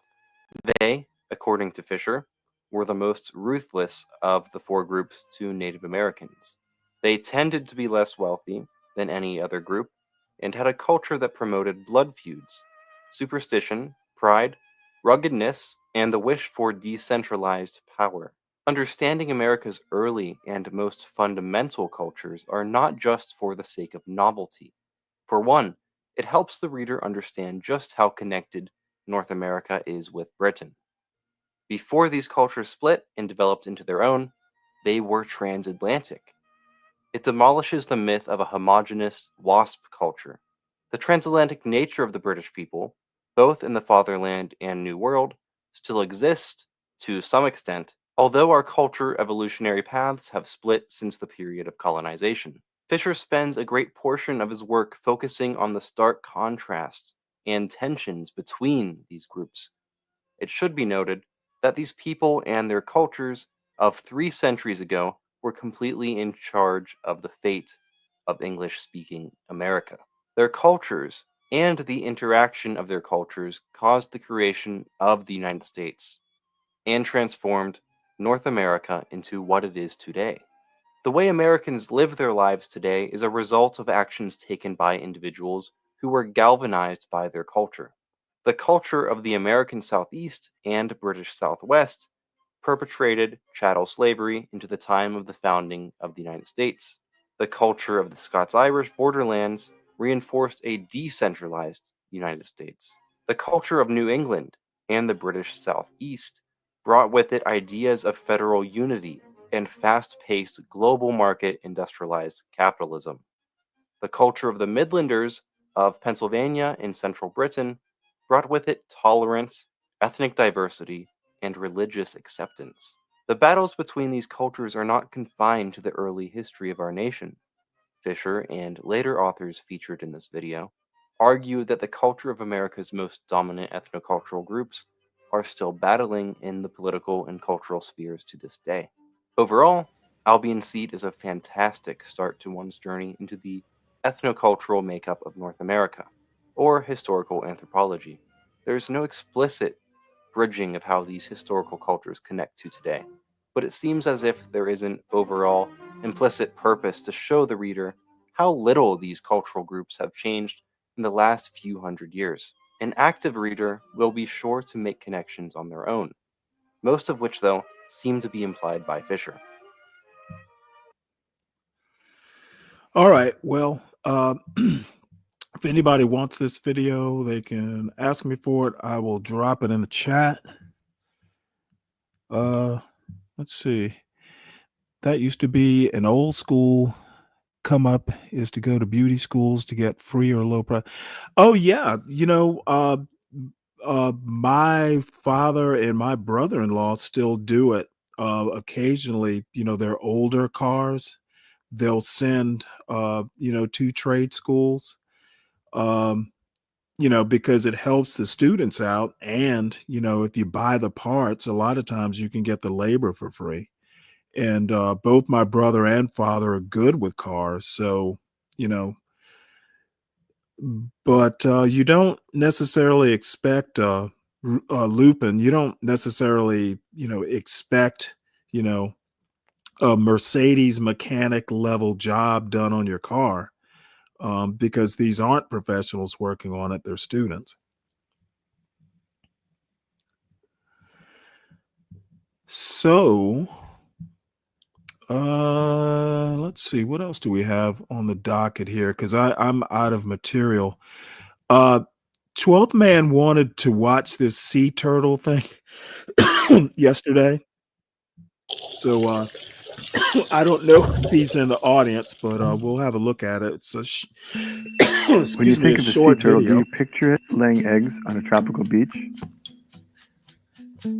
These turtles actually spend 99% of their lives in the water, many doing migrations that can be thousands of miles and take months or years to complete. Sea turtles have very different lifestyles, with some staying in the same reef area their entire lives, as in the case of the hawksbills. Turtles like leatherbacks and loggerheads, however, can cross entire oceans in search for food, mates, and nesting beaches. These migrations start and end at the nesting beach.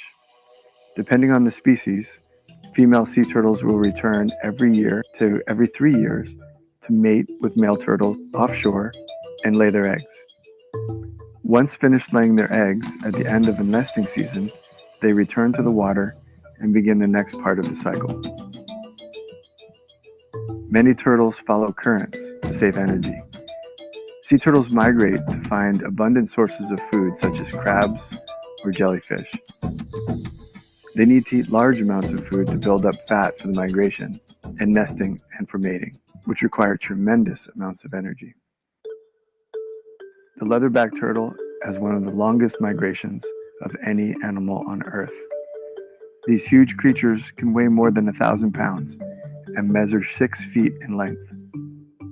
Their huge size allows them to withstand colder water better than any other sea turtle.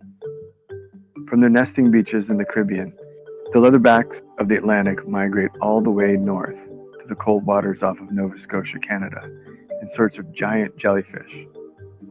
A leatherback can eat its weight in jellyfish each day as they put on fat. Once they eat their fill, some of these turtles will head down the middle of the Atlantic on their return to the Caribbean. Others have been tracked all the way to the west coast of Africa before heading back across the ocean. This migration can be thousands of miles and take 2 to 3 years. The Pacific loggerhead turtle can rival this epic migration. From their nesting grounds in Japan, they cross the entire North Pacific, passing Hawaii on the way to feeding grounds along the Baja California coast in Mexico. Here in Baja, they feed on abundant red crabs, living in places like Magdalena Bay. Young turtles will feed on these crabs and spend years growing before returning across the ocean. Sea Turtle's co-founder, Dr. Wallace J. Nichols, that's me, and my colleagues in Baja decided to take a loggerhead that was in captivity and place a satellite transmitter on its shell and let it go in 1996. We weren't sure exactly where it would end up, and we followed its progress online as it spent a year swimming across the entire Pacific Ocean until it ended up off the coast of Japan. Adelita covered roughly 6,000 miles from Baja to Japan. This was the first animal tracked across an entire ocean and helped to ignite a revolution in multinational turtle research and cooperation. By studying these migrations, turtle researchers and conservationists can use this information to help protect turtles throughout their entire life cycle.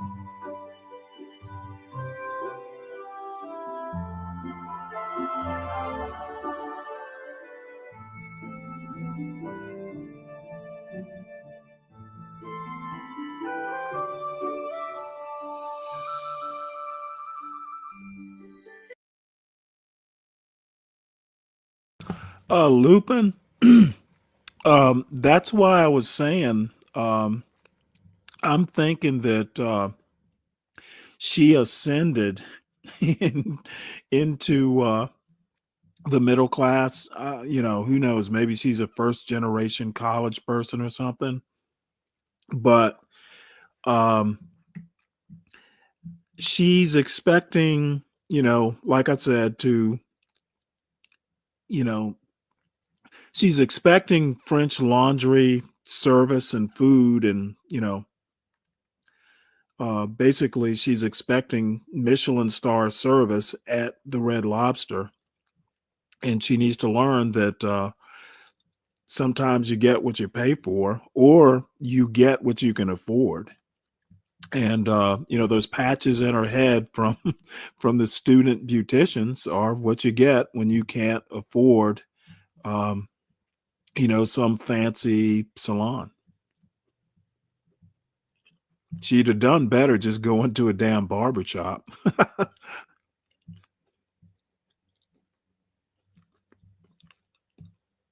So you folks remember the Jamaican, I want to say she's a girl, but the young Jamaican woman, she's got an outdoor show, where she and her boyfriend go spearfishing and, some of these little barrier islands around Jamaica. She's a real outdoorsy sort of girl, which I appreciate. But she also does a show with like her childhood friend or something like that, where they actually get all, dolled up and fancy. And sometimes, on that outdoor show, she looks like she is outdoors. But I wanted folks to see her when she decides to, throw on some makeup and some clothes. She's absolutely gorgeous. So, I don't know that I've ever watched a whole one of these shows, but it's not too long, so I figured we'd watch it. This is when your outdoorsy girl gets dolled up. To our channel, I'm Bree. And I'm Tiff. Let's jump right into it. So guys, today we are celebrating Tiffany's new journey. You heard it here first. She's moving. So she's going to this lovely new place. The adult is adult in, and she's going with herself. So Tonight we are on the road. Watch the man block the light. I'd love to know where she's moving to. Hold on. Tonight we are on the road. We're about to get some tacos for Taco Mondays from Epicon. I love tacos still. Epicon? Yes, Epicon. No, the Epicon not the weed place. The other place named Soto. What name? Topaz sitting on it. What is that name? I don't know. We'll go there. We'll insert the name right here of the place. I don't remember what it's called. You know what? So we're about to have some tacos on me in celebration. Bougie on a Tacos, budget. drinks. Monday is their tacos night, so that's why we're doing tacos, and we're just gonna try some different ones and have a good time. I don't know if Tiffany is taking shots. We don't know, but we're just vibing out because I'm so proud of her. The doll, they have 465,000 subscribers on our other channel. You know, if you don't know, just check. Not too long. That's I'm not the exact number. If you don't reach over there yet, which most likely y'all are already subscribed, but if not, go ahead and subscribe to Tiffany Silver. And also subscribe to Brief Chats. Yes, because some of you are watching and not subscribed. Yeah, Come on. Give the love. You see, Bree. Yeah, we love you back.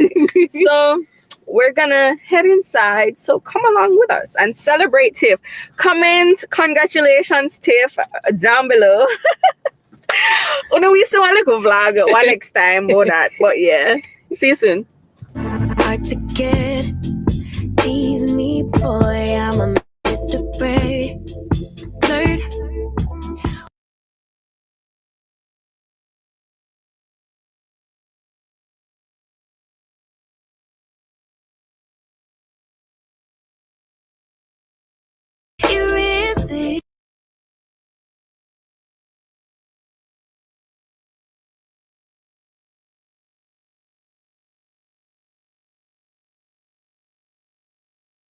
Where am I looking? Oh, that's the man at the last. The man with the last? Yeah. Into the rest of y'all. What am I saying? No, Yeah, I'm want to light in our game. I don't know. This might get too girly. No, you use a steer for me. Oh, God. Yeah, they're in Jamaica, Mo Love. You're going to say no famous. The people them know you. At least I think they are. They're both Jamaican. Figure out to talk to me or ignore me. Probably know you. I probably just admire you. So I know black. Sometimes it's just that simple, but guys, Weird, it's man. literally still a stare. It's weird. It's giving weirdo. But yes, we just ordered. Yeah, we found food. We got like about 5 different tacos. A 4 or 5? I think Four. a 5. 4 each. We got chicken. No, yeah, but I mean the different types. Oh, we got okay. chicken. We got Steak. shrimp, Yeah. fish, beef, lobster, and that's it. Oh yeah, that's the 5. That's the 5. And we got some soup to start. And we got some soup. Pumpkin pepper pot soup. So That's how it is. I love the ambience too. yeah, it's really good in here. It's like in a crowded. I can't believe we get 5 different type of taco. We're serious. We're celebrating. It's a really good lounge. I like the vibe. Really nice. Giving. It's giving. Just want some food now. I'm starving. Yeah, we are starved. We can't wait for the soup come. I'm assuming if I got a bathroom. I want to pee. Alright guys. We got the soup. I already tasted mine, but I sent it back because it was cold. Tiffany was at the bathroom, so I'm sending back the 2 of them, get them warm up good. But for me, from the one taste, the soup amazing. Alright. Now we find you to taste it. I'm not tasting. So,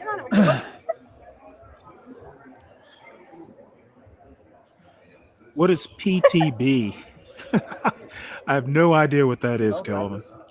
But anyway, I'm not gonna make y'all suffer through all of this, but I just, you don't get to see Tiffany, with makeup and everything on. And I don't know, she might be kind of an acquired taste, but I find her gorgeous. And part of what I enjoy is that she's an outdoors girl. My wife actually was pretty outdoorsy, and we do stuff, especially once my son was up a size. We could go hiking because we lived about 15 minutes from the Appalachian Trail, hiking, fishing, that sort of thing. So it's fun to have to do stuff other than housework. Think I love food. And then about not eat. But when we eat, I love it. I don't know. Kelvin, I catch so much flack for doing Pop the Balloon. I will basically just say, hey, in the chat, put a 1 if you want to see Pop the Balloon. I have other boring topics we can do, but all the anti-black pseudo intellectuals, like well, I won't name names because it'll just piss them off. Say I can do nothing but pop the balloon. So, I've been consciously staying away from Pop the Balloon just to pop their balloons or burst their bubbles. No, I mean, I've got probably, I must have at least 10 Pop the Balloon episodes that I haven't really been showing, mainly because those anti-blacks hurt my feelings. So, oh, I see. Looks like Be Brave has been. Oh, this is great. Look at this, folks. Be Brave basically says right here, Frimpong, who he's talking about Aramiyose Frimpong. Black man says, move to small white towns. Neighborhood is done. Well, I hate to tell Be Brave this, but black people down south already live in small towns. So, I'll let you go ahead and sound dumb. And I won't even bother to hop in your chat and correct you. Your Indiana town might not. I mean, my father, for instance, grew up in a small town in South Georgia. And as kids, my sister and I used to literally walk clear across town. You could, 2 kids around about 8 years old could cross that town in probably, 30 minutes. And that's taking our time stopping at candy stores and arcades. So too late. Blacks already live in small towns down south with the white people that are worth a shit. I don't know, Lupin. Yeah, it's like Atlanta, but maybe it's because I grew up here. I find Atlanta to me, I actually like Raleigh, Durham better than Charlotte. Maybe I don't know why. Just because. Now the Lake Norman area, where all the basketball players and NASCAR drivers are, that makes, Lake Norman does make Charlotte, the area worth living in.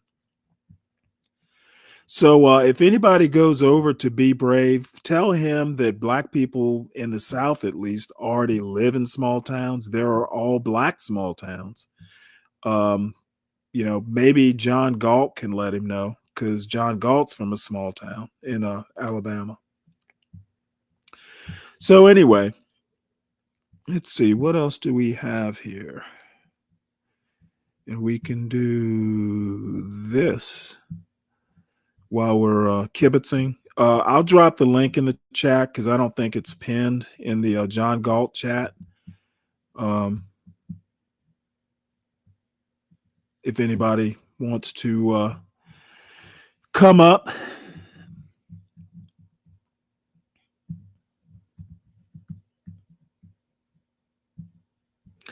And if no one does want to come up, this will shorten the stream. I'm in no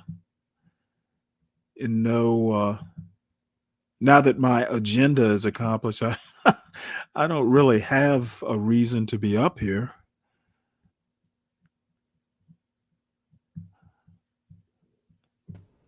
Hey Tom, how you doing? Oh, just fine. You sound exhausted.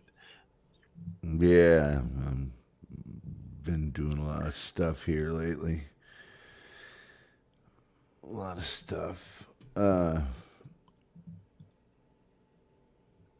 It's Vegas. Oh no, it's Manhattan. Oh. supposedly. It looks. No, I haven't yeah. been to Manhattan in decades, so I guess it's changed quite a bit, huh? It just Maybe depends the on narrator or Mr. Howell. Mr. Howell. You mean Jim Backus? That's what I was thinking. I don't know what Mr. Howell has to say about small towns. Nothing that I can recall. John. Did you see that article? The Tina Louise. They did the New York Magazine, New York Times Magazine. I did. Did a article. Yeah, covered it right here. Yeah. Let's see. Reads to Hold on school one children. She can't stand being associated with that Right. show anymore. Well, I don't know. I would think, after all these years, you kind of come to terms with it. Because I would think it made, I don't know if kids are into Gilligan's Island that much anymore, but at least for our generation, the show and she were definitely kind of a touchstone. A lot of people, a lot of actors get very resentful when they get typecast. I mean, just seriously, it's their profession. Oh no, I understand. I totally get it. I'm just saying that at some point in time, I would hope. Like Ruta Lee, was she typecast? I mean, typecast is the pretty girl. I mean, no, I wouldn't say so, because she played a variety of. Did she ever play villains? She got, oh God, yes. She's in a famous episode of The Twilight Zone where she plays a money-hungry, she's married to a guy and just is awful. It's called A Drink from a Certain Fountain. And she's married to a much older man. And, she wants him just for his money. And he was crazy about her. So he has this scientist or whatever do something, and he takes this potion, and it does make him younger. And everything's great for about a day. And then the next day, wakes up and he's a toddler. So she basically has to become his mother? Yes, and now she's going to be the old one when he's young. But she's evil in that. Absolutely. Well, I have a feeling that she would make for a terrible mother. That resentment, like, Stanley, this guy. You're gonna have to watch the episode before you. Apparently, I will have to. Who knows what that would do? But William Shatner was very resentful of Star Trek for a long, long time. Right. He wouldn't go to conventions. He wouldn't talk about it. And then he finally capitulated because, I mean, no disrespect to Gilligan's Island. The Star Trek thing was just, the bread was too good, I mean, it's too much. Right, yeah. A lot bigger than Gilligan's Island. But Tina Louise was like a dramatic actor. I mean, she had a legit career. You know what? I actually know nothing about her outside of Gilligan's Island. There you go. Gilligan's Island. So you know what? I guess she was justified in being a bit resentful, huh? Yeah, she was. Was she ever in a episode of Voyage to the Bottom of the Sea that you can recall? Who? Tina Louise or Ruta Lee? Tina Louise. Or either. For some reason, I know in like the movie, they did a movie, A Voyage to the Bottom of the Sea, that had Walter Pidgeon in it as the admiral. And I recall there was someone who played the nurse or something like that, I recall her being very pretty, and I think she was famous. Maybe I'm wrong. Well, okay, Kim, I'll drop that link. Yeah, it was the movie spawned the TV series. Right, exactly. And you're thinking of Barbara Eden. Oh, that's okay. That's who it was. Jeannie. Yeah, I knew it was somebody famous.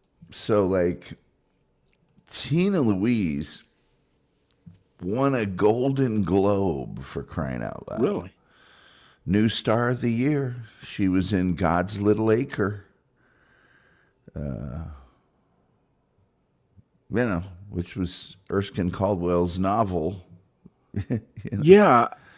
And so she was in a ton of movies that were big movies. And she was huge on Broadway too. Giant. She was in Little Abner and Will Success Spoil Rock Hunter. Little Abner. Interesting. Yeah.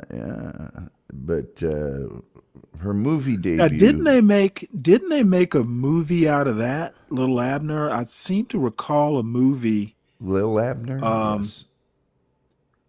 I forget. It wasn't called Little Abner, but I remember Lil Abner. The movie was called that? The movie and the Broadway play was okay, I didn't realize the movie was. I recall seeing either the play on TV or the movie, but this is like, probably 50 years ago. Yeah, Julie Newmar's in the movie, I think. But there's somebody else I should try to get on the show. But she was in Day of the Outlaw and Operation, The Real McCoys, and For Those Who Think Young, and just tons of stuff. She played a heroine. She tried to get, she did everything that she could do to try and break out of that stereotype. I mean, everything. She played a heroin addict on Kojak. She played an evil corrections officer in a made-for-TV movie called Nightmare in Badham County. She did like horror films. She did everything that she could. But before that, she was in The Wrecking Crew with Dean Martin. How to Commit Marriage, which was kind of a comedy. She was in the Stepford Wives. And she tried everything that she could. Just everything. And so when is Rudely's show? Tomorrow or Wednesday? Well, today or Wednesday? Both. Tomorrow. Okay. Yeah, I sometimes lose track of the days. She was in a ton of TV shows, though. There's a Real McCoy's Burke's Law, Route 66, Red Skelton Show, Bonanza, It Takes a Thief, Ironside, Mannix, Love American Style, Kojak, Police Story, Kung Fu, Cannon, Marcus Welby, Dallas, The Love Boat, Fantasy Island, Chips. I mean, she was in a lot herself. So. Yeah, Cannon is something I would love to find and watch. I have very fond memories of Cannon and Mannix. Well, Cannon. There's a lady who played Peggy in Mannix. Was gorgeous. Let's see here. I can't think of her name. Cannon currently is not available for streaming, it says. Oh, wow. Because he played William Conrad, was that his name? Yes. He played Boston Blackie on the radio, right? He played everybody. Was it Boston Blackie or some famous detective? It was Matt Dillon. Oh, okay, yeah, okay, Gunsmoke. But he could have played. He was, everything on the radio.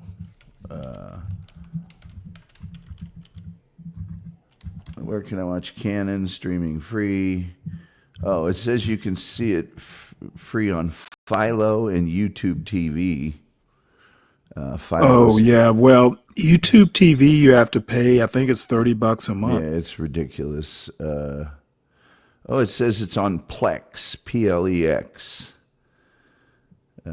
So there's where you can watch Canon. Mannix is Pluto TV. You can watch Mannix for free, all 8 seasons. I've got a yes, Kimmy, that is Manhattan, and it's not live. Let's see if I can.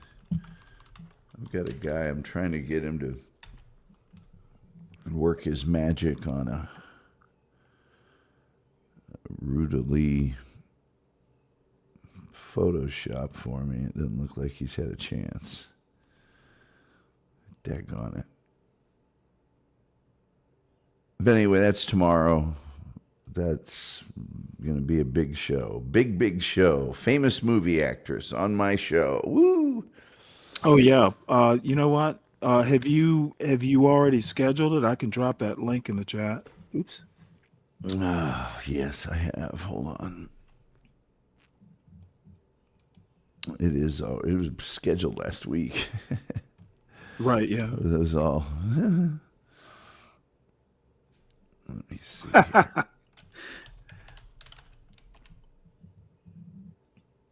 We're getting rave reviews here. The Stan and Tom show is informative.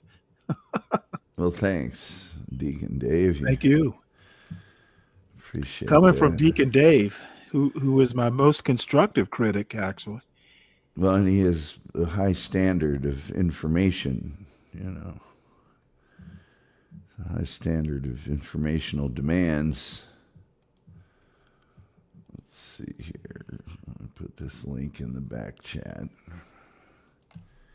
Okay, and then once I drop it, I do have a Pop the Balloon. It's a Pop the Balloon plus size edition. Oh, Stanley. Oh, come on. Stanley, come on. If I'm going to show Pop the Balloon, it might as well be kind of like a boutique edition. Put me I off. see Funky Bronco is already in the chat. Yeah, he's the 12th man of the Tom Gully show. That's an apt description. Yeah. So let's see. Man, last time, not the Indianapolis one, but the one before that was a plus size. Not that they're not all plus size. Yeah, well, we never did finish watching it. Oh, darn. Do they get thin at the end? There is one woman who's actually like she is like a plus size model. She's actually really, to my taste anyway. Is that pretty attractive? That's an oxymoron. Is it? Plus size model, jumbo shrimp. Well, I don't know.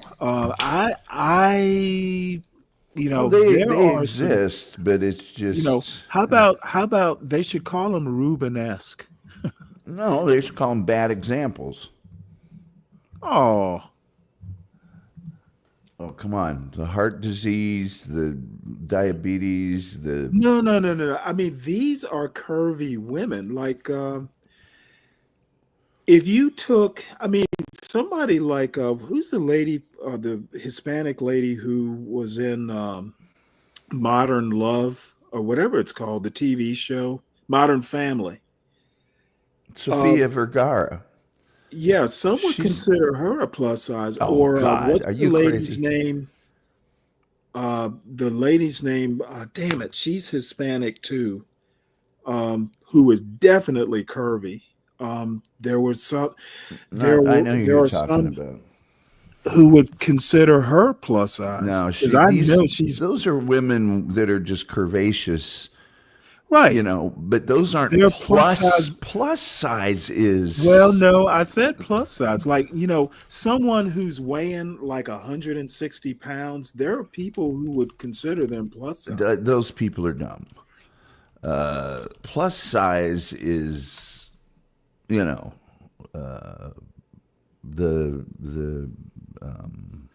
chick that was in Precious. That's plus No, size. that's obese. That's what I'm saying.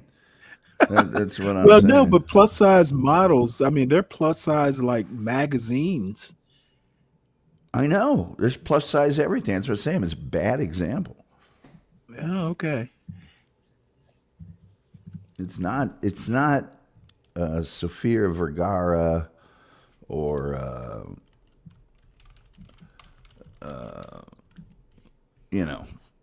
what's the other one? Salma Hayek. Salma Hayek. That's okay. who I'm. Okay. If you show this episode, tell me if you see a Sofia Vergara or a Salma Hayek in it. You're not going to see one. Hold on one sec here. Let me see, can I find her? All right, so I dropped the big show link for Ruta Lee tomorrow on the Tom Gully Show. Special guest star, amazing Ruta Lee. So I will definitely be tuning in. HB says Salma Hayek is plus size now. I don't even think that's true. What did he say? I'm not looking at the chat. He says she's plus size now. If I was here, I'd point it out to him, and he'd Yeah, go, well- yeah, 10 times, and then he'd go, no, here's what I think. That's a no. I think really Salma only Hayek, I don't care. Salma, the last pictures I've seen of her, she was perfectly acceptable. Only one yes or one no will suffice. I think this is the one I'm talking about, Tom. Yeah, it is. It is. That lady's face she's is not swallowing horrible. itself. They're all horrible. Look at that. Oh man. Oompa loompa. Oh, God. Well, I won't put you through it. Golly, You've got Madison, Ruta. it's You've got, not your if a friend. woman does not compare to Ruta Lee, she's just not gonna. That's true. Gonna be. She's just not gonna cut the mustard. I don't know about that, but and hey, man, there's somebody for everybody. But look, it's 6 a.m. where I'm at. I don't know. I just don't want to start It's off my 7 day. here. I don't want to start off my day with.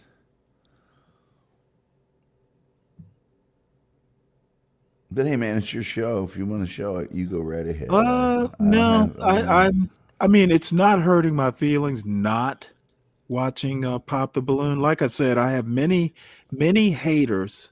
Well, who no, are just my objection isn't to Pop the Balloon. It's that they finally it's who Pop the Balloon is showing. They finally gave up and just said, let's just do one for and it's like, did they even have to do that? Because most Pop the Balloons are the plus size edition anyway. Mostly. Damn, there is a show that I really want to show, but it's got music in it, and it would just be problematic. So won't do that. I thought you had some sort of staggering backlog of Pop the Balloons. Oh, I do. But I mean, like I said, I have caught so much flack like in the past couple days, and I haven't been showing much Pop the Balloon. You haven't shown any for the last 2 or 3 weeks, except like the Indianapolis yeah, but one. you know and what? This one. It's almost like being an alumnus or an alumna of Gilligan's Island. You get typecast. I've been typecast as a Pop the Balloon shower. Who's doing the criticizing? Oh, just all kinds of people. They're mostly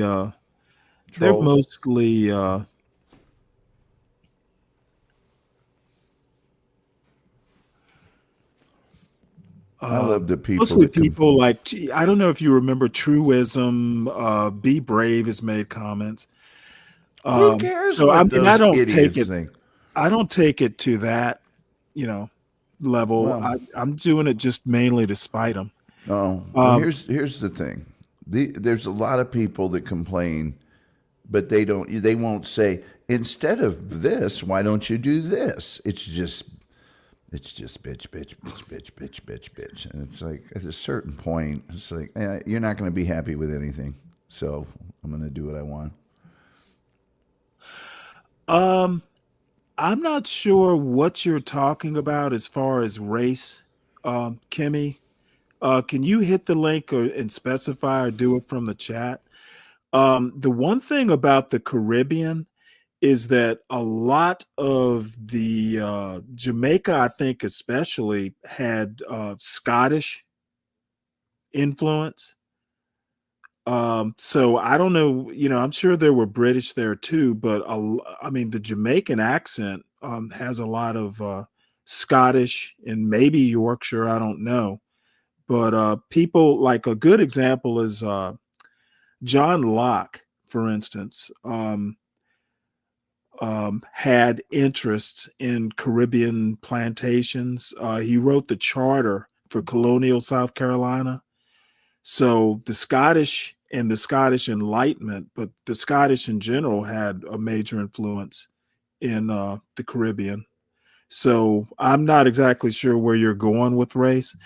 And HB, I don't know what burr is under your saddle this morning, but my criticisms of Thomas Sowell, at least in my opinion, are worth criticizing. I think in the end he is anti-black, and black conservatives aren't that conservative, to be honest. At least not classic conservatives. So I have criticisms of more than just Thomas Sowell.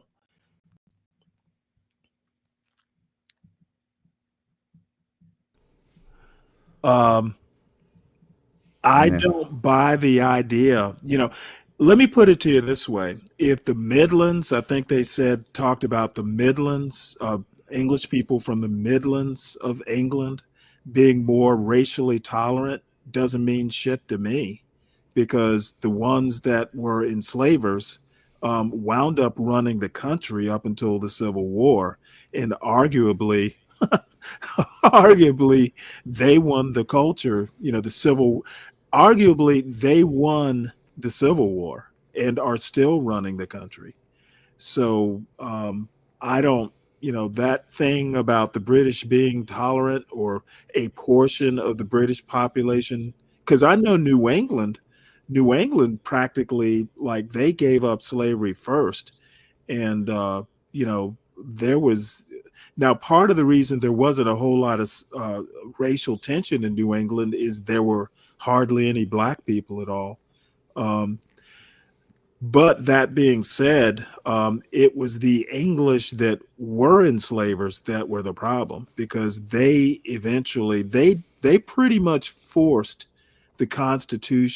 slavery into the Constitution, and they pretty much ran the country. So your argument, I'm thinking your argument just isn't going to be persuasive, at least to the Stanleys of the world. Hey, Kimmy.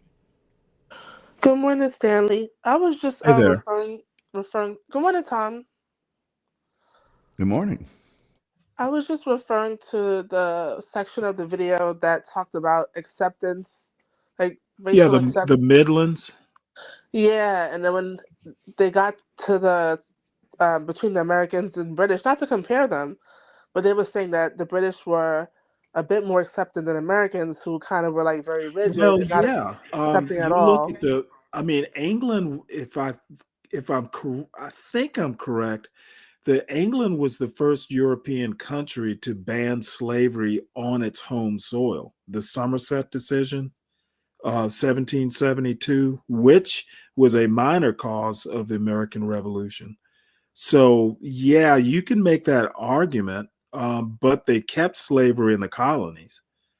And then the other point he made was that to this very day, there's not much that's changed culturally in the way people approach acceptance from these Yeah, different territories. I don't buy that argument, and it actually wasn't Soul who makes that argument, if I remember. I think it was a narrator who kind of threw that in. Right. But I will be honest, it wasn't really clearly distinct who said it. But I would just assume the narrator threw that in because that's what it seemed like. But Right. So I think when I speak to my American peers and we have conversations about race every single day, Really? I mean, You mean here, or you mean at school? no, I'm talking about on John Gall's channel, but not on your Oh yeah, well show. that's racist Over central. on their show, and I feel like I get kind of like laughed at. Like I'm like, oh, you're being silly. Like, and I Oh, don't think I'm being silly. Like, I just think okay, that's. Kim, I'm gonna be very honest with you. And I wait, 1 don't think, second. I think that because of I was raised by Jamaican people who, were under British rule. And actually, a lot of my family comes from England also. So I don't know if there's just a different cultural interpretation of race that I have compared to my well, friends who have it's a been very here. the American concept of race is actually pretty weird in the world. I So remember I had a yesterday when I Swedish said that I don't girlfriend. think that young man stabbed the other guy because he's white. I don't think he stabbed him because he's Okay, white. you know what? Everyone laughed at me. Most of the analysis that I've heard on that, I don't even pay attention to. These, Okay. Until the story is well known and maybe the trial, But my point gets is, Stanley, covered. they laughed at me for saying that. Okay, I well, they think that laugh at me. And I know, and let me put it to you this way. I know I'm right. This isn't, something that I wonder about, theory up against theory. These guys think Be Brave has a point. So that's why I don't take them seriously. Gotcha. But when I learned that this morning, because your channel is very educational, and when I learned that, I said, you know what, maybe that's the root of our misunderstanding between each other, and they might think I have silly little Well, I thoughts. mean, but the thing is that, a lot of these guys have probably read Thomas Sowell. Now, that book I'd never even heard of. So I am going to read it because it's something that's interesting to me. But I'm telling you right now, I'm 60 years old and I grew up in the Deep South. This is a place that John grew up in the South, but Universal and HB did not. I have never heard, dude. I went to practically all white private Catholic school in Savannah, Georgia, back in the 70s and 80s. Which I can tell you from personal experience, the South is not the same. Georgia has improved. Not that it was ever horrible, to be honest. In my lifetime, it wasn't horrible, but it's way better now. I'm ashamed to say that these blacks sounded like them now. Some of the most racist shit I've ever heard has been Yeah, on this same here. channel. And I mean racist towards blacks. I frankly, it's probably why I hang around so much. I hear shit that I've never heard in my 60 years. I agree. Like even that lady who was clearly mentally ill, when I point out the fact that not all people act like that, she clearly has a mental health issue and maybe even a substance issue. It became like, no, they're all like that. What are you talking about? They all have. I was like, all right, never mind. And now that I'm making excuses for blaming people's behavior on mental health, like. Well, I mean, there are a lot of different reasons for people's behavior. John brought up nurture and nature and all that stuff. Now, sometimes I tell myself that this is just content and performative, but I've gotten to a point to where I honestly, the line is blurred whether they really believe this stuff or whether they That's actually. what I'm with you on that. I'm like, do they really believe this? Stanley, I've never seen you act like that woman who believes she's a descendant of George Washington. I've never seen you behave that way. You've never seen me I've behave never that way. seen anybody. I've never seen anybody act like that. So how To are we be all? honest, How do we all act like that? that is the $64,000 question. I literally have never seen anyone act like that. You know, the descendant of George Washington. Now I've heard black people in the South claim like Cherokee heritage and that sort of thing. Most of the people who wind up, claiming, I would think now Jefferson is the one who had like, actual black descendants that apparently, the roots are you're able to trace those roots fairly accurately. And they actually had a big fight years ago because for the longest time, they did not allow black relatives of Jefferson to be buried in the family cemetery. And finally, the white descendants and the black descendants got together and said, hey, this shall stop. So, anybody who's a descendant, has a chance of being buried there. As far as I know, George Washington, there's nothing that I've ever read that suggested that George Washington ever had, um, kids with a slave. Now, I'm not a professional historian. Maybe there's something I don't know, but I've literally never heard. Washington was a name that a lot of, say, the slaves claimed, but I've never heard anybody say George Washington was my, I've never heard anything in a history book that suggested he ever had progeny with a slave. So, Correct. I think that like I was like a said, delusional. some of the most racist shit I've ever heard, and I'm a 60-year-old from the deep South. I've heard here. So when I make jokes about it, I'm generally, I'm not doing it for content.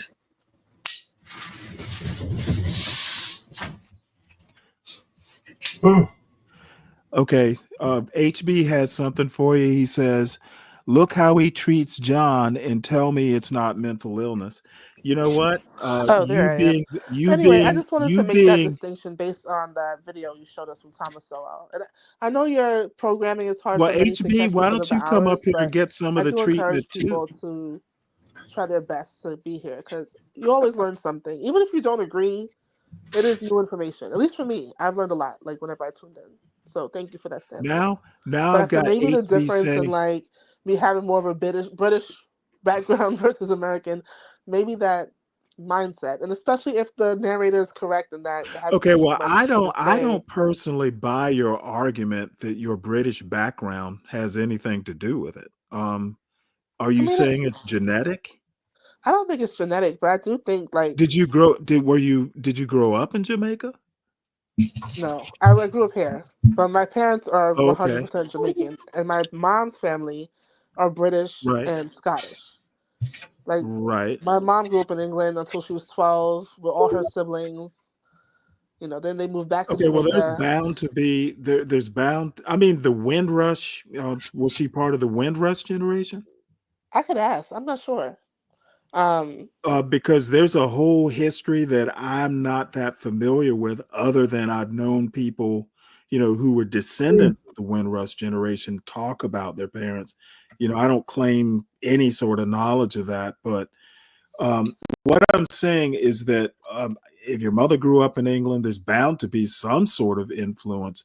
But as far, I think, Well, you used the correct word. I think there's some influence. I don't think it's anything genetic or anything like well, that. I mean, culture is kind of like the ocean. If you piss in the ocean, you could basically say some of that will wind up off the coast of Japan.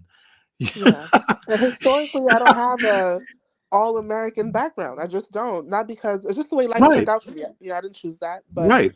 So you're first generation. Yeah. The first yeah. generation, I've read somewhere that, immigrant in an immigrant family, it's really the third generation that winds up being fully Americanized. So Oh no, wow. if you're first generation, you won't be fully Americanized. Yeah, and I think that's the difference when I'm having these conversations. I think I didn't realize that it possibly plays a part in it until I watched the video you showed today. That's all I was trying to say in the comment. This is an interesting comment. Ryan says the dumbest Americans of all races can breed without any dollars. We are naturally selecting our way into destruction. Well, I think that is a very interesting argument. If that were the case, we would have naturally selected our way to destruction probably centuries ago. And how do you balance that with the natalist movement where they want people to have more babies? So there's some I'll just leave it at it's an interesting comment. You need to talk to your JD Vances who are natalists.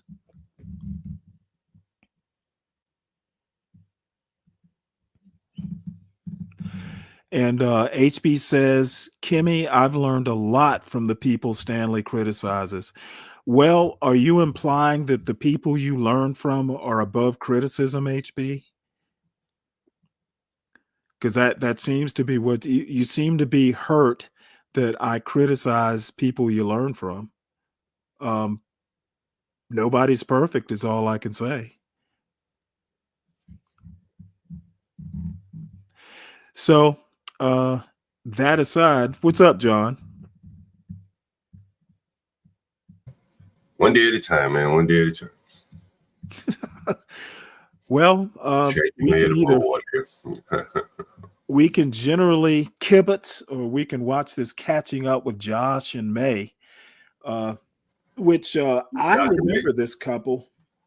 Who's Josh and May? It's a couple that got together on Pop the Balloon, and to me, they were kind of an unlikely couple. Now she looks way better. Actually, both of them look way kind of better than they did on the show. Oh yeah. She looked like a biker chick, and but she's more dressed and more presentable. Why she didn't look like this on the actual show, I don't know. Might have had a different match. They matched. I don't know. This is a catch up. Maybe they worked out, maybe they didn't. But we'll watch a little bit of it because I am curious to see if they're at least a match or what their story winds up being. And we are here today with Josh and Maya. Welcome, y'all. How are you feeling? Good. Feeling good. Okay, good. Good to have you guys back. We did have you on episode 38 of Pop the Balloon or Find Love, where you guys ended up matching. You're good? All right. Well, then, is it a yes for you for her? Yeah. Okay. And is it a yes for you for him? It's a yes. We got a match. I'll take the mic and you guys can go on up. Make some noise for them.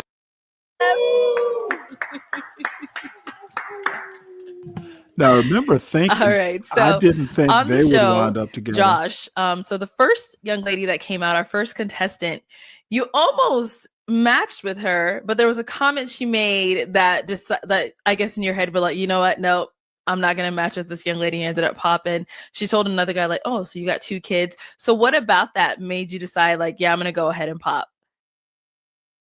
Yeah. So the situation was, we definitely, I thought she was going to choose me. She had already popped the guy. It was between me and a gentleman that was on the end. She went down to pop him and then doubled back. So in my head, I'm like, why are you doubling back if you're not interested? So immediately that was a red flag for me. And I just, I couldn't I couldn't go home with her. I couldn't imagine. Got it. So you kind of felt like you weren't the original choice. Is that what was kind of going through your head, or? I mean, I guess you can say that. I mean, if you double back on somebody that's already popped, then clearly that's more your type. So I didn't feel like, she actually wanted me. So, I didn't, that's just not something I'm going to go for. Okay, I see. So Maya, one of your questions to the guys was about movies. Is that like, does that help you get to know people a little better, or like, why was that one of your deciding questions? Well, number one, I'm a creative person, so I feel like I like anything like that pertains to like the arts. So like cinema, I'm like a real cinema nerd. And I feel like you can semi kind of tell a lot about a person by their favorite movie. So I just kind of wanted to feel everybody out and just, I don't know, see a different side of them, But okay. Yeah. And then I think you said you're an artist, right? You do music? Yeah, I make music. Okay, like you sing, you rap. What kind of music you do? I do a little bit of both. So I'm like a harmonizer / rapper, but I'm really nice though. Like, like. Oh, okay. Can we hear a little something? No. But again, I hate my it when they Apple do that. Music, Spotify, YouTube is the same. Maya on Mars, and that's Mars with the Z. So okay. She said, "Don't put me on the spotlight, please." Please don't, because I saw the last person that y'all had sitting on there, and it didn't go too well. So we're not gonna do that. But no worries. We'll make sure to check you out, Apple Music. All right, so let's get right to the point of why we are all here today. Since you guys ended up matching, have you gone on a date? Okay, Maya's nodding. Yes. Oh, okay. How exciting. So when was the first date? Where'd you guys go? Oh, Josh. Okay, go ahead, Josh. Yeah. So where did we go? We left after we left the studio. We went to right there by Phoenix Stadium. Like I forgot what that's called. It's called Mall, I think. What is it called? Grandscape Mall, I think. I could be wrong. The mall. Is it Westlake? Is it called Westlake or something? Is that? Oh, you're talking about now my right next to the arena where the WNBA arena is. There's like a bunch of restaurants in there. There's Neo's restaurant is in there. I think it's Neo's restaurant. Okay. Yep. I know exactly what you're talking about. Yes, you guys went there. They have plenty of restaurants. Yeah. Yeah. So we went in there. We had a great time. Then we rode out to some random park and just talked and hung out for a little bit before I took her home and then dropped her off. And then the next day she had plans.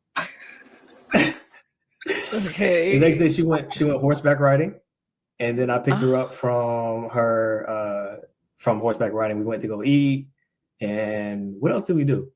Oh, I know where we went. We went to your shop. I don't know if you want to tell people, but you can. It was really cool. It was Okay.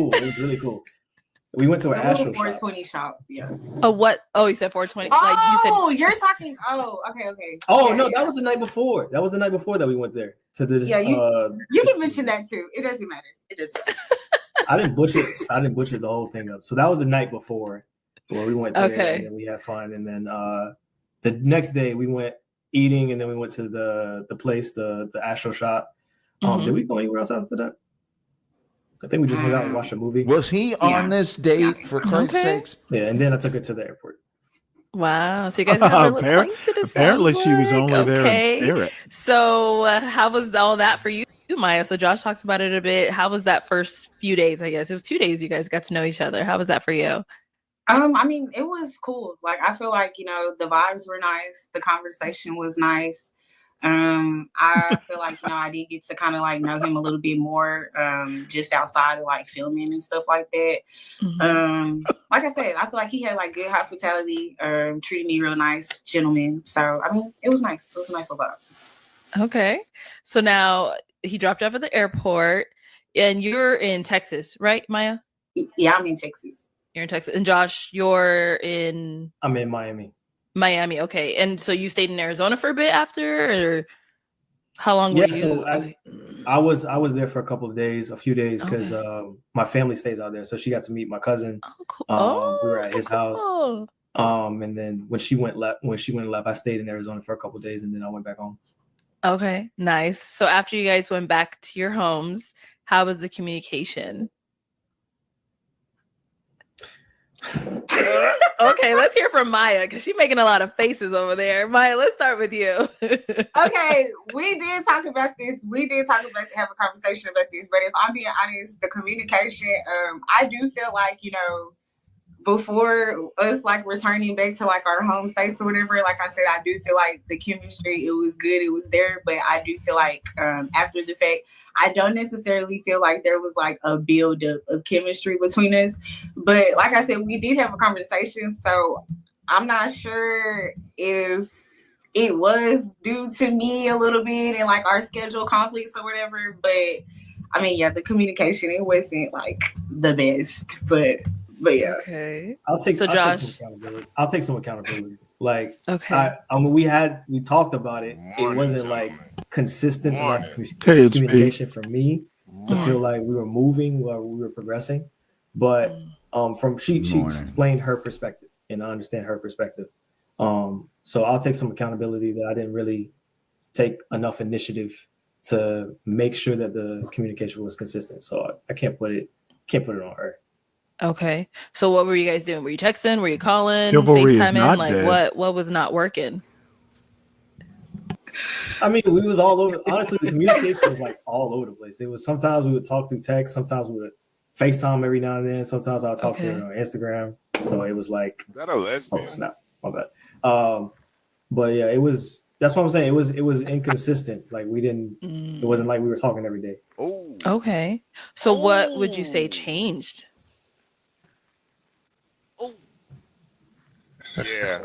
Yeah. Y'all making a lot of faces, but we ain't hearing anything. I don't know. Like, I guess like maybe inside, like, cause like I said, cause Josh is in Miami and I'm in Texas, and so I mean I don't know. Like, I really don't know. What I will say. Well, my experience, I've never had a long distance relationship that worked. It's just, they just don't work. And part of it is, I think being young in a long distance relationship, maybe they work better if you're older and, you're less inclined to go clubbing. But, and I'm not exactly sure. I'm not exactly sure that they should work. They only work if like one of the people is in the other town, twice a month for an extended period of time. Or like here in Dallas, there's a lot of airlines that have a hub.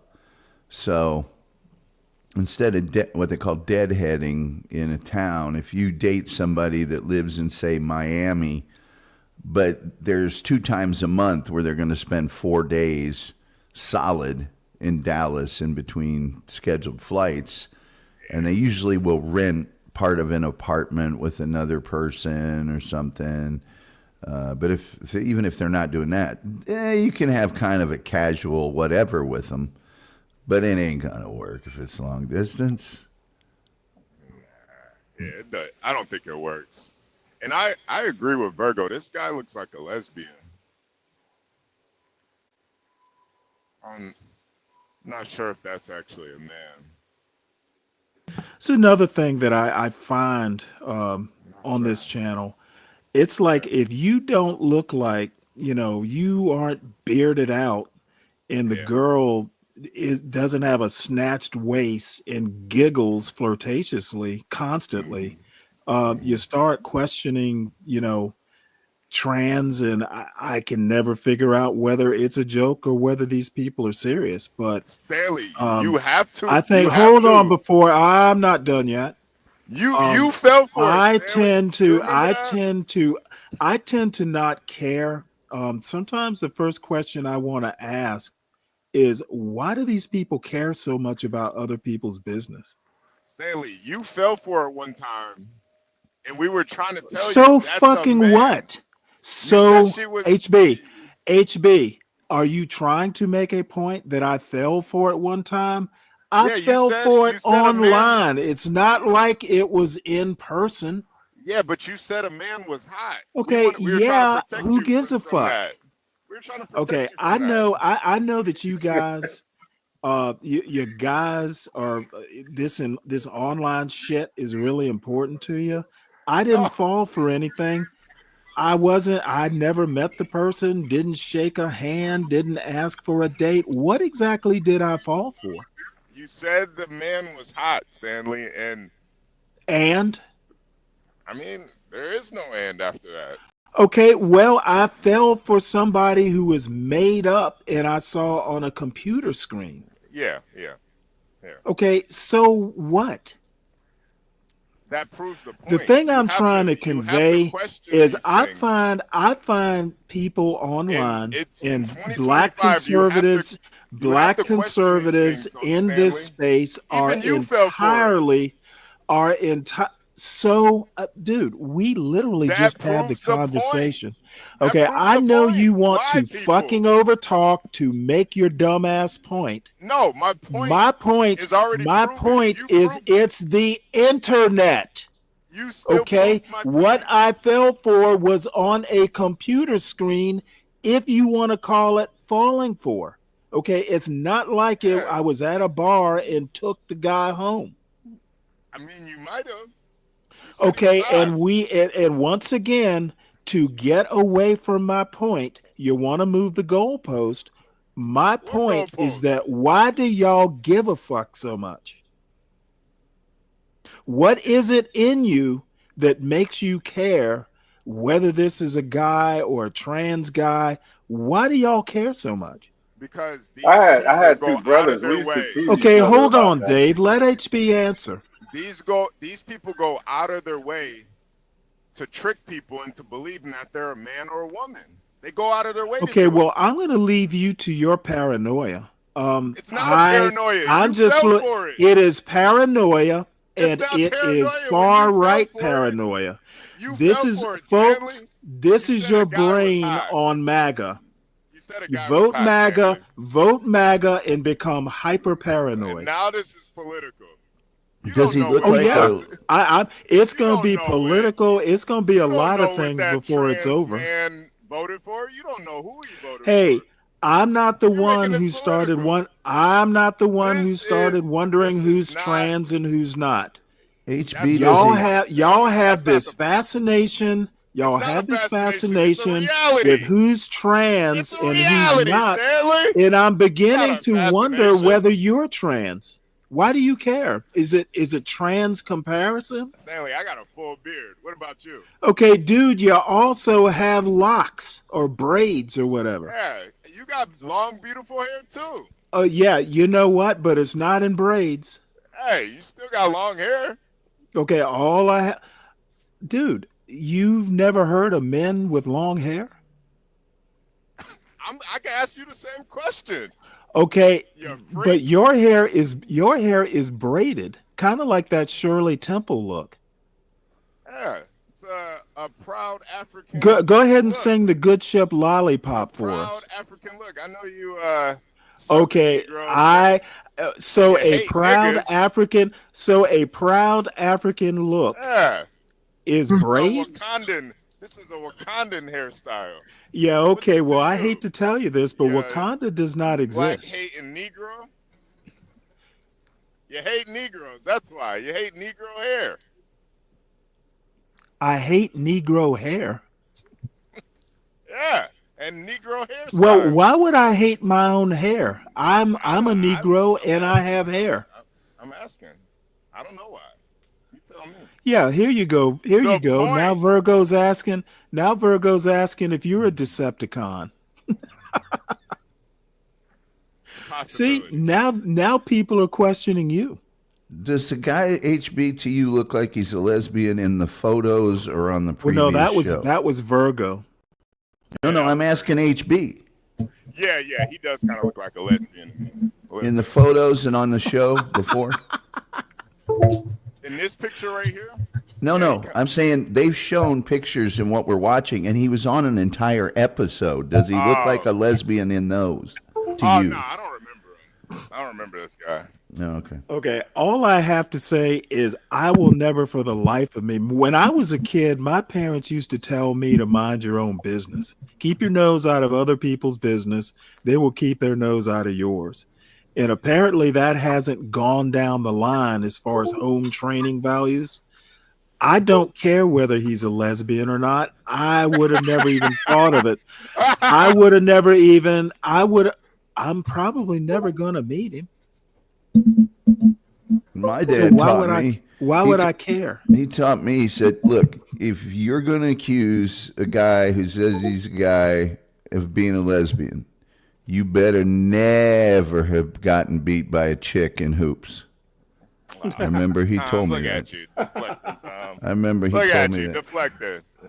Look at you, Tom. It's just what he told me. Sticking to the script. You got a script over there, Tom? It's just what he told me. Hey, man. You always play the hits. You got a script over there? You always play the hits. Come up with the script? There's a reason you always we're of the same generation. Yeah, always play the hits. You gotta always play the hits. You always play the hits. Stanley said a trans man was hot. What do you got to say about that, Tom? I wasn't here for that. Well, did I know he was trans? Yeah, wait, hold it. Did I know she was trans? We were trying to tell you, Stanley. You didn't want to think. Okay, well, you know what? Hey, I'm old. You said we were crazy people. All I have to say is I would have never known, and this is what your young folks do. Help the elderly out. We tried, maybe I wasn't. But then you we try, but then you say all you think about is that. That's all you think about. It's trans. It's just well, no. Whoa. Do you think I'm basing that statement, this statement today, on what happened back then? No, those many months ago. Old. You're old, so you forgot. Okay. No, I'm basing it on every time somebody comes up who looks a little bit like this guy looks a little effeminate. This guy looks a little effeminate. She looks a little masculine. Y'all start trying to figure out. Y'all start planning surgeries and hormone treatments for them. And hey, Mo Love, I don't know what that means. I'm such a Pisces. Is there something special about Pisces? I don't know. I don't know what the hell. So, Dave, we cut you off. I'm sorry. Yeah, go ahead, Dave.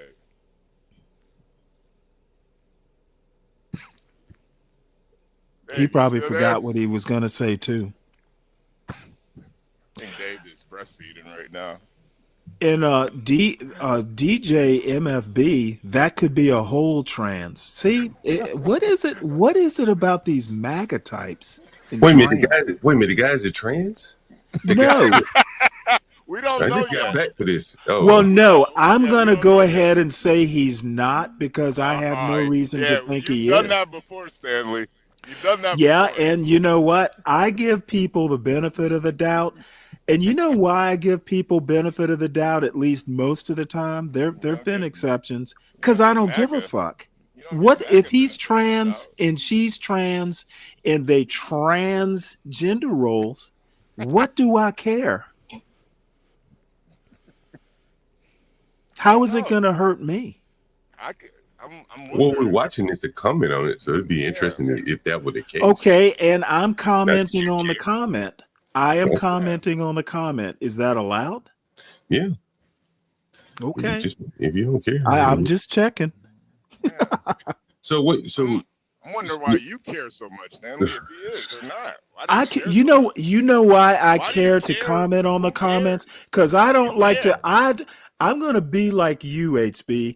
I don't like my black. I don't like my black people. I don't like my black people sounding silly. You sound like a racist. That's why. That's why I comment. You sound like a goddamn racist right now, Stanley. Okay, I don't. You know what? Black people being silly. Black people being silly is not a racist comment. Now I could be more specific. I could say that. Talks about it, he's a Okay, racist. you know what? Okay. You are absolutely right, HB. You are 100% on target. Thank you for your constructive criticism. I'm gonna say I'm gonna say the Be Brave blacks Get back are silly. to the goddamn show, Stanley. Dave, do you have anything to add? Dave, put the baby down for a second. I'm at Dave, work, don't but you I'm here. I'm here. I just wanted to know. Don't you put that if you baby could- down. You love that baby boy. So he does not turn out to be a Be Brave black. He might be. You should see the side eye he gives me. Anyway, I was wondering if you think that this far right MAGA is just the truth, because as we try to explain it to you, and you think it sounds crazy. Okay, dude. And then See, there's this gotta is be where some y'all go concession. wrong. There's got to be some I concession if we're often telling the cut truth. you though. off. Okay, Go for it. see what I can't seem to convince you of is the truth in this case does not matter. You can't be too careful. No, it doesn't matter. It's on the TV, screen. it's You're a right. It TV. doesn't. It's a TV screen. What? I know what you're saying, but like in real life, if you got these situations and it's too close, so close, you gotta actually question it. You got to be able to tell the truth about it. If this goes, Okay. comes to your You know front what? door, and then Do you kind you of know how silly? Do you know how silly that sounds? It really doesn't. It actually does. There have been quite a few killings over the last few years, where, man is I would argue, define quite a few. more 10, than one. 20, 30. I mean, people going to prison, it is a concern for these young people out here dating, because there are people out here trick you. I disagree that it's a concern. Yeah, there's men that go to Dominican Republic for BBL, Stanley. You wouldn't think that was a woman. Who cares? I'm just saying, don't get tricked out here trying to act like everything is face value. You know Sometimes what? you gotta look under the hood. You gotta figure this shit out. Okay. No, we don't have to figure it out, Dave. Oh, you don't have to figure it out. Well, I think anybody in a committed relationship doesn't have to fill it out or doesn't have to figure it out. What do you care? You're married, Dave. No, I'm just Virgo. What do you care? You're married. Brother. If you get slayed out here for imposing as a man, and it's a woman. If the woman just so you care about the reaction, trans. I got you. No, I don't. You don't want to see trans lives matter. Is that what you're saying, Deacon Dave? Wow. If you said that a woman that was a man looked good, there is a problem. Yeah, that is. Whose problem is it, Dave? Yours or mine? Really, it's nobody's. But I'm just saying, hey, that's you might not want to make that mistake That's in exactly public. my point. Don't make that mistake in public, Stanley, because you'll get labeled. Okay, you know what? I learned my lesson, Dave, and I thank HB for teaching it to me. I won't make that mistake in public. I promise. Hopefully. It's so minor. I guess it doesn't matter, but we're just trying to. Yes, Stanley, it's so minor. It does not matter. Stanley, there's some precautions you got to take. You can't take everything at face value. It's just the truth. That's all it is. You know what? Now here's how it's worked out in my very privileged life. I take things at face value till I figure out I should look deeper. Now, if it's important, then yeah, like if I'm hiring somebody to be a babysitter or something, yeah, I'm going to go a little bit deeper because those people are going to be around my kids. But, if I pass somebody in the fruit aisle of the damn grocery store, you know what? Might be trans, might not be, but I'm more concerned about not getting rotten apples. Okay, so let's get back. Let's get back to this trans couple. Wait. Well, hold on. Let me make this point, Stanley. Somebody had put in the chat the other day, if you was gonna fight in Atlanta, you might have to take PrEP. Wait, You got say that into again. just hear it out. If you got into a fight with a Wait, man in start over Atlanta, because just can you start over? Because I missed that first part. I heard the prep. somebody said in the chat yesterday, if you got into a Mhm. fight with a man in Atlanta, you might have to take prep. What? Prep. It's like that. Like a fist fight? That. Was it a fist Yeah, fight? A mud wrestling fight? Cat a fight? fist fight. A fist fight. So And he might have to take prep. if they bleed on you or you get your skin broke, you could catch Bodily AIDS fluid. from that. Yeah. Yeah, bodily fluid. Well, So don't I get. know So what's the lesson learned? What is the lesson learned from that story? you got to know what you're dealing with. Well, I take a different story. Grown people shouldn't be getting in fights. I agree with Family, you're skipping over the That's the whole lesson I'm taking. lesson of you're skipping the lesson just to make your point. Okay, if you don't get in a fight, you don't have to worry about prep. Don't engage. Don't engage. I agree, Stanley. Don't engage. Okay, so That boy if you in got a man Texas impersonating a woman and she's hitting on you, and you've been convinced, that it's a man, and you don't take prep. You got to take your location. You got to consider that, Stanley. Don't hang out in certain parts of Atlanta. Yeah, you are in the hub. Now hear it out. Hear it out. Let me set the scenario. If you do get tricked, right, and you think it's a woman and see, it's a you man, want to skip and over let me tell the story, man. Let me finish. Where was this blessed event? It has Atlanta? happened, and it's probably underreported. But them people come up. Yeah. Of course, just skip over the where was this guy? Not underreported around here. Was he in a part of Atlanta that is frequented by alternate lifestyle folks? I don't know, man. It could happen. It could happen. Yeah. It's a hypothetical situation, but it can happen. Oh, it's hypothetical. This is why you need to learn how to see the signs. Okay, I thought this was a real life. I thought this was real life. There are imposters out there. You don't want to be tricked. This is why it's okay. necessary. So this isn't a real life story you're telling. It has happened. Okay. Somebody kissed a man, thought it was a woman, we can move punched on. him in the face, and didn't take prep and caught something. Yeah. Okay. Thank you for that hypothetical, Dave. Anybody? All right, don't get tricked out here. Be anybody got a comment on what could happen? Be careful out there, family. Well, you are near the Mecca of mooks, so you got to be careful. The Mecca of what? Mooks. Dude, I live 45 miles from Atlanta, and the last time I was there was to drop my son off at Georgia Tech. HB, what you're seeing right now is information overload. Stanley might No. It's let me put it to you this way. It's underwhelmed by information is what I am. He probably thinks all his neighbors are their assigned gender. He doesn't even know. They're probably No, I don't know. No, I don't know. I haven't tried to engage with any of them that way. Stanley, you ever see that movie They Live? You need to put No. those glasses on. Okay. Hey, all I have to say is other than, hey, how you been? That's pretty much my interaction with my neighbors. Stanley, you need to see They Live. It's a super awesome movie. Is it really? Good. Yeah, it's really good. Probably one of the best fight scenes ever.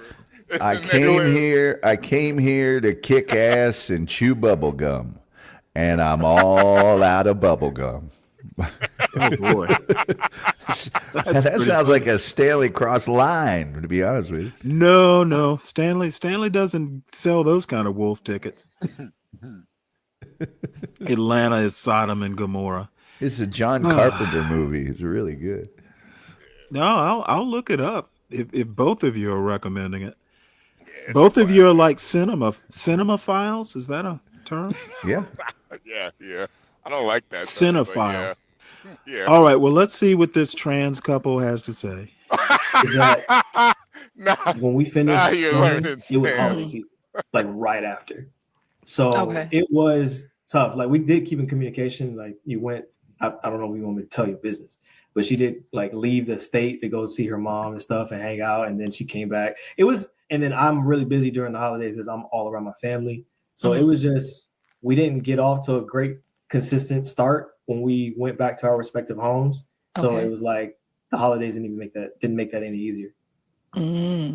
Okay, so you're saying the holidays. Maya's like, I don't know. Look, I tried to like quote unquote ask Josh about it, but like I said, I just feel like it could be like the schedules, and then because let him tell it, he said he felt like I wasn't like consistently texting him, but I feel like I was.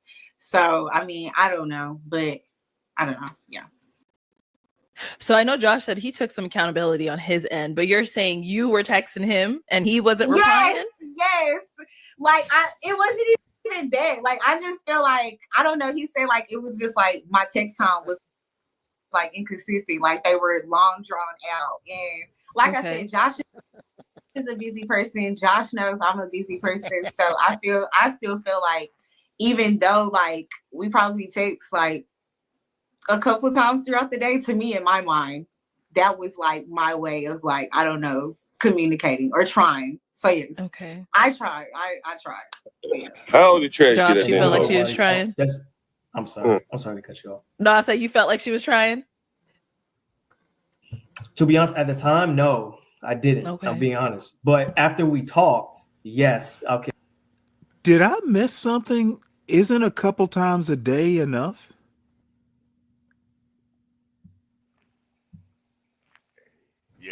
Yeah, he does seem kind of needy, right? Yeah. Is that a trans trait?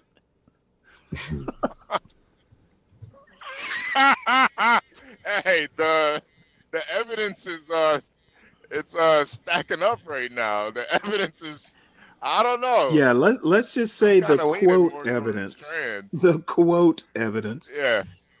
I like how he went. I gotta run. You can tell me that Trash. I like how he went full on, standard provided background for his. Well, I'm going to guess these people are in their 30s. And, that's the wonderful thing about being older. You just go, hey, what do you think? Is this something we want to pursue, or do we just halt it here so feelings don't get hurt? Now, I understand that, this is a game show sort of thing. So, the content is key, I guess. But, this is what's great about being older. You don't have time for the games Go ahead, Tom. Well, I have to admit, I see these Pop the Balloon Phoenix, let's say, and they start talking about, well, I'm from Miami, I'm from Portland, and they just keep going, and it's like, is that common?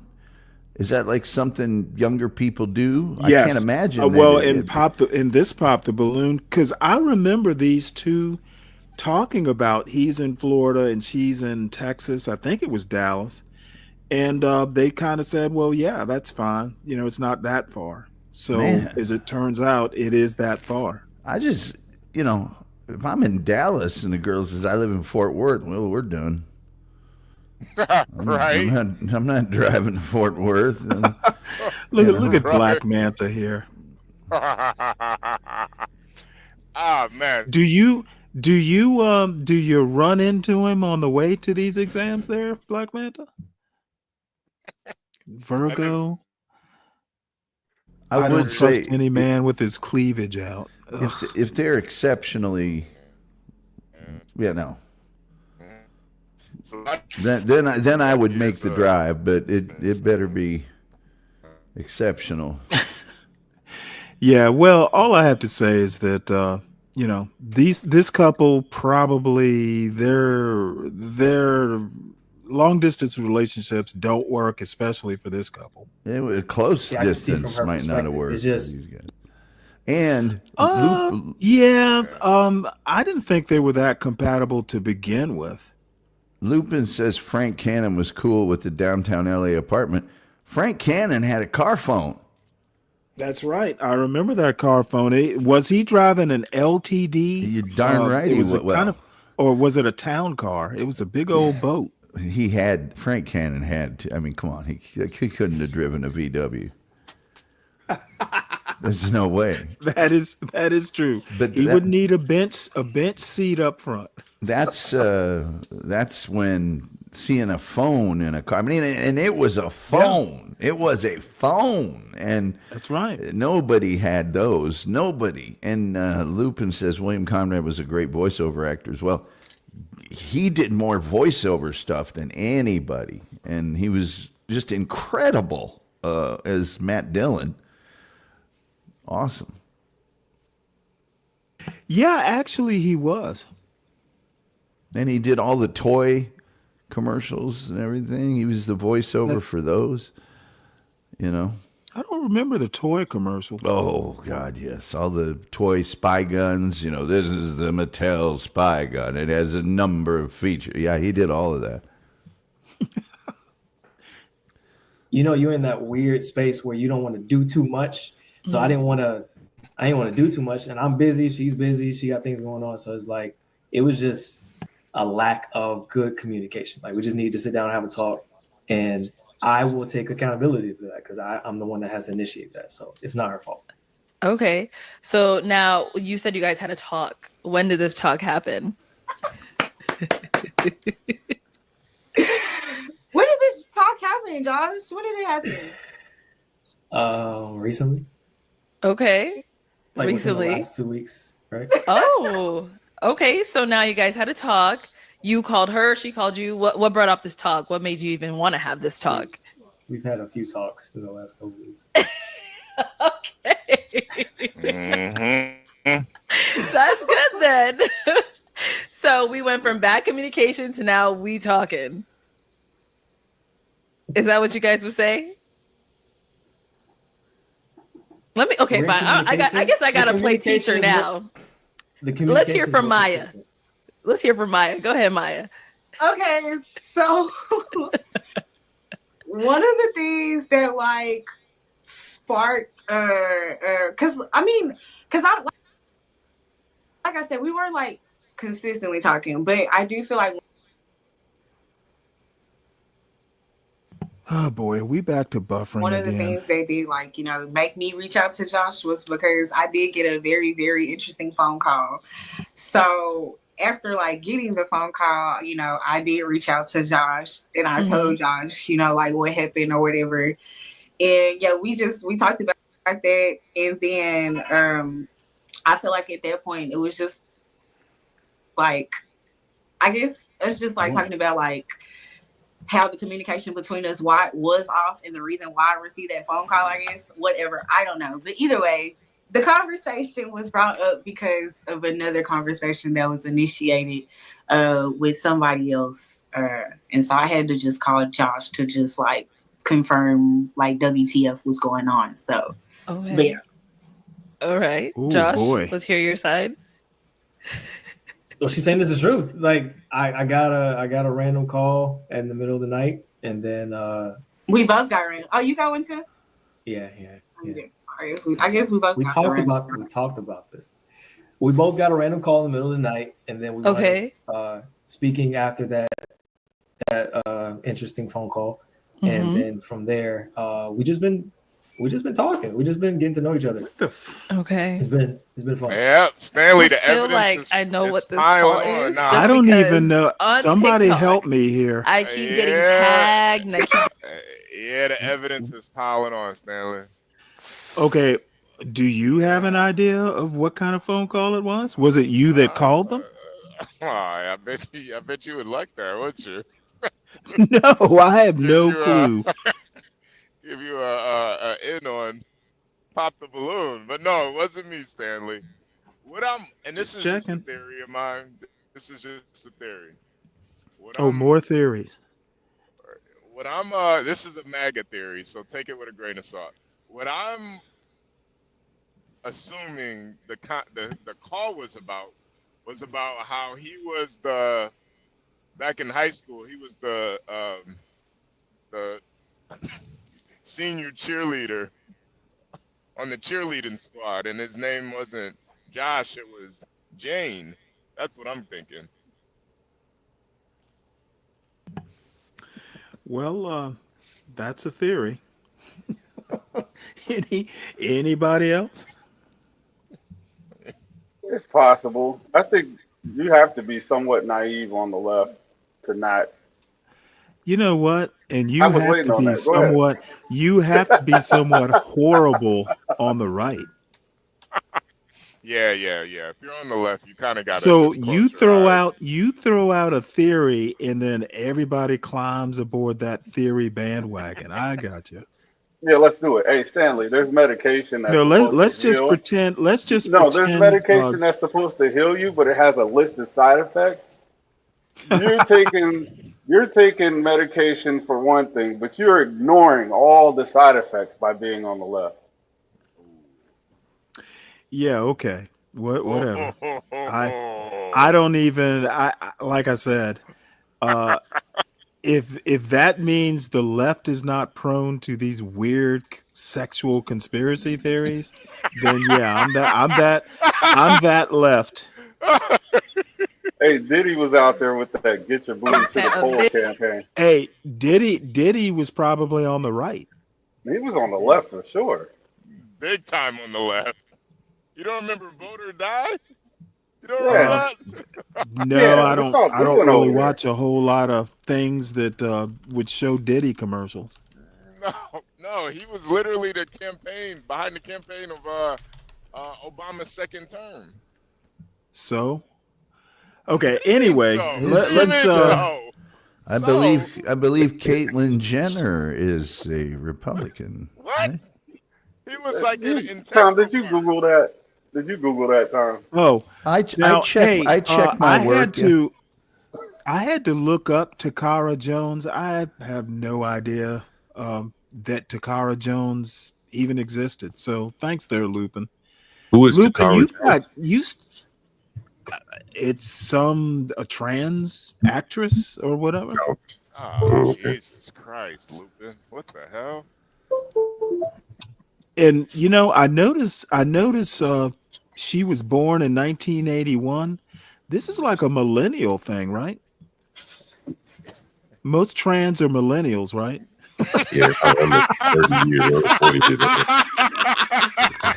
Caitlyn was in a millennial. So maybe I understand why y'all have to worry about it. It's a millennial thing, right? Thank you. Gotcha. Yeah, thank you. You know what? It makes sense now.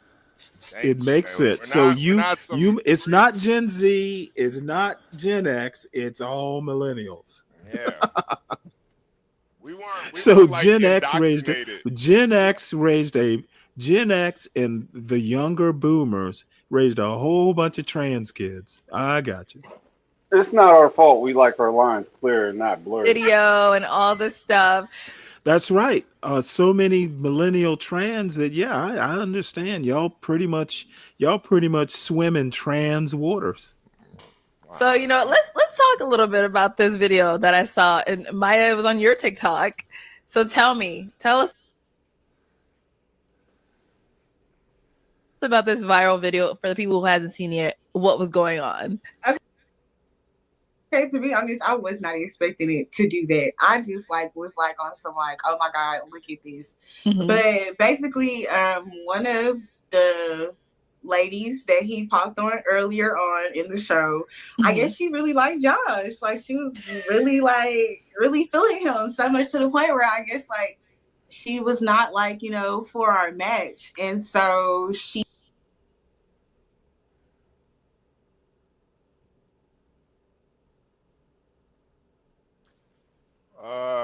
Stanley, you're muted, yeah. Daddy-o. Uh-oh. Stanley, you okay? Uh-oh.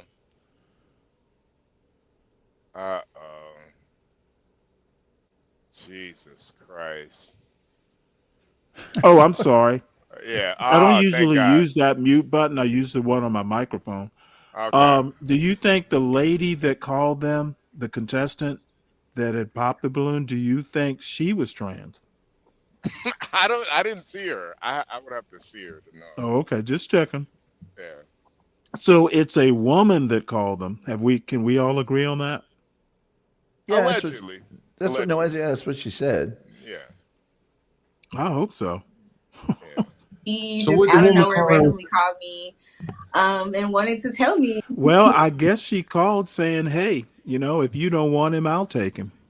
Oh, really? Oh, shit. Okay. Dang. Well, she's about to tell her what she said right now.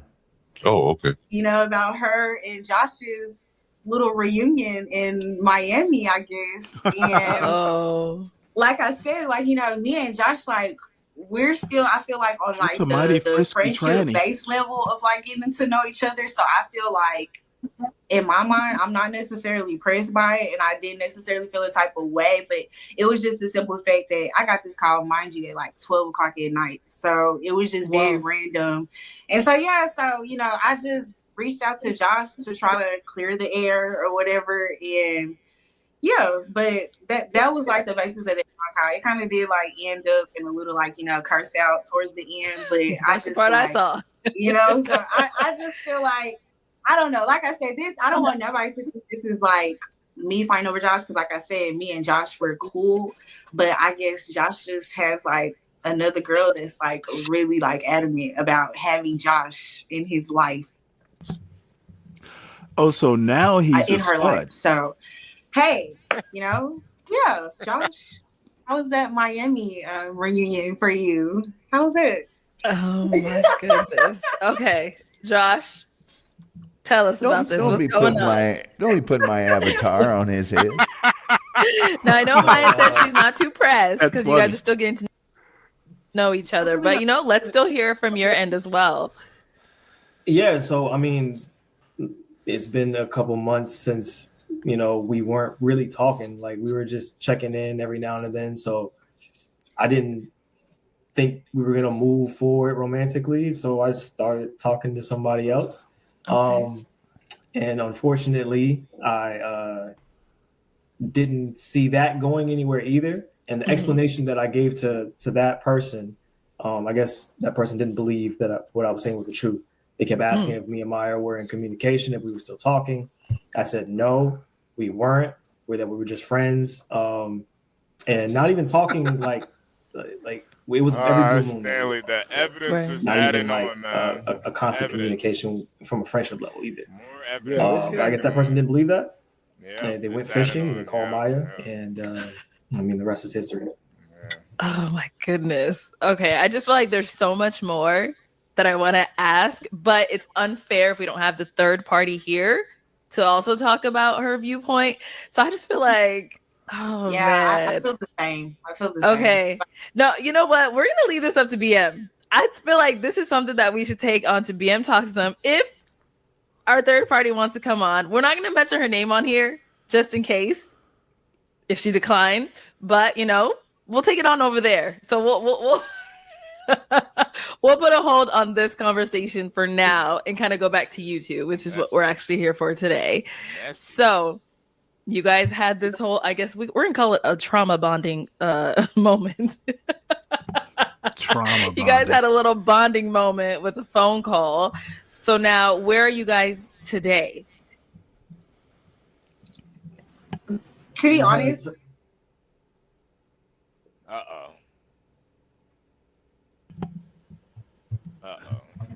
yeah, Josh, let's hear from Josh. Josh, where would you say that? Well, Arlette, she said, to be honest, she started. No. That was a heartfelt moment. No, Josh, you said what you was gonna say. Let's hear from Josh, and then we'll switch to Maya. So, where are you guys today? If you had to say, I was just gonna say that we had we've had wonderful talks leading up to this catch up. I think we're in a great place to see where things can go from here. If I'm out the doghouse, I don't know, but we'll see. But I think genuinely, Maya knows I think she's a great person. She's a fantastic artist, and she has a lot of qualities that I'm looking for. I matched with her for a reason. Right. So I would obviously love to see where it goes. I would love to continue to talk to Maya, but that's up to Maya. That's not up to me. Maya girl. Where are you guys today? He said he would love to continue to talk to you. I'm sorry. Like Josh knows I think he's really cool. He's super cool. But I'm gonna be honest, I don't do third party situations. I just don't. And I'm not gonna lie, I actually kind of do feel like, I don't know, like maybe there is a little bit more like, like to the situation, to the story, but I don't know. I could be wrong, but I'm gonna just be honest. I do feel like, I know you jokingly say like we trauma bonded through the phone call or whatever. I just feel like during the early stages of talking to somebody, I don't really like to go through stuff like that. So I feel like, I don't know. But like I said, Josh knows that I think he's like the coolest. But okay, I'm not gonna lie, that whole third party situation just kind of did catch me off guard, and I just don't do stuff like that. So I mean, like question mark. Okay, but you're still speaking with him on a daily basis. But in your mind, you're saying right now it's like on a friendship kind of thing, or do you see it ever changing romantically? I mean, I don't know. I can't tell the future. That means I don't no. know, but I do. Like I said, he's cool. We do. I don't know if Josh considers us friends. You consider us friends, Josh? Do you? Oh God. No. Yes, I consider us friends. Okay, so Okay, I then mean, that's yeah, that. I feel like this has formed a very fun, good friendship. Yeah. No, Okay. but I feel like as far as It's relationship, I fun. really can't think about that right now because It looks like I'm he's still, having fun. just trying to recollect myself from this past situation that I feel like I kind of got Damn, pulled it must have into. been So bad. yeah. Okay. That's Oh understandable. man. Yeah. That's understandable. Oh man. Okay. So, and when was the show, your episode filmed? Like, I just want to get like a time frame of how long it's been so far. I really think it was December 8th to be exact. December. Okay. So it's been about 2 months, you would say. So it is pretty early on. So I understand what you're saying, Maya. But you know what, Josh, don't give up. Keep on trucking. That's right. Keep on trucking. We need the content. So just for us to kind of go ahead and wrap this up, guys, any projects you guys are working on, anything we could be on the lookout for from either one of you guys? Let's start with Maya. Right. Well, I'm always working on music 24/7. I just dropped a music video titled Eclipse, so everybody should go check that out. Again, my artist handle is the same on all platforms: Apple Music, Spotify, YouTube. Maya on Mars with the Z. So yeah, that's about it. Okay, make sure you guys check her out. Josh, what about for yourself? Yeah, so I've been doing a lot of pet community events in my area, small ones. I am currently working with the city on a larger one, so I'm very, very excited for that. I also produce and songwrite, so I've been trying to collab with Maya here. So hopefully, and he's really nice. God. That's why I'm like, why, like why? But so we'll see where that goes as well. But yeah, so look out for the events in the area. If you're in the South Florida area, look out for my my pet community. Look at this shit. Yes, make sure you guys support our good friend Josh. Okay, he really does. All right, guys. Any final thoughts before we close out? Anything I could have just missed that you cannot want to throw out figure there? why the microscopes. No, you guys are good. Okay. Well, thank you guys so much for coming on. I'm sorry, what? This is what happens when you go on these dating shows, though. People like just kind of focus in on you a lot more. Well, I guess I'm much more interested in what they say than, so much how they look. Though, yeah, I mean, aesthetics go into it. But, examining his jawline and my God, that's some close scrutiny. Yeah. I mean, I didn't even talk what does Dave have to say? Dave is like, bitches be like, he's the perfect guy, but no. Well, it doesn't sound like he's the perfect guy, Dave. Yeah. Not if he's already. What you saying, Stanley? Shit, that man got plenty of options. He ain't got to settle for her, even though she's fairly attractive. That man got options. Well, man.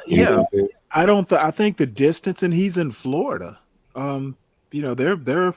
I mean, you go to places like the titty bars and Cocoa Beach. They're all looking good.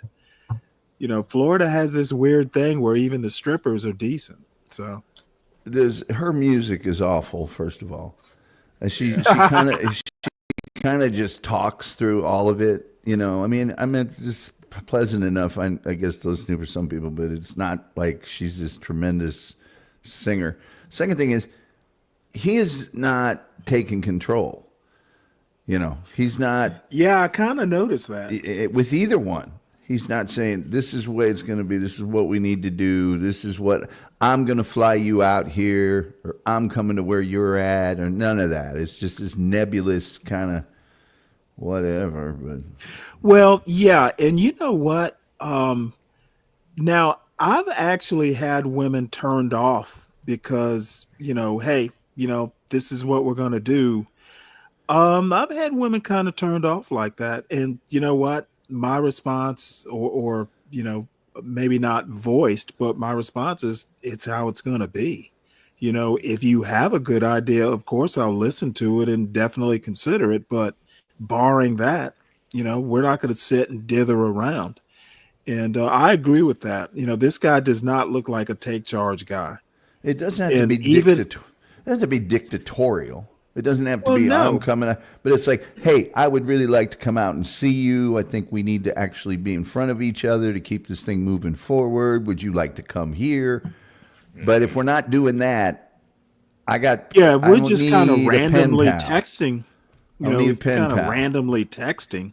I got enough that's friends. Not a plan. All of them are like on the well, at least I made a good friend. Hey, I got enough friends. Yeah. I'm trying to get rid of friends. Most of my friends hate me.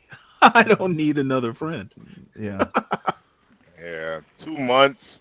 He should have at least sent her a dick pic by now. Yeah. I would think in 2 months. I don't know what the motivation or lack of motivation is, but all I'm saying is that, distance relationships, just,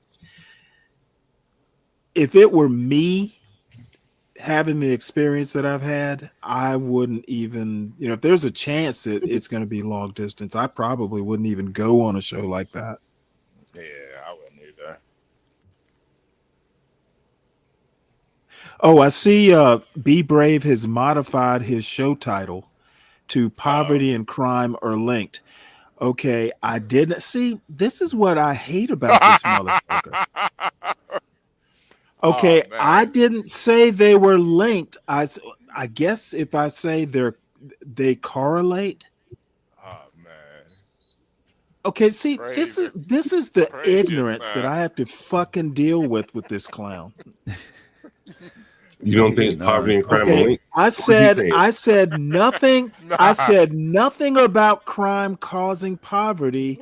I was very careful to literally state that one doesn't cause the other, and this motherfucker still goes and just misquotes me. This is why I don't want to debate his dumbass. Well, the motherfucker can't even. How do I know if I say something, he'll even understand what I say? Stanley says poverty and crime are linked. I said they correlate. That means they kind of linked there, right? Kinda, but we don't know how. The problem, let's use our reading skills here. He says poverty and crime are linked. Then the next sentence, there is no crime causing poverty. Okay, he's assuming that link is causal. And I'm saying, no, it's not causal. I literally said they correlate. So I guess you're saying he doesn't even go into the context. The reason I brought it up to begin with is looking at this video. It was brought up that immigrants back in the American history had high crime rates and were poor when they got here. Talking Germans, I think, and Irish specifically. They lived in neighborhoods that were poverty neighborhoods. Can I finish what I'm saying, please? They lived in neighborhoods that were high crime and poor. And I said, see, poverty and crime are correlated. That's pretty much the gist of what I said. I didn't say anything about causing. I also said that it's never been proven that one causes the other. Hey, morning, bro. And lo and behold, not only are they linked, he's saying there's a causal link. This is why I don't want to debate the dumb son of a bitch. Are aptitude and heater construction linked? You know what? I don't care about any of that shit. What I want is for if I say something and he's gonna lurk in the goddamn chat to at least get what I'm saying right and in the right context. If I'm talking and he's literally in the chat and can't get it right, let me put it to you this way. He needs to prove that if he can't get what I say right in the chat, that I'm saying it will correlate to a bad debate. The motherfucker can't understand me. How are we going to have any sort of panel discussion? He was in the chat, didn't bother to ask me a question. He just kind of lurks. And not only that, he changed the title of the show. What was the original title? You know what? I don't even fucking remember. It was, I know what it was. It was something about blacks moving to small towns, and there goes the neighborhood. And I had to point out, which apparently he heard me lurking in the chat, that blacks in the South have lived in small towns for centuries. A minute. Yeah, for a minute. So they're not coming to the neighborhood. They never left. Stanley, why do you keep using the word lurking? What's up with that? Because I didn't know he was in the chat until just now. That's what it's called. Does he have to announce himself? Well, okay. First off, I showed the video he referenced in his first title around 5:30 or so. And then the poverty point came up after that first video. So somebody's been listening to what I'm saying. It's just they can't seem to get it right. I mean, when you say lurking, though, you're making them sound like some sort of people. Okay, be brave. If I said they're linked via they're correlated.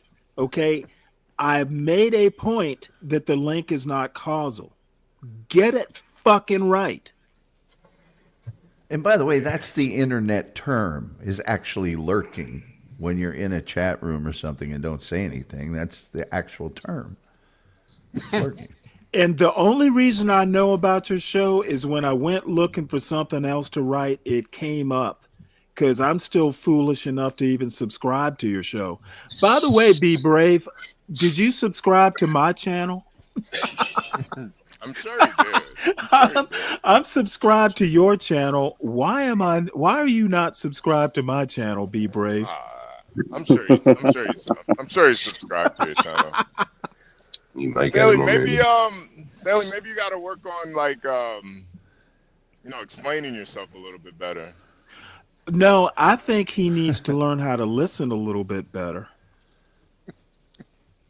It looks like Grace Thorpe up there at the top. Is that Grace? No, I don't think that's her. So anyway, no. You know what? I don't have too many people complaining about. Actually, this looks more like Grace. Yeah, that's a nice looking woman. Rodney Dangerfield. Nice looking dog.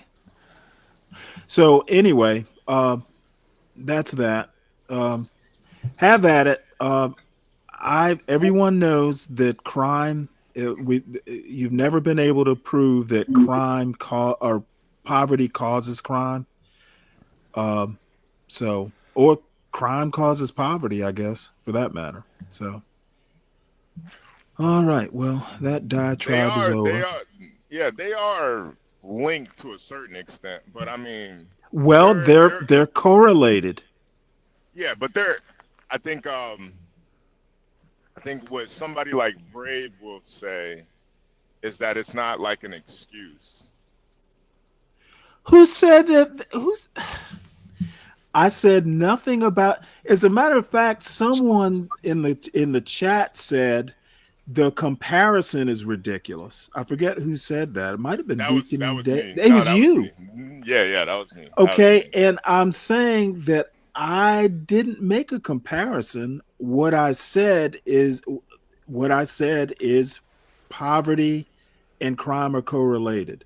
The poverty way back then is not similar to the poverty in 2025. That's obvious. Right. But poverty is poverty.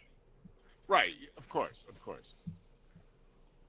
I mean, the poor people of today would literally live like kings if they had the same income and benefits today. If they had today's income and benefits back then, they'd be robber barons.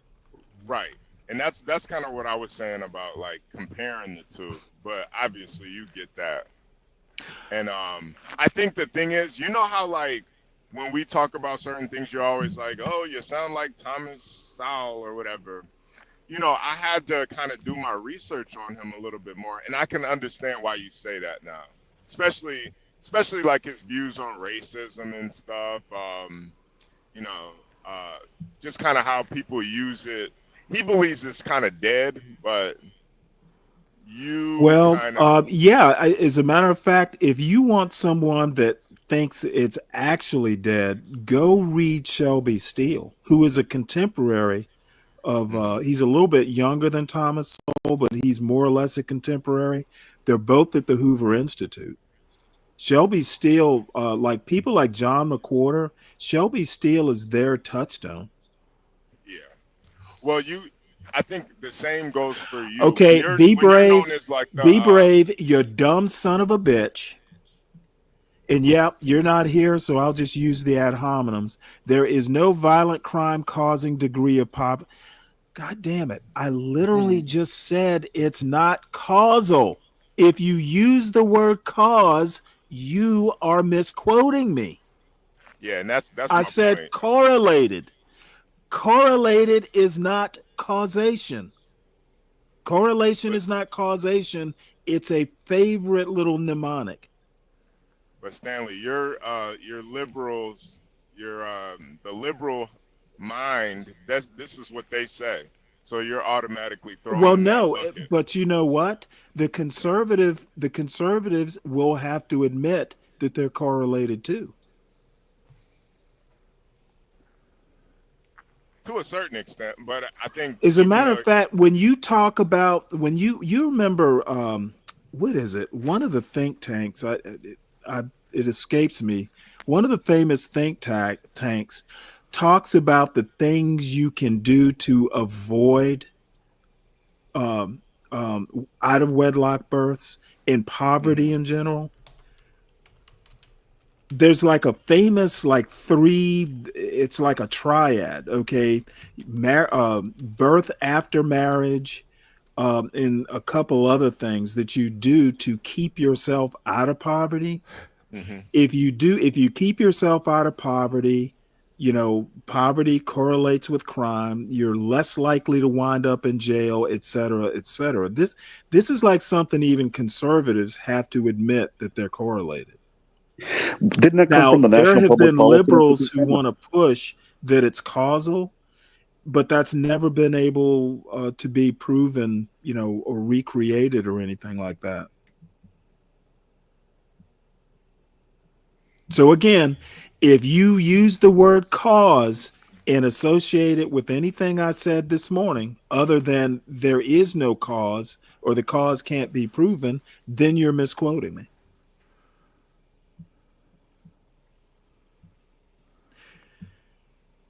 And you're just building a case why I should not even waste my time with you. Don't do that, Stanley. Come on.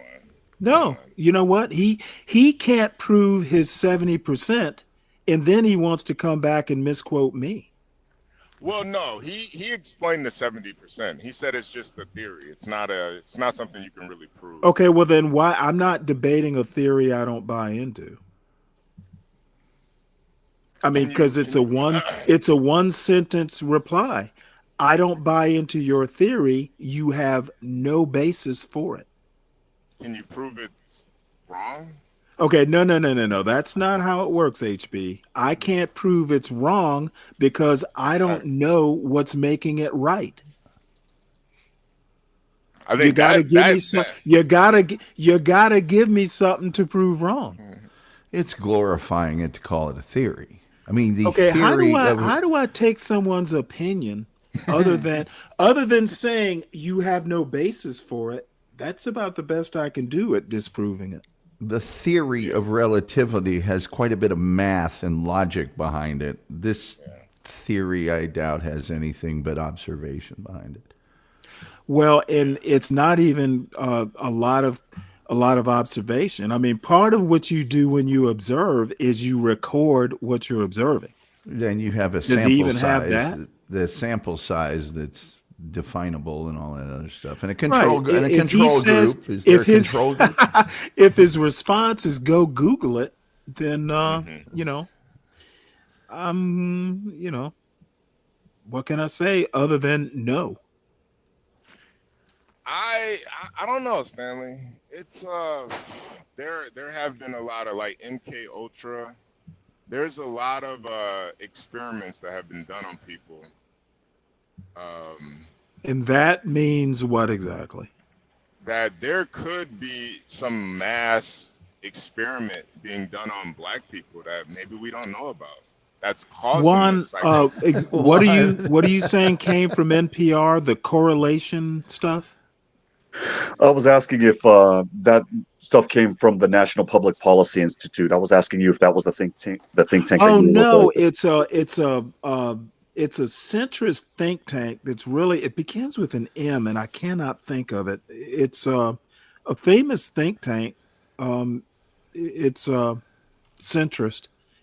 I'd have to think of it, but it's really famous.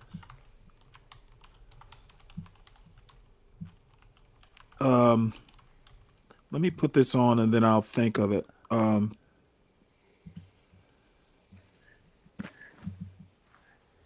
Yeah, they're I think Brave's 70% claim, I don't think it will be either disproven or proven way after his death. But okay, what you don't understand is there's no data to work with.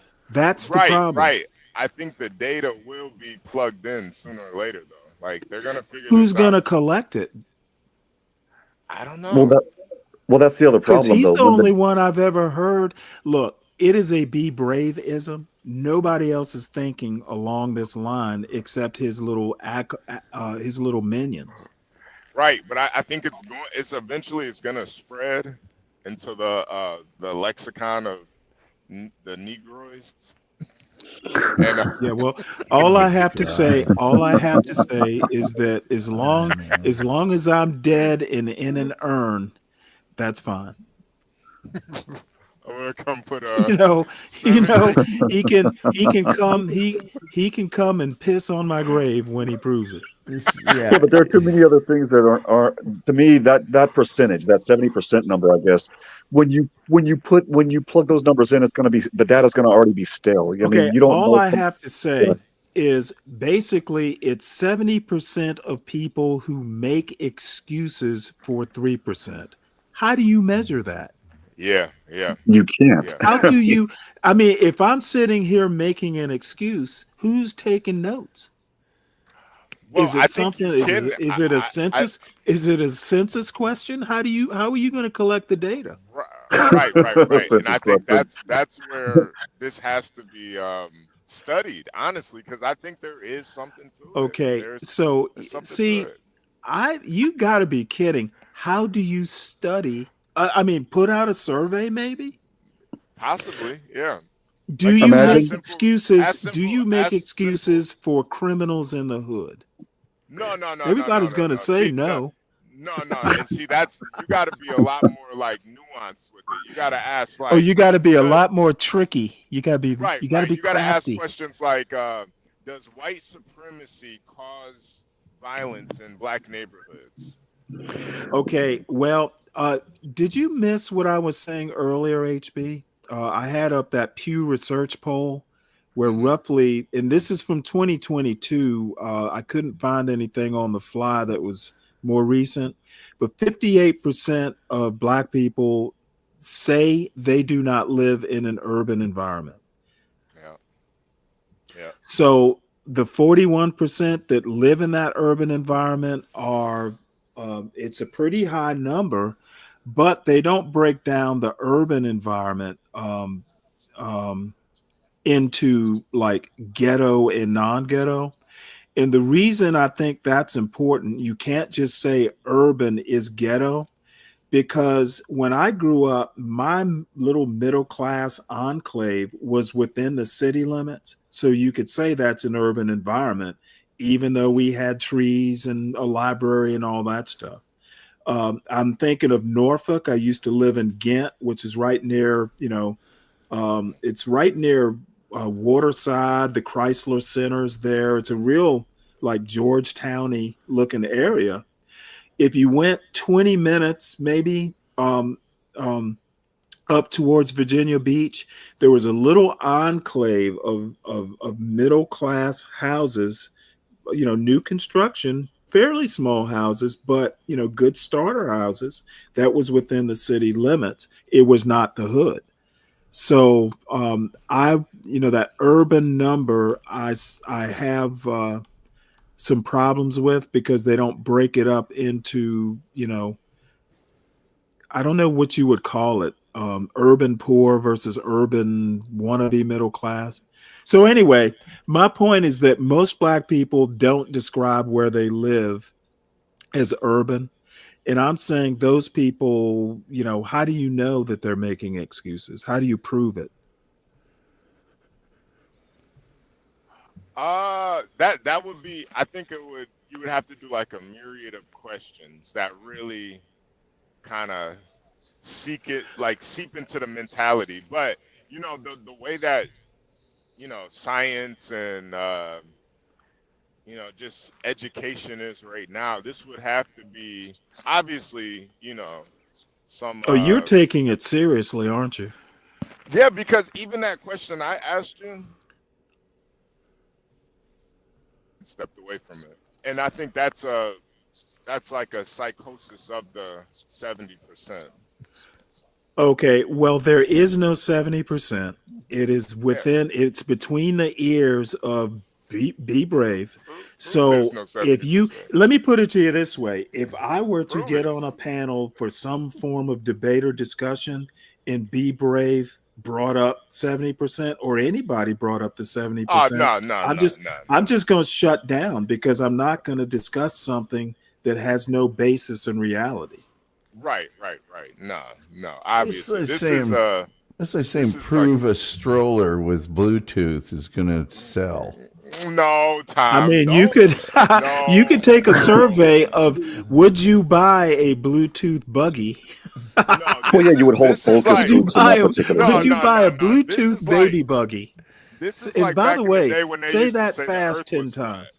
This is back in the day when people used to say the Earth is flat. Yeah, if you look at it from your perspective, yeah, it looks flat. Okay, anybody who lived up in hill country would know the Earth isn't flat. Well, obviously, Stanley. Because if you're up high enough, you can see the curvature of the Earth. Well, even in a flat Earth, and if you know basic geometry, you can see higher at elevation than you can at ground level. That's proof that it's not flat right there. Stanley, you're missing the point. Okay, is there a point, HB? Yeah, what I'm saying is there a point to miss? This is a burgeoning theory right now. We have to a burgeoning theory from a racist. It's a claim. Do you know how many burgeoning theories racists have had in American history?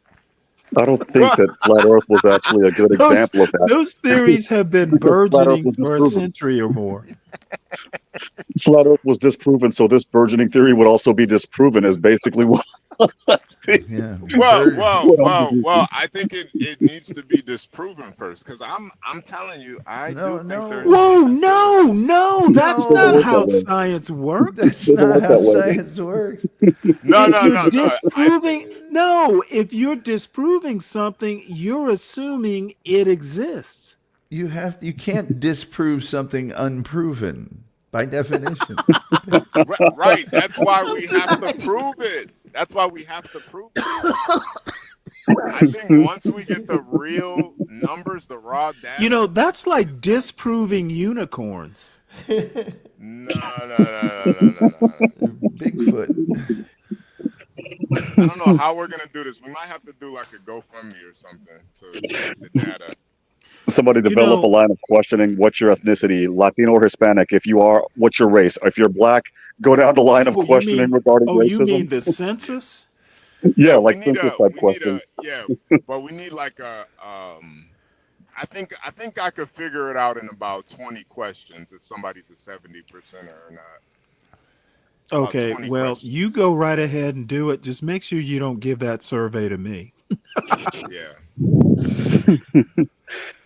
Oh, look at this fool. It's not an exact percentage, but more like a 7 out of 10 ratio seen by many.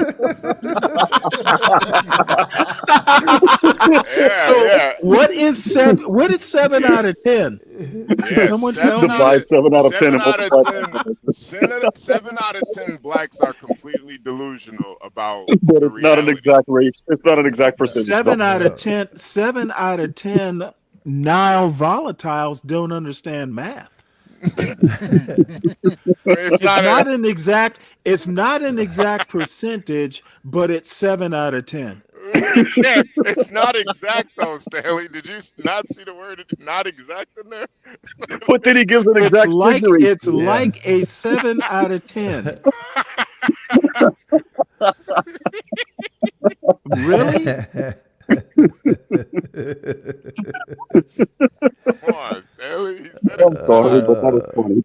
I was sick the day we did. You know what? That's gotta be a show title. I gotta keep it. Yeah. Let me make sure I write this down. Stanley and the 70% rule.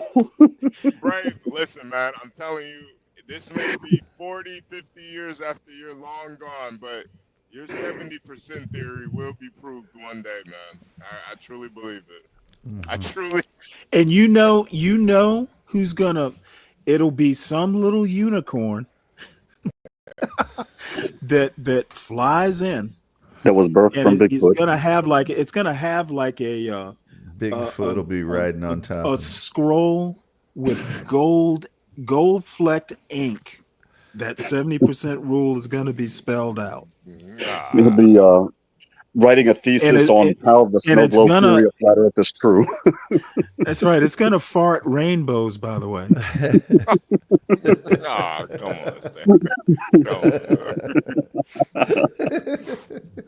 A rainbow farting unicorn proves the 70% theory. That Bigfoot was on top of. Came out of it. Yeah, Bigfoot's riding it. Snow globe theory is real. Yeah. I think another question would be, is Kamala Harris black? That would be a good 70% question. She's not black. There we go. She's not black. You're not part of the 70%. There we go. Nope. There we go. Yeah. HB, I have a picture of her. I'll send it to Portia via email. I have a picture of Kamala Harris when she was 2 years old with her mother. Her mother is as Indian as they come. Oh yeah, nah. Her mom's Indian. Her dad's some Irish, Jamaican guy. Nah, come on. Irish, Jewish, who happened to be born in Jamaica. Yeah. Yeah, but the 70%, they said she's a black lady. That's what they said. Well, you know, oddly enough, in Britain, they call Pakistanis in India, well, Pakistanis especially, but Indians, they call them black. Yeah. Yes, And they do. and the 70%, usually And what they then do that, is who was it? Somebody on T's channel says that America is just an extension of Britain. yeah. Oh, we kind of So sort if of we broke up with use Britain that 250 years theory, ago. if we use that theory, which is actually something more provable than a 70%, then Kamala Harris could be black. Well, we kind of have the Articles of Confederation and the subsequent U.S. Constitution to show that we broke up with Britain a long time ago. Yeah. Fuck Britain, man. Battle of 1812. Or, I mean, Is New this Orleans. Battle of New Orleans. Nick Cottle? Is that a pina colada? Oh, I was going to try and make a pina colada joke, but it's not going to work. It's the dead internet theory. She was an AKA. Tell them, Stanley. Oh, so she was a part of the Mavid, you know what? This is why I'm not going to tell them. The election is over. I haven't thought about Kamala Harris in quite some time, but every time I do, it's someone on this channel bringing it up. That's just part of the dead internet theory. Yeah. Well, you know what? Kamala's not president. Is that dead internet theory a part of the 70% too? It's probably 70% box. It would probably promote it. All right. So this is a Pop the Balloon, Indianapolis. Yes. Let's see here. Naptown. Let me see when this is. This is 2 weeks ago. So it's been probably close to 2 weeks since I've even shown one of these. Let's see what we're working with here. And this music is not copyrighted. I've never had a hit for it. Well, he's upscale. Okay, now we're back to Indianapolis. What the heck was this? St. Patty's Day, the late edition, or what? Oh, that's also upscale. Was St. Patrick's Day 2 weeks ago? I don't know. That's why I'm asking, because everybody's in green for some weird reason. Yeah, it could very well be. Okay, this guy's indie. He's got a hoodie.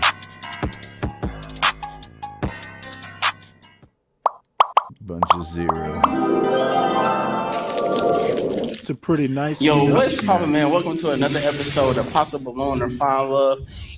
By the way, I found out something about this guy. He's got like a 12-year-old daughter. Yeah, he's mentioned that. Yeah. Somebody said he was trans or gay or something. Of course, it was somebody on this channel who said it. Episode 35, man. Make some noise for that, man. Episode 35. Yeah, man. You know I had to run it back, man. And Young Professionals did so well the first time, and I have to double back down on them, man. Young Professionals, 25 and under. I forgot about that. So let's Used see to how be they they were coming, man. black. Fellas, it's how the game go.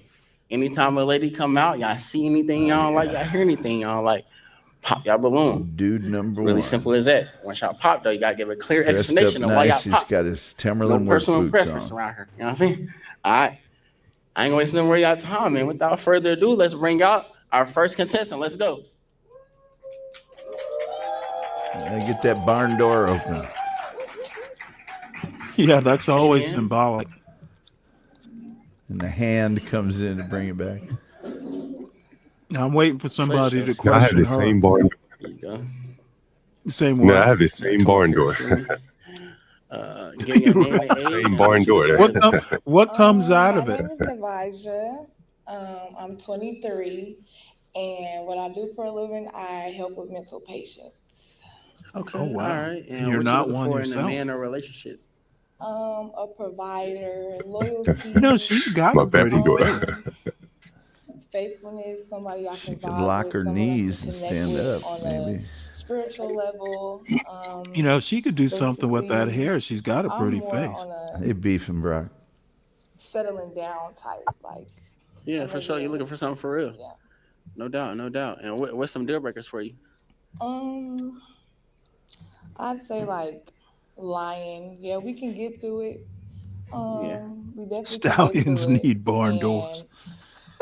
and just building, honestly. Like, if Meg you the can't Stallion? build with me, then I just feel like we don't have nothing in common because I'm trying to be stable and, yeah.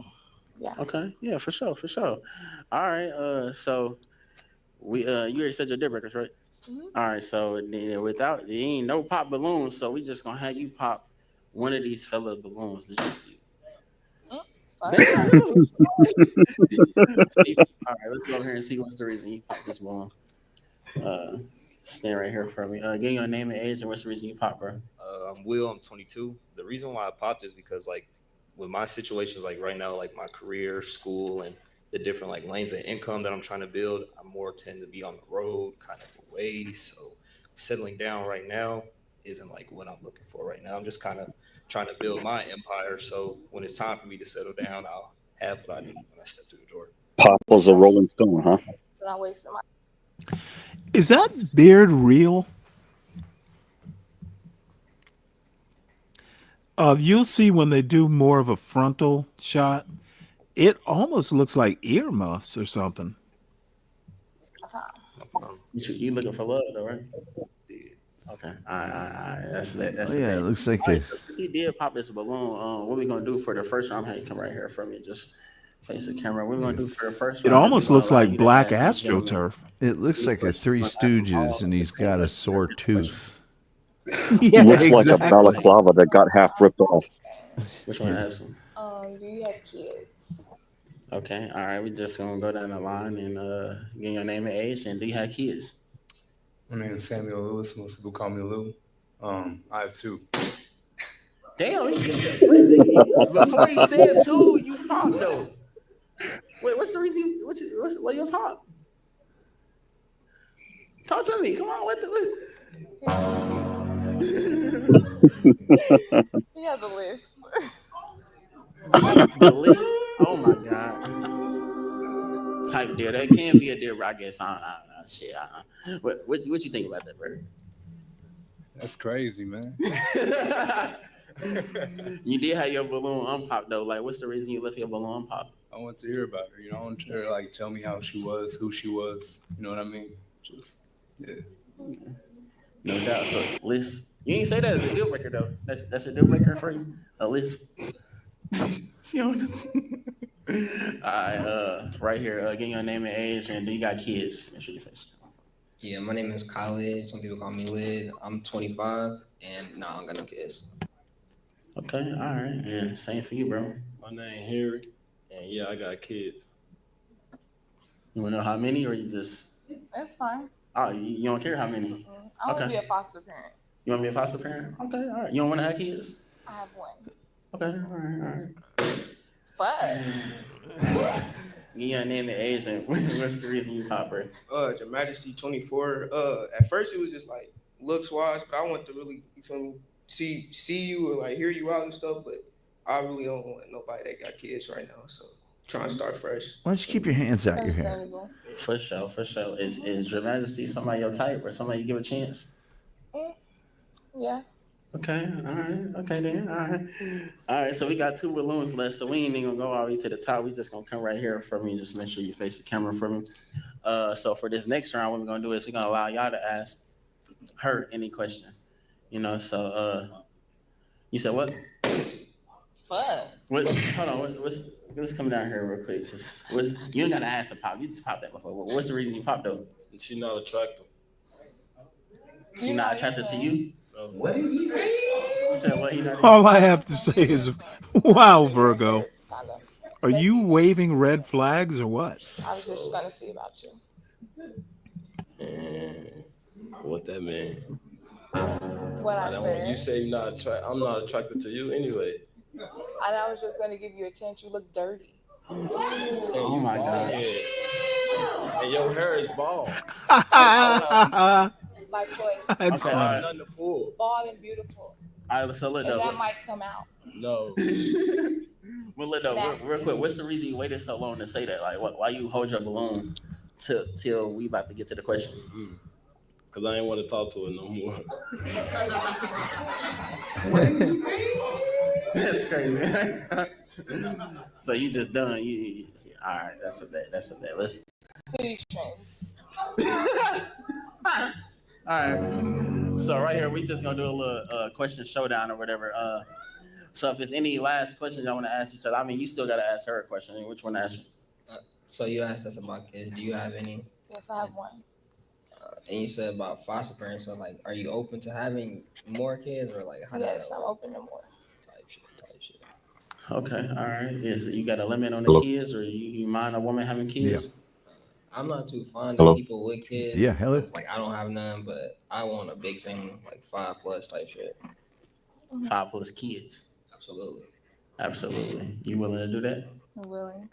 Okay. All right then. All right. So let's just go over here to the top. Then I don't know how you come to the top too as well, brother. I don't know how you come to the top. And what we're gonna do is I'm gonna have y'all both face the camera for me. I know y'all just asked each other one question, but let's do a little question showdown. What's he remind me? Questions I want to ask each other before we. She keeps looking out in the crowd like she's trying to get. What is your years 3 to 5 years from now? What is your plan? So actually, I'm in the Navy, so I kind of. I kind of wonder if her feet hurt. Come back all the time. I live in San Diego. Dude's in the Navy, Stanley. And I'm also like a financial advisor, so like. Not with that haircut, he isn't. Be in San Diego. Okay. His chief needs to get him squared away. So that's like long distance. Is that what you're requiring? For the most part, unless you like. And an earring? She don't waste no time. I know he doesn't wear that. Her pops mean something. You feel me? So what's the reason you don't want to do long distance? No, I like connection, and I feel like I'm a physical touch. I like physical touch. That's your top love language. PT. I say physical touch, and I'm a gifter. Like I like to give. Gifter. She just likes to reach out and touch. How often you be in a city though? For the most part, I've been here like every 2 months, every other, like 1 to 2 months. Oh, blow his balloon back up. I wonder if he's Tom, do you know if they're if Great Lakes, you know that base? I do know Great that Lakes, base. My uncle went there. Is it anywhere near? It's a couple hours away. Okay. And then Indianapolis used to have a big, I think it was predominantly Army, but I don't see why it might not have other military. They used to have a big accounting center in Indianapolis at Fort Benjamin Harrison. But you know what? I think the Navy used it too.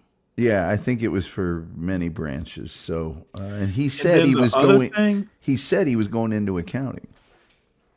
Right. So he would be. There's a rate. I don't know if it's still there. CKJ3 would know it. There was a rate that dealt specifically with disbursement, basically finance. I can't remember what that rate was, but the other option is sometimes you'll have Navy Reserve centers, in the middle of the country. So, sometimes folks get stationed there. Also recruiters, I was about to say, they're everywhere. Yeah. Asking how often, I come on now. So you hear every month, every other month, but you hear consistently throughout that month? Not really. It'd be like every 2 months, but it'd be like, as much as I can, because obviously when you're in the military, you don't get as much free time as you think you're going to get, but I try to come back because I like my family being down here. So is it like a schedule? Like, is it any consistency? Like, just for clarity, somebody, she wants you to blow your balloon up. We got to go to the balloon ready for you too if you want to accept it. But is it any like how many days out the year are you here? It just depends. If you got somebody you rocking with, you might slide back often. Probably more, but she already popped, so. Are you fitness? Do you do fitness? Yeah, but you already popped, so it's okay. That's fine. No second chances. Life goes on. I respect the decision. A true Navy man. All right, bro. We're going to have you return back over there. I like that, kid. You was willing to give me a second chance for that. Do you do fitness? No, I'm in the military. Okay. Oh, come on now. I understand, but still. Tom. I knew a fat seal once. Yeah, I know. And I don't mean the animal. But I mean, all you have to do is look at that dude. Yeah, I saw a fat seal come in. He came into OCS, the Navy OCS. That dude came in fat, and a week later, he was running like 5-minute miles. I have literally never seen physical discipline. You know, the SEALs had this saying, hurt your body. They will go out and they will whip themselves into shape really quick. And I'd never seen anything like it. We were teasing him, as a matter of fact. We were going, you know, he's a fat SEAL. And a week later, he was beating us all at the track. Every year, man, I do the same thing after all the holidays, and then it gets warm here in Dallas. And I dropped 20 in 2 weeks. Yeah, that's gotta hurt. Yeah, it hurts bad. You know what? That's a good point, Nile Volatile. Bunions. She shouldn't be wearing those fancy sandals if it's gonna hurt her. I love her today on Kicking It Too Cold, but I do appreciate you sliding, and we wish you the best on your future endeavors. All right. Okay. Then you get your mic. You know what I'm saying? You keep the toothpick and go ahead that way. Y'all make some noise for yourself, man. Come on, man. Make some noise. First lady out, man. First lady, man. 25K, man. What we on? I heard we going to Chicago next weekend, so. It's yours to keep that toothpick. We try to pop out with Pop the Balloon. We'll be in Chicago next weekend. Hey, look, man, I know we in Chicago this Friday, man, so I ain't gonna lie to y'all. Tickets dinner, we probably got like 10 tickets left, but I ain't gonna lie to y'all. It's almost sold out. So if you want to be a part of the audience, text the number right here on the screen. Text the number on the screen if you want to be a part of the audience, man. Chicago this Friday, man. Part 2. No, we got to run that back, man. 3-1. Without further ado, let's bring out our next lady. Watch his hand come back in here and take it. Oh, no, I fixed it. Hello. All right, here you go. Come in for me. Give your name and age and what you do for a living. My name is Mila. I'm 21. I'm a CNA and I'm in school to get my RN license. Okay, then. All right, then. Medical field in the building. What you looking for in a man or relationship? I'm looking for somebody who wants something serious. Someone who is outgoing. I'm very outgoing. Someone who's down to earth. Someone who's goofy, who has a sense of humor like I do. So, okay, yeah. All right. What's some deal breakers for you? Anybody that smokes. Anybody that has kids. Smoke anything? Like, you can't smoke no weed, no? No, because I don't smoke. Line up full of stoners. Okay, all right. All right, so kids and Mary Jane. Yeah. Okay. Anything? Oh, shit. Anything else? No, that's it. Okay, all right. So majority of our balloons was pop. So let's just go down the line and see what's the real. I'm sure it's because they smoke that gas. Yeah. But let's just come in and give your name and age and what's the reason you pop, bro? My name is Sam. Most people call me Lou. I pop because you sing great and everything. I don't smoke anything or drink or anything like that, but I got 2 kids, so. Okay. The kids. You did say no smoking or drink. That's hard. It's hard. Yeah. Besides that, though, is somebody your type or somebody you give a chance? No. Okay. All right. This is go down to the next one. Come in for me. Give me your name and age and what's the reason you pop. I'm Will, 22. The reason why I pop, I smoke, but it's for like medical. Like I have scar tissue swollen by my back, which is my spine out of place. So instead of me like taking pills, isn't it all medical, son? Like, pills and all that. I smoke. Okay. And he have a medical excuse. Medical excuse? It's girlfriend. They prescribe it. I just don't like the smell. I don't Like, I don't know. It's gonna be on your bread. But I can't. But it's like, you feel me? Yeah. Communication. You just gotta let me know. I'll Brush your let you know teeth before you come back in. Put Brush shit your in my teeth. beard because it be in your hair and all that. Yeah. You feel me? Like, Oh my that's God. something On your just clothes. Let's move on. Are you willing to adjust for that? You feel me? It is what it is. Yeah, you said yeah. All right. So medical reasons though, medical. It's a no. I'm sorry. For sure. So besides that though, this somebody your type or somebody you give a chance besides the medical marijuana? You say you funny, but you over there. I'm not bugging. Am I bugging? No, you're just not my type. Cool. No. Okay, all right then. All right, we gonna go right here. Give your name and age and what's the reason you pop your balloon, bro? My name Harry, and you call me Glock. I'm 25. The reason I pop my balloon because you say you don't smoke. Yep. And you don't like it. And I get high. Yeah, no. In the sky, huh? In the he high right now. Right. Okay. Besides that though, is this somebody? No. I'm sorry, y'all. No, hey, listen. Hey, give your name and age and what's the reason you pop, bro? Your Majesty 24. I get high. I ain't gonna lie. So. Dang, why y'all all gotta smoke? It's 2025. Is weed legal in Indiana? Nope. I think you can get prescription, perhaps. Yeah, like. But I know recreational is not legal. I'm trying to quit though, so. Yeah. Maybe we can get somewhere with it. You caught that too, huh, Roz? I can't do a smoker. It's cool. Cause you're gonna be high. I'm gonna Good morning, be Roz. sober, and then it's not for me. Like I said, the smell. It is what it is. You don't like that funkadelic? No. What if he trying to kiss me? It's on his breath. They do that a lot. I mean, type of nigga I am. I'm type brush my teeth, especially if I'm in a relationship. But right. It's cool. They willing to change it all up for you. They willing to switch the whole program. I'll brush my teeth. I'll put the blunt, babe. Fuck the blunt. You know? Okay. All right. Okay. Besides that though, there's somebody else type. He's cute. I mean, yeah. All right. We still do got one balloon left right here, so we just gonna do a little question showdown. I know you ain't get a chance to ask them no questions. He ain't get a chance to ask you no questions, so we're just gonna go ahead. Ask question Yeah, first? go ahead. Yeah, go ahead. Okay. What are your hobbies?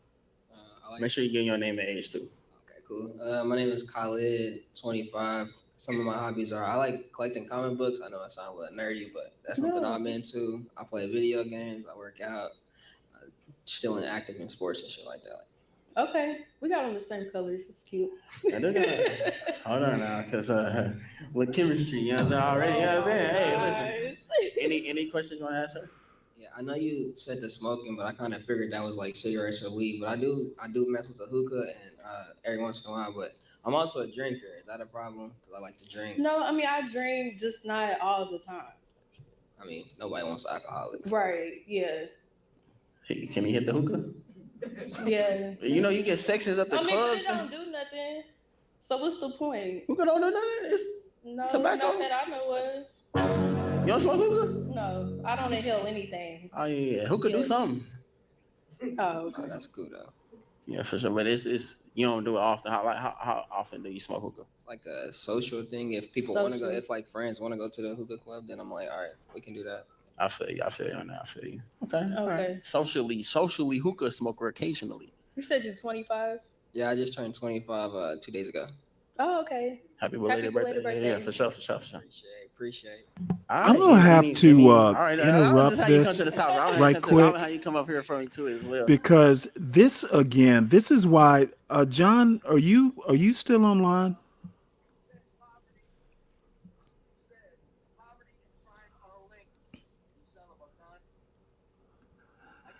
John or HB, this is why I don't want to debate this dumb son of a bitch.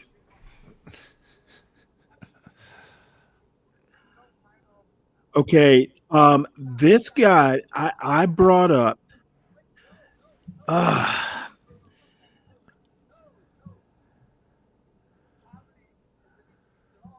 Okay, I just want to make a quick point here, and this for the folks in the chat is why I want nothing to do with debating this guy, because he's truly not, I shouldn't be debating him.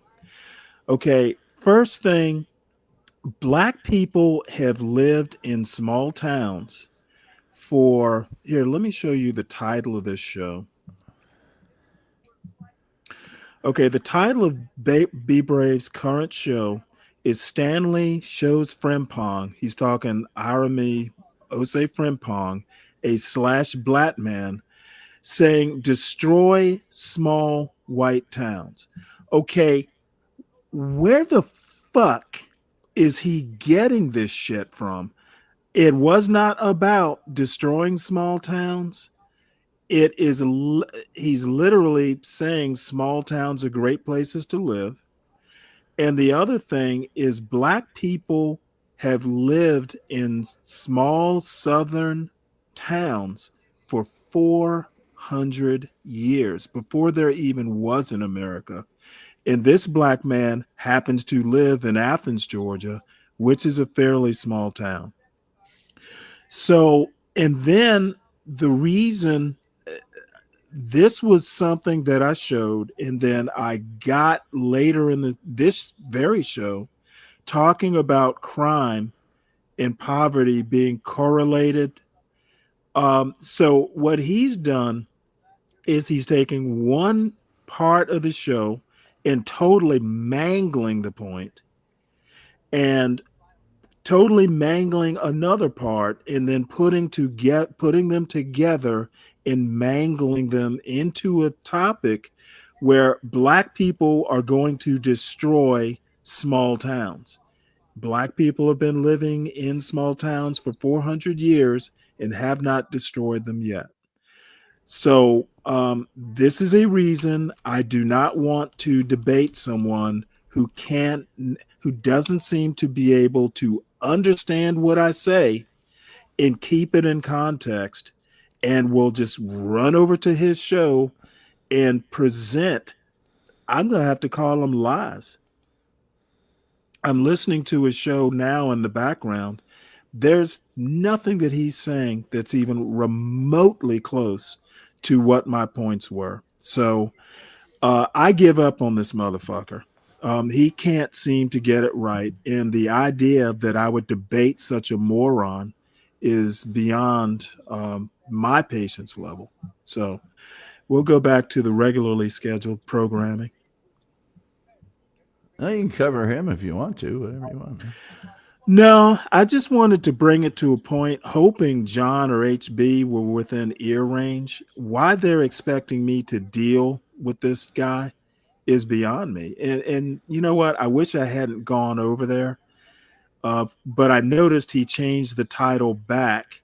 And, I went into his chat and typed that, he's getting my point wrong. And, he's just over there really just, there's no way we're going to be able to debate, because the guy can't get something that is a cogent point. He can't even quote it right. He's talking about third world countries. I didn't even talk about third world countries. So it's disappointing. Color coordinated today. You feel me? Any last buzzer beater questions y'all want to ask each other before we get to a yes or a no? Hold on. My questions are on my phone. I get nervous when I might forget. Give me a second. She got on her lock screen. Okay, if we was to match today, what would the communication look like? Are you gonna text? Are you the type to text all the time? Are you gonna call me? We're gonna go out somewhere. I kind of do both. I mean, I'm a texter and a caller, so you feel me? Somebody will be like, "Oh, I want to phone you on FaceTime." Like, all right, whatever. But I just rather FaceTime than regular phone calls. I don't know. Having my phone speaker just be sounding a little weird. Maybe You got AirPods?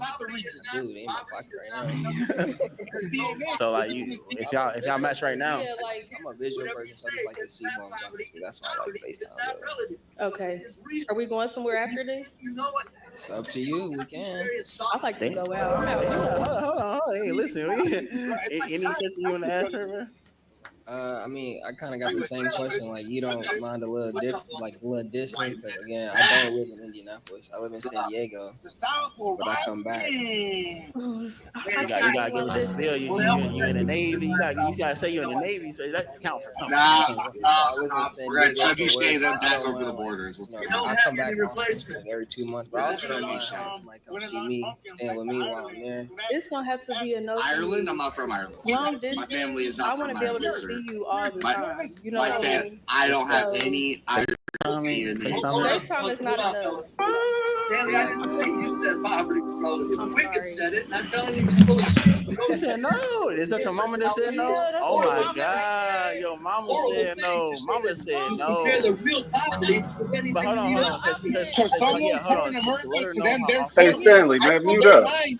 And their own retarded mind, they're I I don't care. That's their problem. That's a mental illness. That's not poverty. If you would Stanley, you got Braves playing in the background with this goofy pop.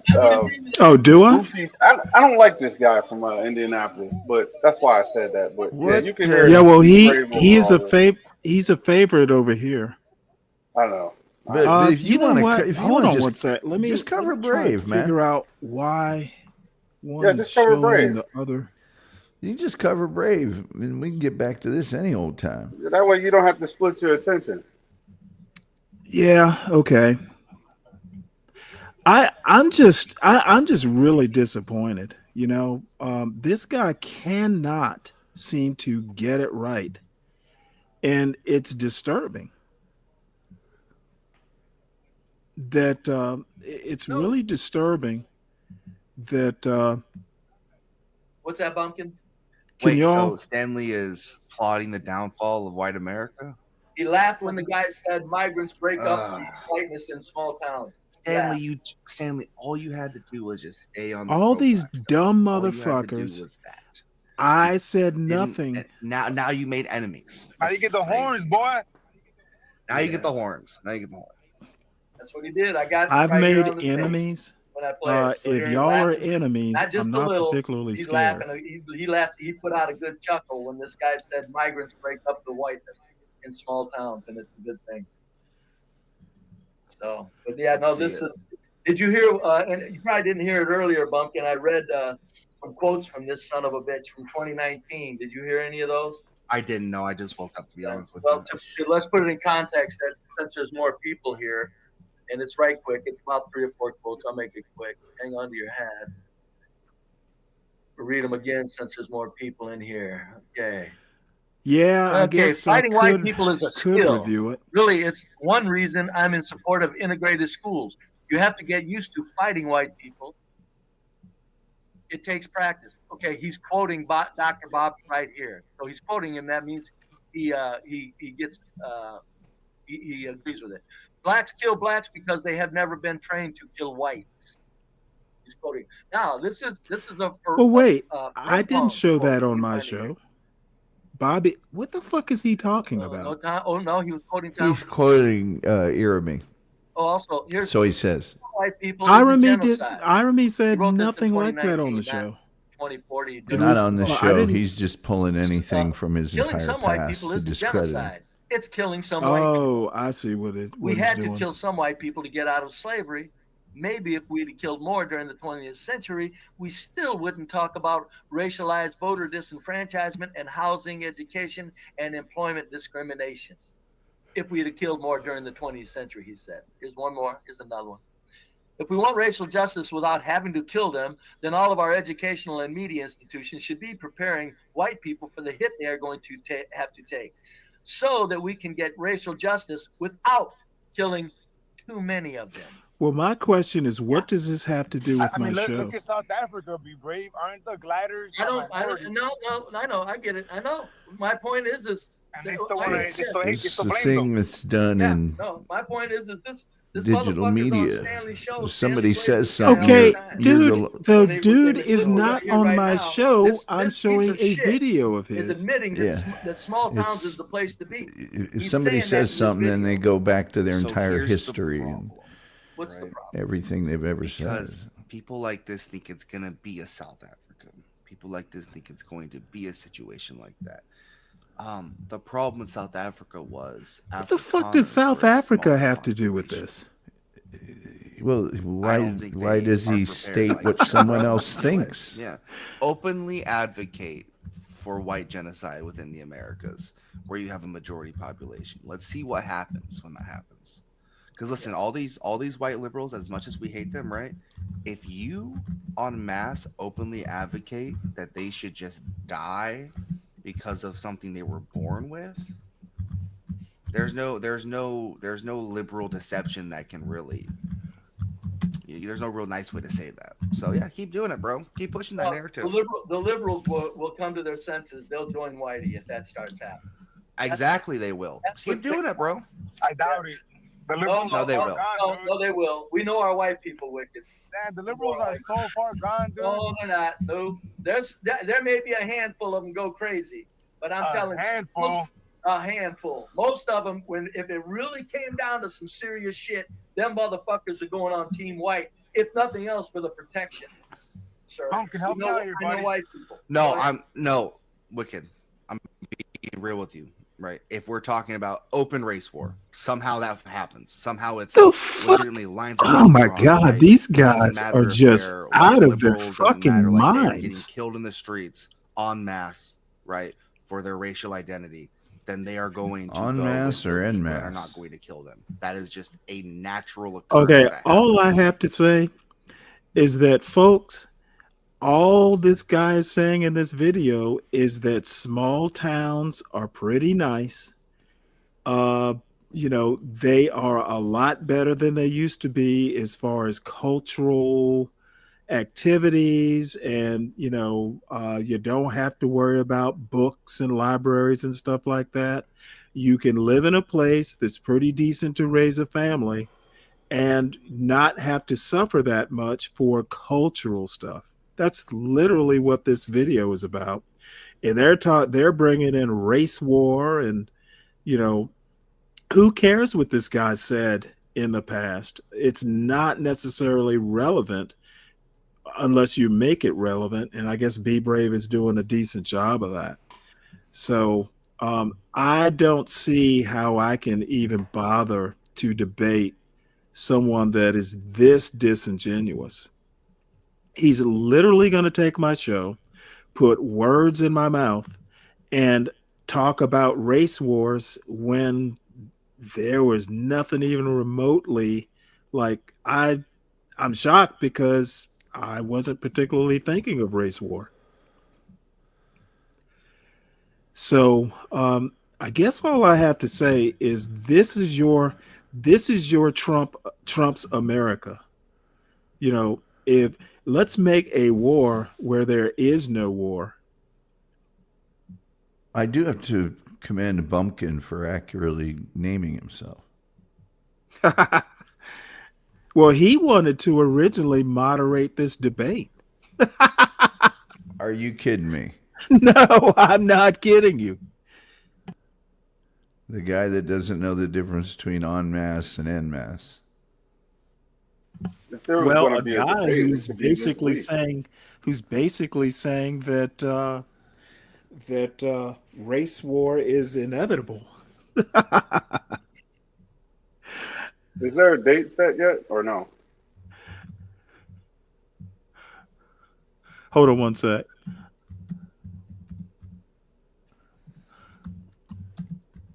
Let me type this. I can't talk and type at the same time, apparently. What the hell is Brady talking about today? John, Brady.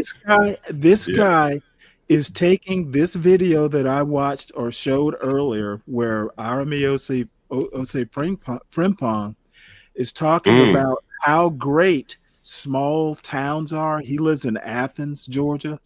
So, he's pretty familiar. He's from LA. And he's saying, he's extolling the virtues of small town America. You can get books from Amazon. If you live near a grocery store, it's pretty good. So Be Brave has taken that point, and he and Bumpkin and Wicked are talking about the inevitability of race war. And, my point is that black people moving to a small town, he's saying if black people move to the small towns, there goes the neighborhood. I'm like, well, black people have lived in small towns in the South for 400 years. So it's not that we're going there, it's that we're already there to begin with. Well, I guess he's talking about in numbers. I would assume, right? There probably is, Okay, I don't equilibrium. assume anything this idiot says.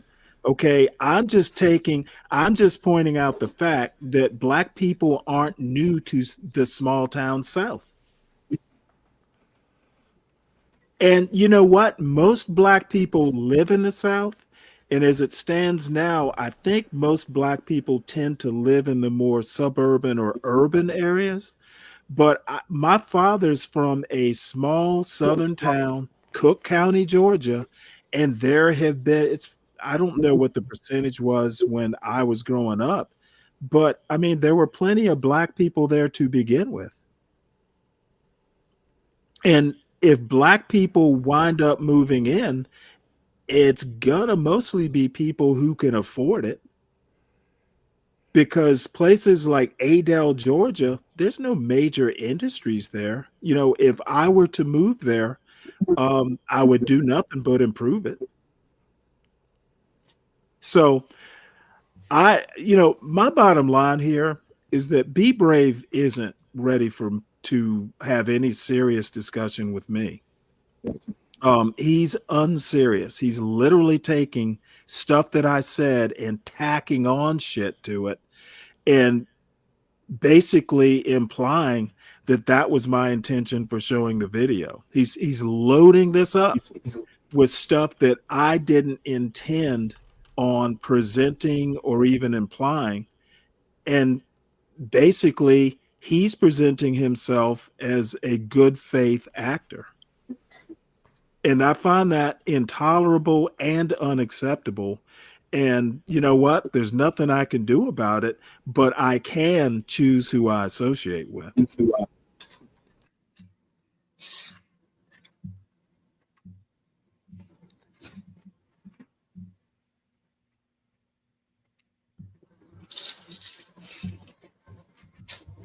I think it's one of those things, man. You can't control what people say or, how they misinterpret you.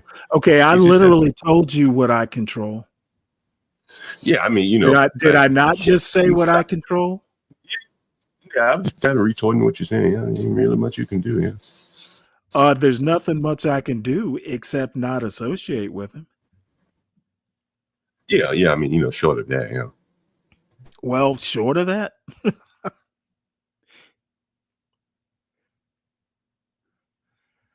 But I'm just, even for Be Brave, this is bad.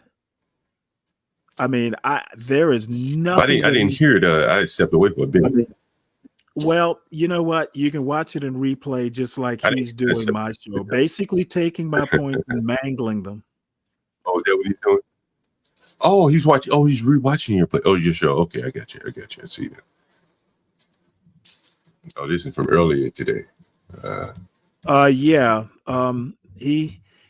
I'm almost thinking I would rather him not show the video and just go ahead and misquote and take me out of context without the video.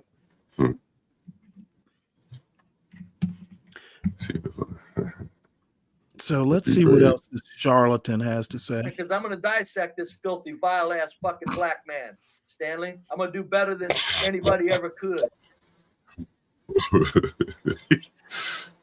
This vile ass black man.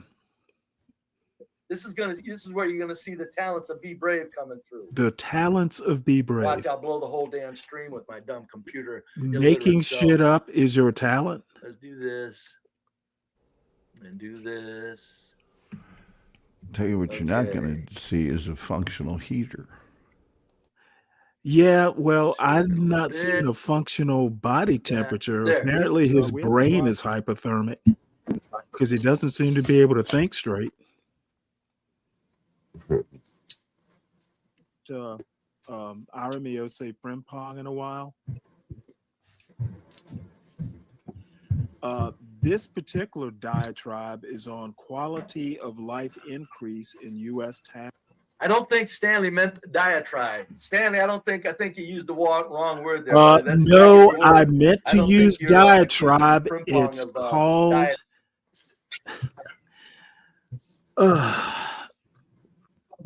Oh boy. Yes, I meant to use the word, dude. Tribes. It was You're a too joke. much in agreement with him, and you laugh. It was a motherfucking joke. He said migrants need to break up the whiteness in small towns. So I'm pretty sure your diatribe word He was probably, joking. He was you need joking to find about another that word. too. You Diatribe is fucking very idiot. negative. So you may want to look up that word there, fella. I When you may said it, want I to said, look no, up that's that not the right word. word, and I went and Yeah, looked it up. sure I do. Oh man. And of course, I was correct. He lives in Athens, Georgia, which is where the University of Georgia is. I haven't been there in 40 years, but I did spend, some time there, quite a bit of time, and used to be a great college town. I'm sure it must still be.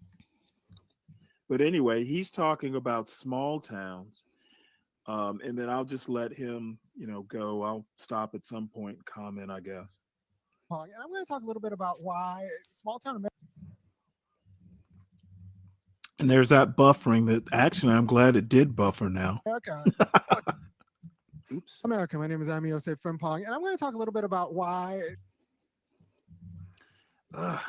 small town America, medium-sized town America, medium-sized counties in America are actually making good moves. And I think you can blame the internet because the internet is disseminating ideas in a way that makes people a little bit less parochial or a little bit less, I don't want to say lame, a little bit less bumpkin.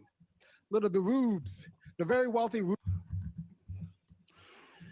All right, let me try reloading this. That used to run over small town America. My name is Amiose Frimpong, and I'm going to talk a little bit about why small town America, medium-sized town America, medium-sized counties in America are actually making good moves. And I think you can blame the internet because the internet is disseminating ideas in a way that makes people a little bit less parochial or a little bit less bumpkin. Lame, a little bit less bumpkin. Says a little bit. Damn, I wish Bumpkin had been there for that. When this filthy son of a bitch is advising people that this is the place to live. That's how sick these motherfuckers are. Jesus. What's Doesn't wrong he with know living the in University of Georgia like is there? That's an insult, folks. That's not a mild insult. I know he didn't call him a bastard or a filthy son of a bitch like I'm referring to 70%ers. But that's not a mild insult. He's laughing at small towns. He's saying it's less rude. He's literally complimenting small towns. What he's doing, and he's using and they're not becoming that. It's still old small towns all across America. They're not becoming sophisticated with culture centers. He's and literally saying they're becoming more sophisticated. He's using that as an excuse because outside of the culture, he knows goddamn this well. is why even if it wasn't for the fact that these people small like to towns stop are not these becoming videos to cultural, add he knows he shit wants to be instead there of playing the with this video filthy lying all the ass. way through. So he's gonna That make up way, the excuse these that, lies we can move there can now take root. I because bet he their won't culture. even play any more of the This video. sick, twisted son of a bitch and black bastard. What's wrong with moving to They a know the small reason town? they want to live here is because of the safety and the calmness and the quietness. And he even gets into that. Lying son of a bitch. What has he lied about? The very wealthy rubes that used to run over small town America and town America and out of city America. Wealthy rubes. Oh, yeah, motherfucker. Wealthy Don't rubes. let it play through for You know, the people context. that fucking made the goddamn He's town. literally saying Literally made they were entire wrong. towns. He's saying they 15,000 used to. populations, The 8,000 motherfucker, populations. see, The this wealthy is people that why started business, ran Be things, created Brave the whole doesn't need to community debate that's me white. They because created he's that not small town culture. the Now they're wealthy dude rubes. doesn't want it to play all the way through so people can get the context. These people are out of their fucking minds. If you want to move around somebody, how can you be so insulting of them? Nothing connects with these fucking psychopaths. I'm not using that word He's lightly. not They are insulting the small non-violent town. psychopaths. He's This guy talking is about the thinking only about what's people going who on in used his to fucking insult noggin small and towns. not about what he's actually saying. It's more important for him to look at particular sort of come off in a The particular guy sort of way literally than to actually lives speak with substance. in a small town, It's amazing. and it has America, for years. You don't have to deal with them as much because I think the internet's made people a little bit less rubbish. Like now, cultural institutions are the product of judgment, not necessarily the product of inertia, just because we've always done it that way. Here, let me stop right here and address Kim's comment. Yeah, in my point about Charlotte, North Carolina, yeah, that's his computer that's buffering. Oh, I see. Of course he's fast forwarding it. See, he wants to fast forward through my comment. Right? So I used to be This is kind of a snob. bullshit. Actually put some thought into it. That way. Now, like people actually have access.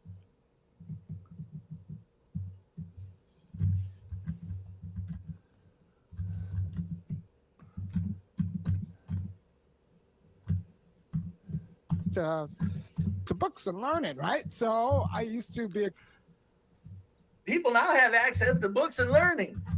Never mind, these towns are extremely successful with really educated people throughout them, and the whole town functions smooth as silk with all of the fucking people running the town. Now he's going to advise, he thinks he's implying that they didn't worry about books or learning. Stupid, filthy motherfucking black son of a bitches. Goddamn motherfucking hateful pieces of shit. How stupid you got to be to look at a town that's been up and running for 100 You know years what? I think I can. I need to start setting these up so they can't be shared. I think I can do that.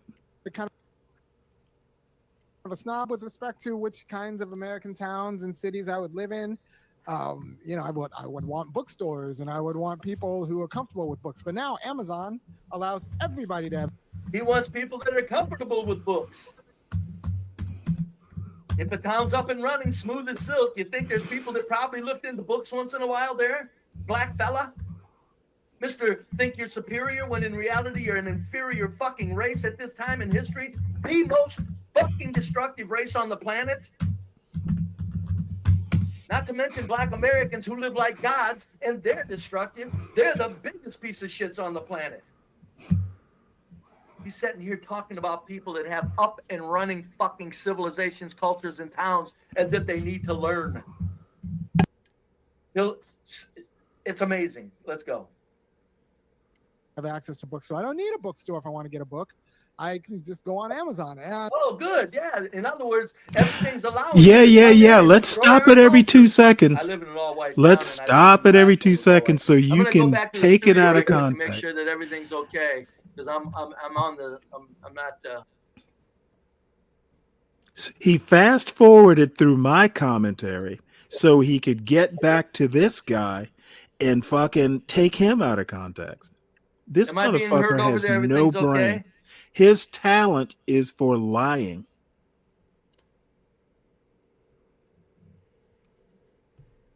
Is everything okay, folks? Am I over there doing okay? Somebody, yes or no? I'm going to assume it's yes, or somebody would have popped up and said no. All you got to do is listen on your phone, dude. Or I lost all my viewers in the chat. Yes, sir. Thank you, J-Dub. Okay, let's continue.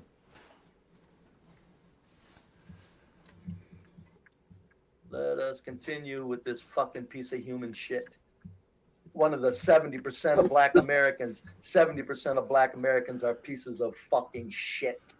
You sick fucking twisted motherfuckers. I'll be glad when the other races bond outwardly over anti-blackness. Outwardly. Pull the fuck away from us. Stay away from us. You filthy, vile motherfucking animals. 70% pieces of shit. Man. My God, think of how the 30% get lumped into Is he aware how fast he could be deplatformed for that? More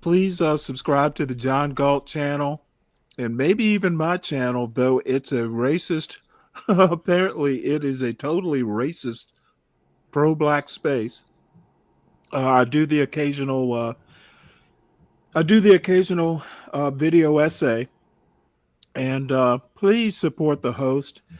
After this mangling of his work, he's going to need a beer or two. So hit the Cash App, folks.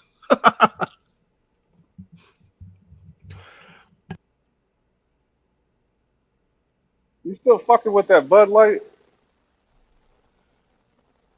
I like Bud Light. You don't drink anything else? I mean, it doesn't really have any taste at all, and it's cheap. Man, And last the night really good I had some imported. Foster's, man. That was good. Foster's is okay. The problem is the really good, like, Belgian, beers and stuff like that. I have to go all the way to the liquor store for, and that's a good 20 minutes away from here. I'm not doing all that. The gas station is closer. You know how many Bud Lights I got to drink to get a buzz? I'm You not see, I drinking don't that, drink. man. I'm not a professional like you. I don't drink. I couldn't drink it, man. That's horrible. Well, not only that, It's water, man. yeah, well, hey, I'm not a highfalutin, professional managerial class like you. If you want a nice, good beer that's crispy, go get a Presidente. I don't think I've ever had. That's Belgian, right? No, it's Dominican. Yeah. Now, I've never had it, but I do know Red Stripe. I cannot drink that stuff. Yeah, that's trash. You don't want that. You don't want that either. All right. Well, let's see. But you know why else people don't drink Bud Light? Why? Who doesn't? Yeah, you know why most conservatives don't drink that Bud Light? That was because of Dylan Mulroney. Is that his name? Yeah, that Mulvaney. Mulvaney. Yeah. No, Kid Rock. Kid Rock shot up a 6-pack or something. I don't know about all that, but once it was related, once you could link transisms, again, back to that, I know, to your beer, we're not drinking it. I'm sorry. Yeah, well, you know what? I don't. It's the right price, and you know what? Hey, you know what? In my little conservative Republican town, it's always there. They don't ever run out of it. I think the mistake you make is you seem to think that we move off of frequency or something like that. Nah, we just separate ourselves from things we disagree with. That's all. Well, you know what? If you have found a way to disagree with a beer, then more power to you. I've never had that kind of argument with a can of beer. It tastes like shit though. On top of that, so you know it's what? Kind of I think Natural Light. I think it's Natural Light that John drinks. I couldn't drink that. So everybody has his. As a matter of fact, when I was in college, there was a local brewery in Clark County, Georgia, Athens, Georgia, called Drury's, and you could literally back then get a case of it for $5. This is back in like the mid to later 80s. And what's better than that? If you kept the bottles, you could take the bottles back and redeem the bottles for like $1 or $2. So you'd wind up getting like a whole case of beer for like $3 or $4. And believe me, that was piss water. If you can drink that, you can pretty much drink anything. So I've had piss water, and Bud Light is no piss water compared to what I've had to drink. Yeah, What's up, T? You're here for your buddy Be Brave mangling my show. So yes, I need Bud Light money because I'm gonna need to drink a couple beers after Be Brave has butchered my perfectly. I even planned out the show, by the way. I spend a few minutes actually kind of mapping the show out, at least loosely. So he's just taking it and just run with it. Is he trying to get under your skin? Is that all this is about?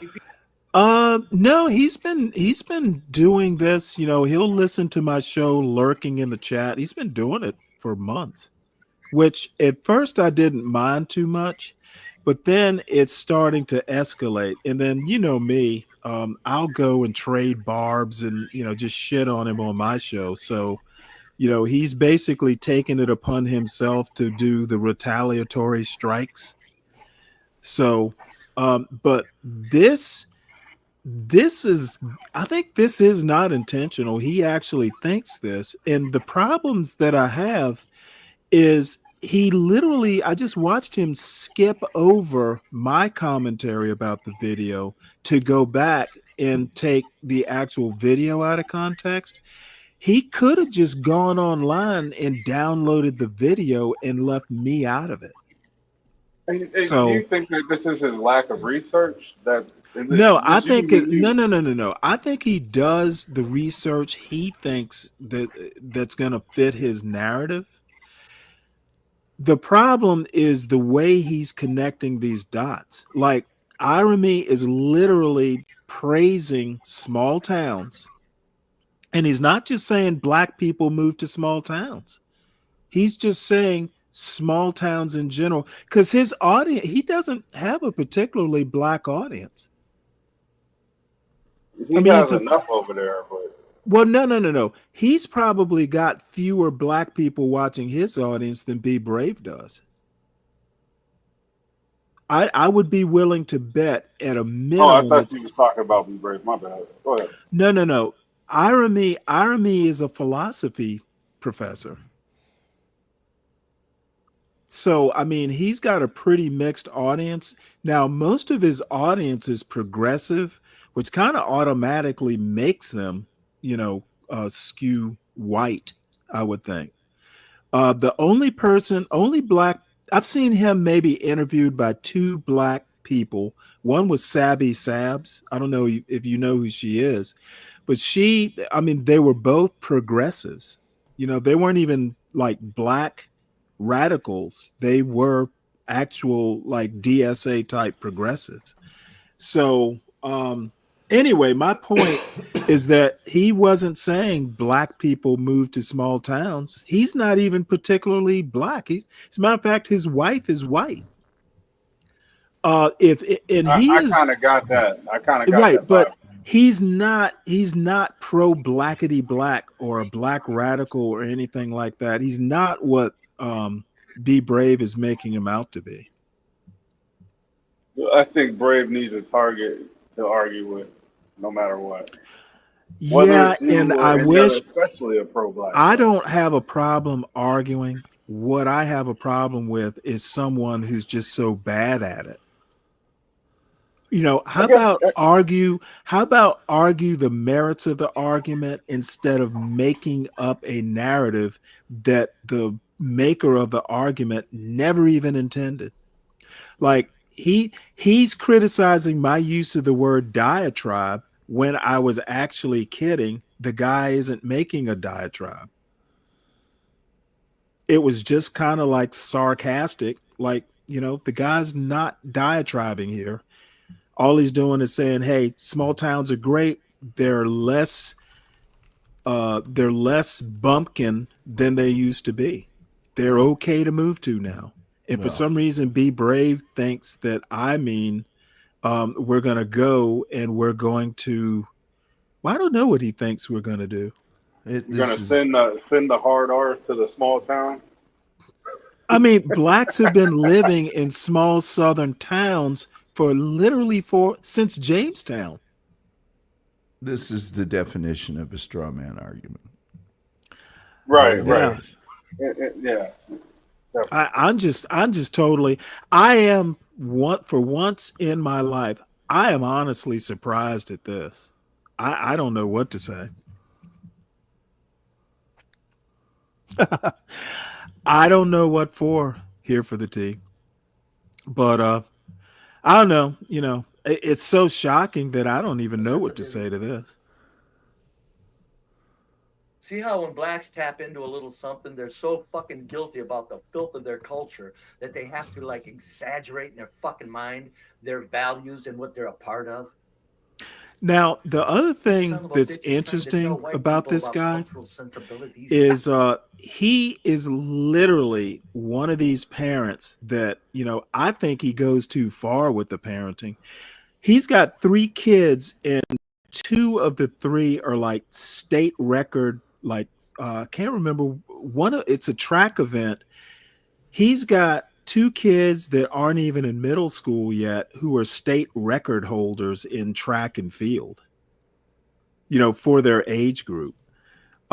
His daughter literally plays like the violin, and she plays it well. And the girl might be 12. I think his oldest is 12.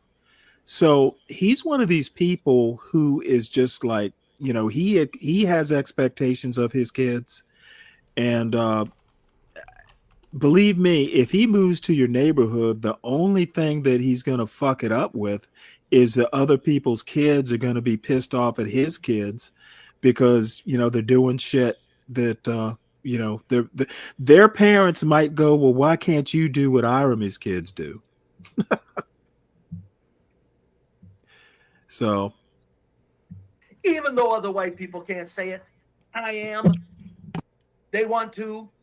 CT and I went around. CT, I told him, white people don't want to live around you, man. I don't care how successful you are. Get out, snap out of it. Get some dignity about yourself, black men.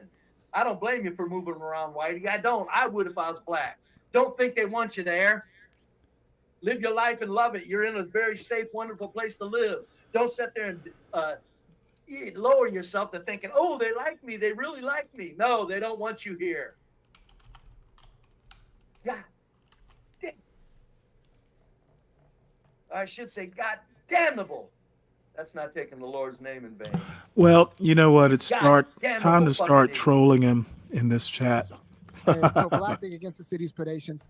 But if you don't have money, you can move to a small, like some of these towns that are just now building up or have built themselves up in the last 50. These towns that have just now built themselves up in the last 15 years. It's amazing. Well, just so everybody knows, like my small town has been protected from Atlanta for years. They've built like 2 or 3 new apartment complexes. So these towns are building up because, this town is going to become more of a bedroom community for Atlanta. There's a few more restaurants on the outskirts of these towns. And luckily, my part of the county isn't going to be affected. But that's what he's meaning about built up. Atlanta is spreading its bedroom communities farther out. It's basically urban sprawl. So that's what he really means. We'll just sit here and watch Be Brave, not know what the fuck he's talking about, and just 10, 15 get years, it wrong. They're doing so actually rather brightly. Now, this is different than a suburb. The problem with trying to get away from the city's predations by moving to a suburb is... See, this is what I'm telling you, folks. See, this is what I'm telling you. He said to hell with suburbs. That's too close to blacks. You filthy fucking freak. You son of a bitch.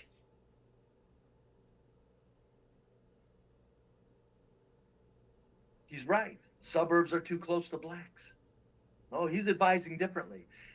Kind of what I said where I moved to, and I I say, please don't do what I did. I don't put any bug in anybody's ears. Stay away, black people, please, for God's sakes.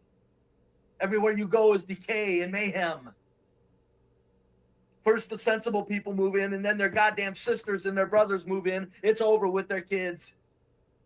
Fucking bass music you can hear 3 blocks down the fucking street all day long. Tell them to turn it down, they'll kill you. Brady going crazy today. You're going to tell us how to have a fucking culture? You're going to tell us, oh, Jesus. But he's admitting, no, suburbs aren't good enough. That's too close. So he's admitting you really got to The guy is a fucking university. I think he's not. He's still working on his PhD. Why would the guy live in a suburb when University of Georgia is in Athens? He's like a college instructor. Why would he want to live in the suburbs? It's completely vacuous. It's still the suburbs have Walmarts around them. The suburbs are right on the outskirts of fucking restaurants. So do the small town. Right around the corner from theaters. Yeah, B. Bray's a fucking right idiot. From playhouses And or parks. So you're full of it's shit. just sad to see a total waste of white skin you like filthy, this. Goddamn filthy motherfucking liar.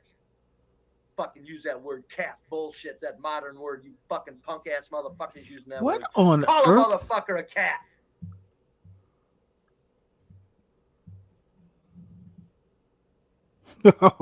Now John Galt wants to go in there and get in on the fun. Use it. We should. Fucking liar.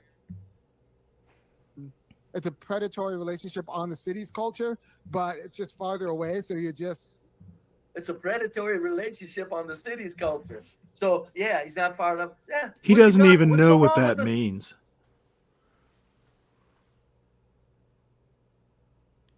Shit, I don't know that I know. I'd have to hear it in context, but he keeps stopping it. City. What's the number one fucking thing wrong in the cities? I'll wait. Yeah, I'll wait too. Since I didn't talk about it. You fucking filthy fucking animal. There's God only one thing Brave wrong with reminds the me of city, somebody sir. else. It's I the used to street listen to. violence that you blacks do.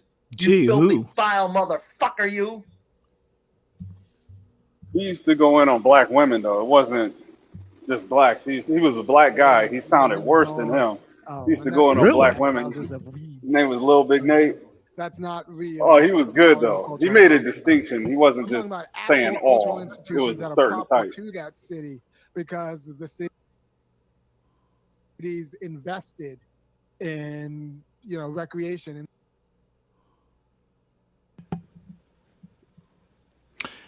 Now, recreation is important to him because his kids, he's like really pushing his kids into sports, running specifically. Like I said, he's a runner, recreational or he leagues used to be. And youth orchestras and community theaters. His kids are in like a youth orchestra. orchestras. As a matter of fact, he used to be like a concert clarinetist. Believe that or not. It never fucking ends. This isn't much longer, folks. And all of this in a place that's not too far away from each other, like a downtown center. Fred, we're just watching even if Be it's not Brave officially a downtown mangle center, the a earlier center where parts of this there's, show. A lot of the public Like basically goods, you totally. need to live by that.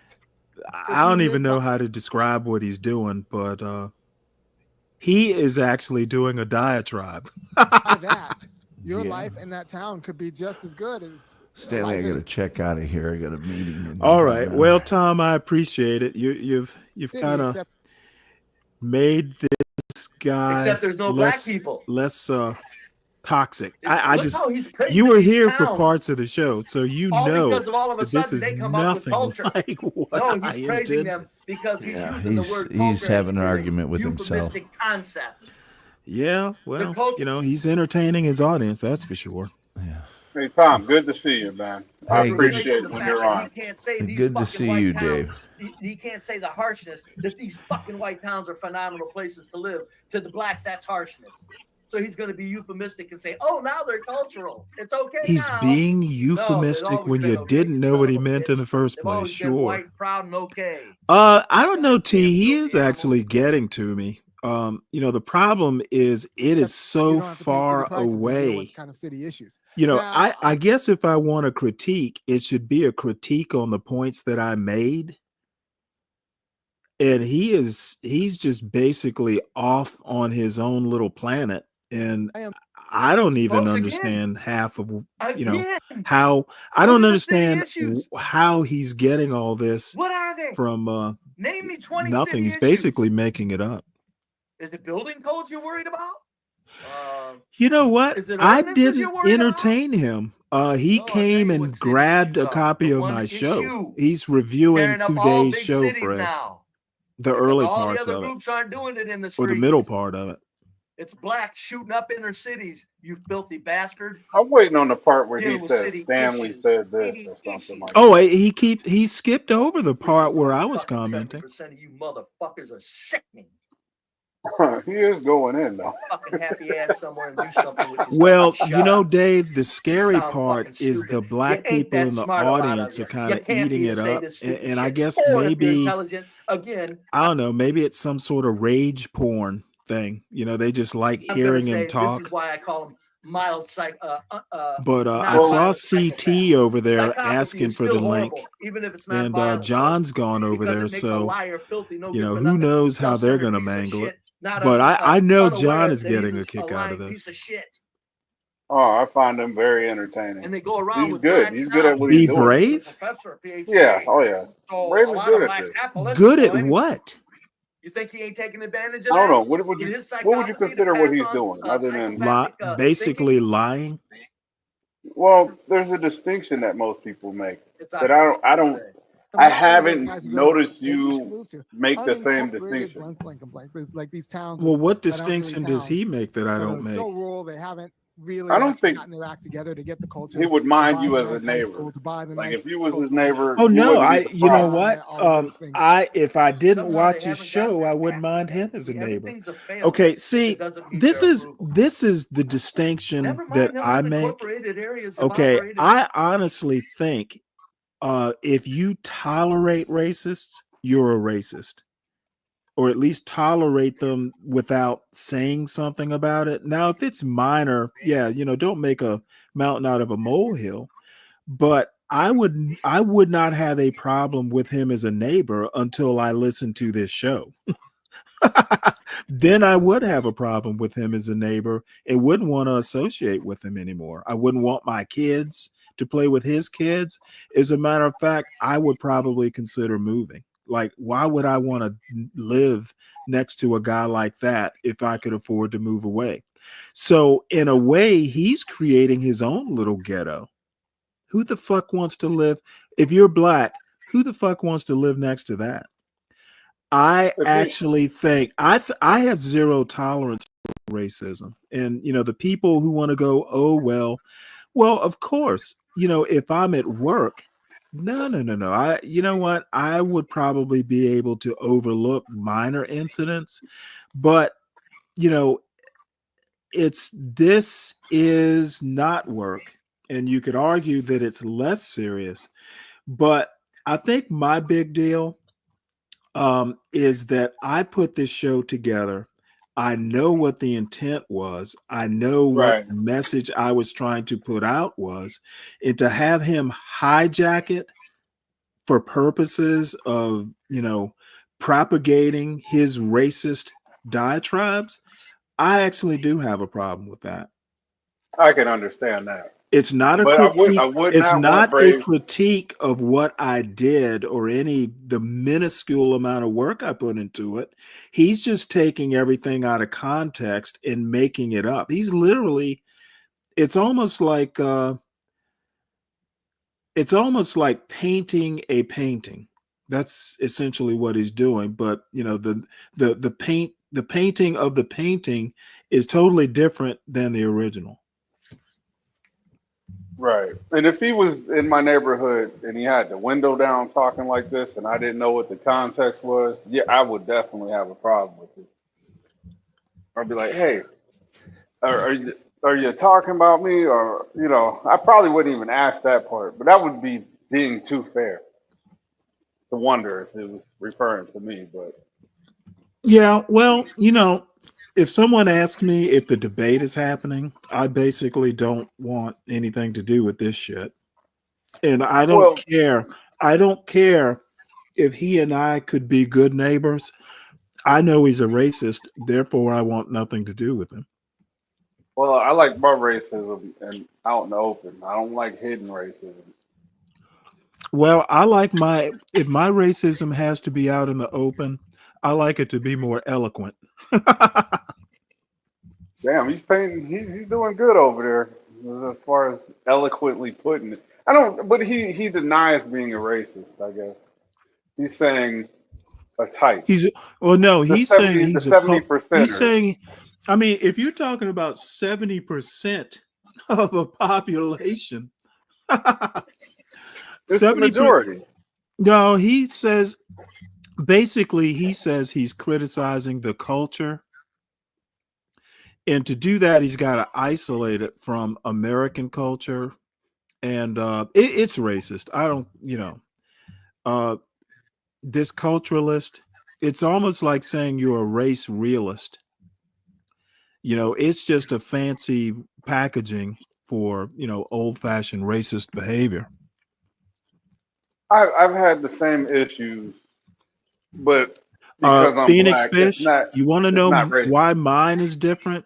Because I've actually done the research over years of what exactly is a racist. So yeah, mine is probably more of a textbook definition, but I do extend it. If you tolerate a racist, if you encourage a racist, then you're a racist. Hey Stanley, why don't we condemn those who destroy each other? How come nobody's doing that part? What do you mean destroy each other? If you got people who are taking a particular thing and treating somebody like an outsider or whatever it is, that's not love. Well, how can we be mad at somebody who is not? How can we be mad at somebody who is not black, right? When they're doing the same thing. If we're not condemning those who are doing that. You're not condemning black people who are racist? Is that what you're saying? Black people who destroy other black people, we don't condemn them. Oh, you mean like kill them? Like you're trying to say black on black crime. Black on black crime, ill intention. Okay, so talking let me down to ask each you. other. Let me ask Nobody you a stops question. that. Why are you saying we don't? Don't these people go to jail? We don't. Okay, Black I people actually, disagree. you're the ones that do other You black and people the most harm. I will fundamentally disagree on that. I think black people who commit crimes, when they go to trial, they go to jail. If you haven't noticed, the majority of the black prison population in America is black. So somebody's talking about them. Somebody's saying, hey, they need to go to jail. Great point, Stanley. When they get out, they throw a party, but they don't. Okay, I don't give a fuck about. I don't give a fuck. I know. Okay, you can't have these visceral reactions after they have done their time. Wait on the point. Wait on the point. You are conflating two different. No, I'm arguments. not. I'm Yes, making a great you point. are. You're stopping me Okay, from my doing point, that. Dave, and the point you were struggling to make, and now you're moving away from. You asked essentially, why aren't these people held accountable? And I'm saying they are. If they were not, the majority population would not be black in the prison, in America's prisons. So somebody's being held accountable and somebody is holding them accountable. Now, when they get out, that's a whole separate issue. I'm assuming when they get out, they have done a portion of what they owe society. Yes, and it's celebrated. Too bad. Do you want to control but your son I mean, graduated after you have been in prison for X amount of years, why wouldn't you celebrate?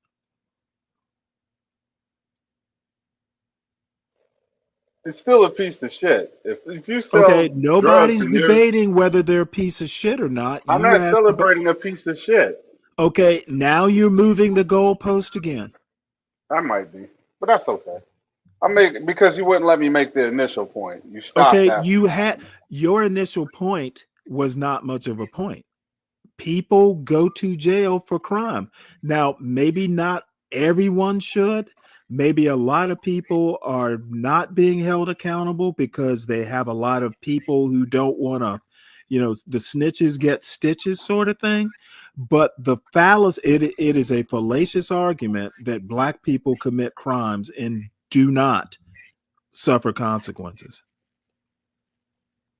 And I think the prison population, the composition of the prison population would support that somebody's being held accountable.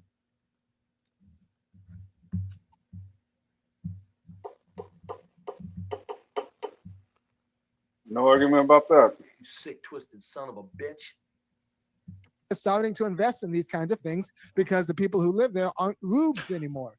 Their grandparents may have been rubes, but they aren't rubes anymore. Oh, I see. He's gone all the way back to the beginning of the video. Yeah. So there is a way. See how they're delusional? This is what CT and I went around about. They're not rubes anymore. Sir, they're what they used to be. If you called them rubes 20 years ago, they're still That's rubes. such a dumb argument. They don't want your black like ass in white the town. people don't grow. People worry when People your black don't little grow. professor They ass comes remain into town the because so. they know what you So think, he's and you're saying these proving what people you in the think. small You bring that towns have fucking been in poison wherever you go. stasis for 20 years. Trying to act like blacks have their finger on some sort of reasonable thinking. No, as a culture, your fucking culture is trash. Brave, you are You can't live literally around your an fucking example people. of a This son trash of a bitch is culture. gonna move in small towns where all kinds of white trash live. Like all He that's sound in like small he's towns are juiced up, white man. trash, huh? He sounds like he's been he put some Gonna move in energy white pills to towns get up on where this all one. kinds of white Hey, trash live. You can't move one around point your I black want to trash, make sir. is my grandparents grew up in a small town, of course. My father grew up in that small town. And it is so funny. If you've ever seen one of these like Southern movies, there was a planter class even in the small town my father grew up in. Now this is like 40 or 50 years later. It's not quite as where the really nice houses are has moved as it would over half a century. But when I was a kid, like the descendants of the planter class lived on I guess it's more or less the east side of this small town. And you'd go traipsing through there, and these houses for, say, the 1970s were the McMansions of the 70s. They were beautiful houses. These were the rich people, rich white people in the town. Their section of town had a nice tennis court and, a pool and all this sort of stuff. So you go a little bit, down Main Street, I guess it was, and there would be the poorer whites. There was a class system. So the poor white trash were not, they kind of lived in their section of town. There were the rich white people who didn't associate with the poor white trash. So him saying that small towns are nothing but white trash is just as bad as what, he's saying, Irony is saying. So, his argument, his counter argument is just as bad as what he's criticizing. Good schools local to get to all the leagues that you want your kids to be in. And he just described white culture. No, he didn't just describe white culture. Until just a decade or two ago. Jesus, God. Damn, these fucking people are weird. You black 70% of you motherfuckers, go fucking walk off the edge of the fucking earth somewhere, man. God damn, you're nothing but poison. Everywhere you go is nonsense. Everything you say is nonsense. You pollute the global corporate machine uses you as a fucking weapon. You dumb 70%ers, and you're not even catching on to it.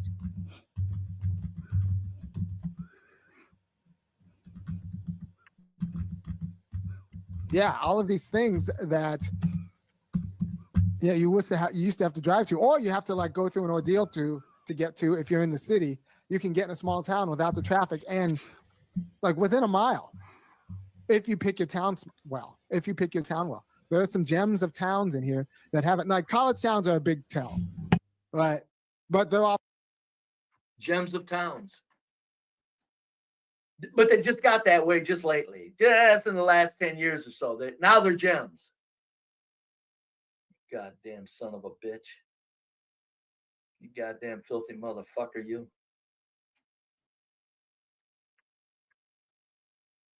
That's why I say on my stream, folks, no more.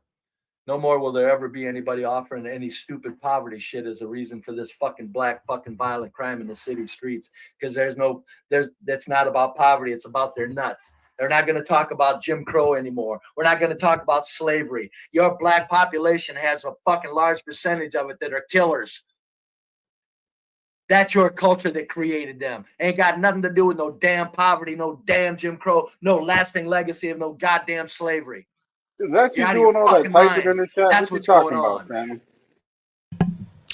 It's Now not me now doing the small typing. towns are I'm on gems. mute, at least on No, my they've always been microphone. I gems, guess sir, it's him 'cause there doing the weren't- there typing. weren't No, I black no, I folks see in you them. typing something in the chat. Yeah, it Soon ain't as you getting start Oh hot. yeah, I just. down Oh they yeah, I go. just did.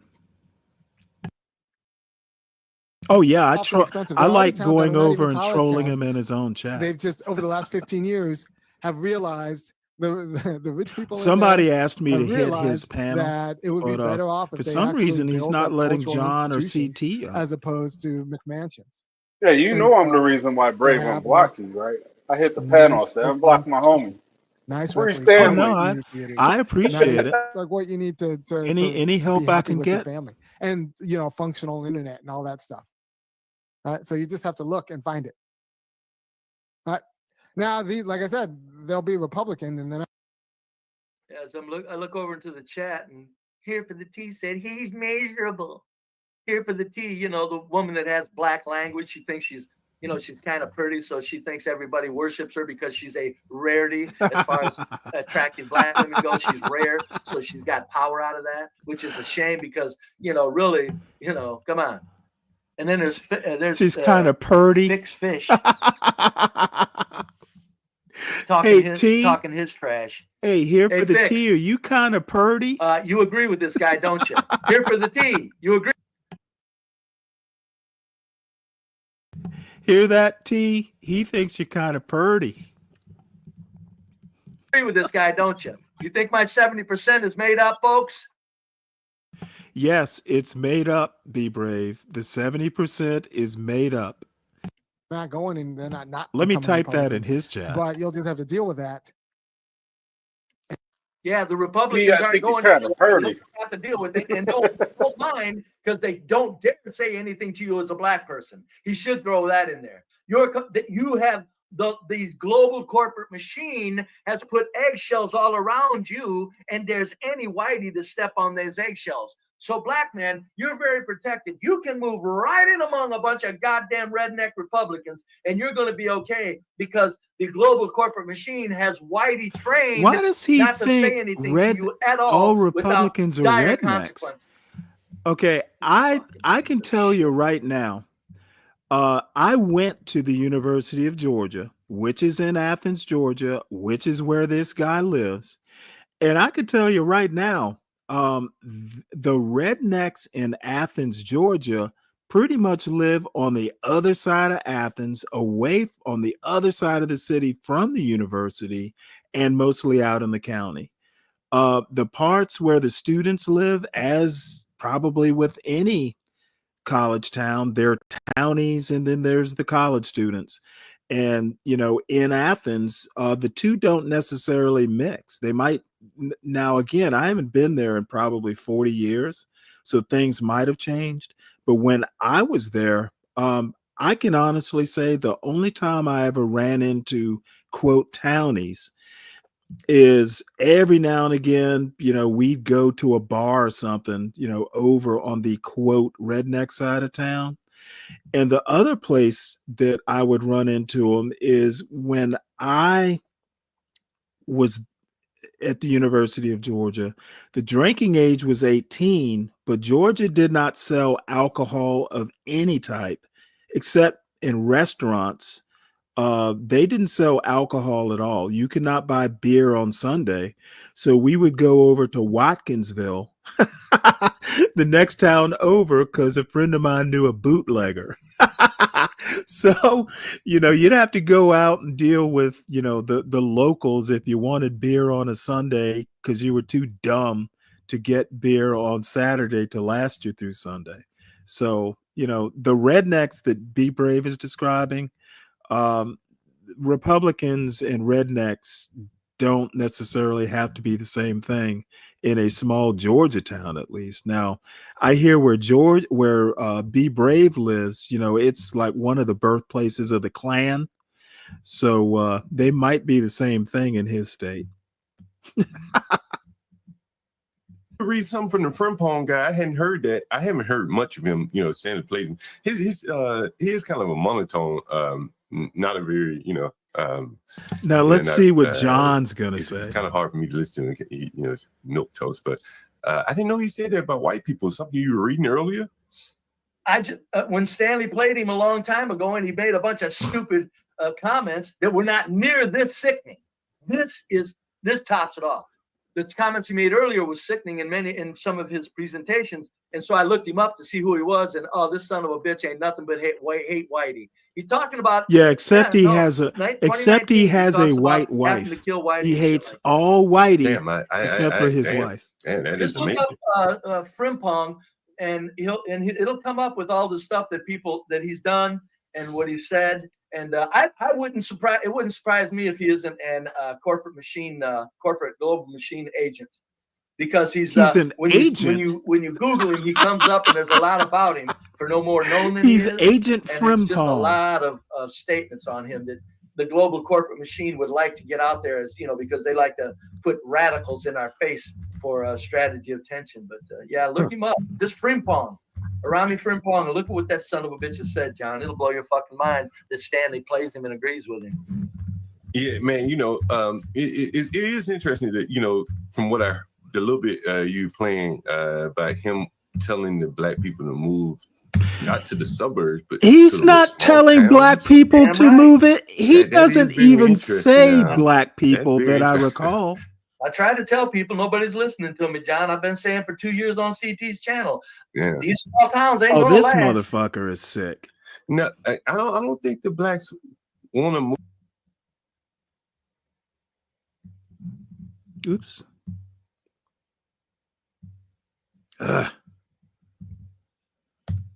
Here, I'm gonna have to reload this. On the owner. He blamed it on outside factors. It's not a terrible idea for you to show up. I damn near. Why? I damn near. Why not? You're talking about you want to monetize it. I really get in the mix, man. Well, you know what? The thing is, number one, I'm tired. I've been on for 7 hours and some change. Going over and fucking with CT's just gonna basically, join at the hip. It's almost like one of those what are they? Almost like a transformer.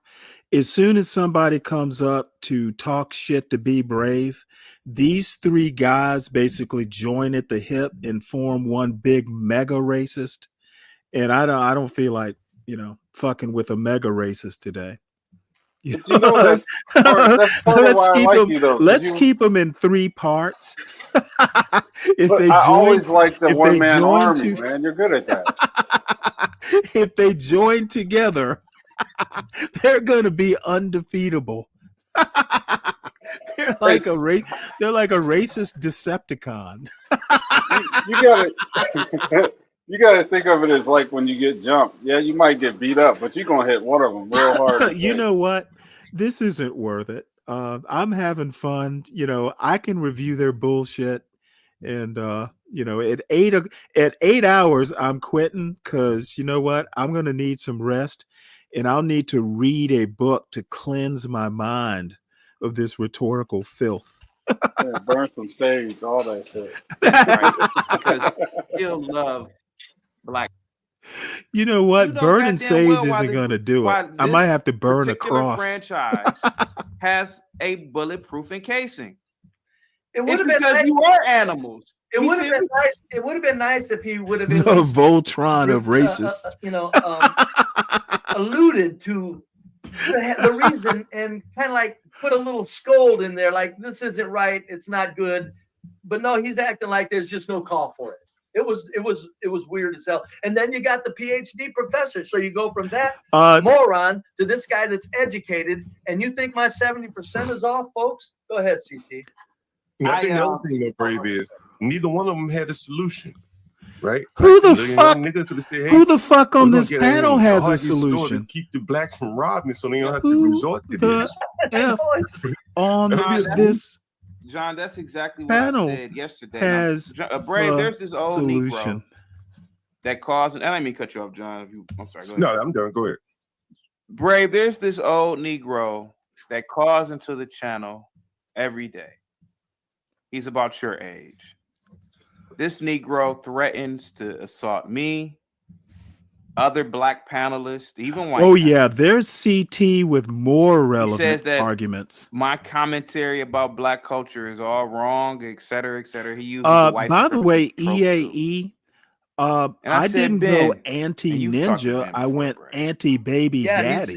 he said said, I'm Ben- one person that he would fuck up for being a racist. He said he would fuck me up for being. He said you're the one racist I'd fuck up. Yeah, I must be doing it right. you must be. And I said, Ben, instead of spending hours on hours on this platform, I mean, a man It's who's up retired, untrackable. such as yourself, you have all the time in the world to start a little Deacons for Defense, like little security firm, and police an environment. Just something simple as walking around the block a few times, you and a few old buddies.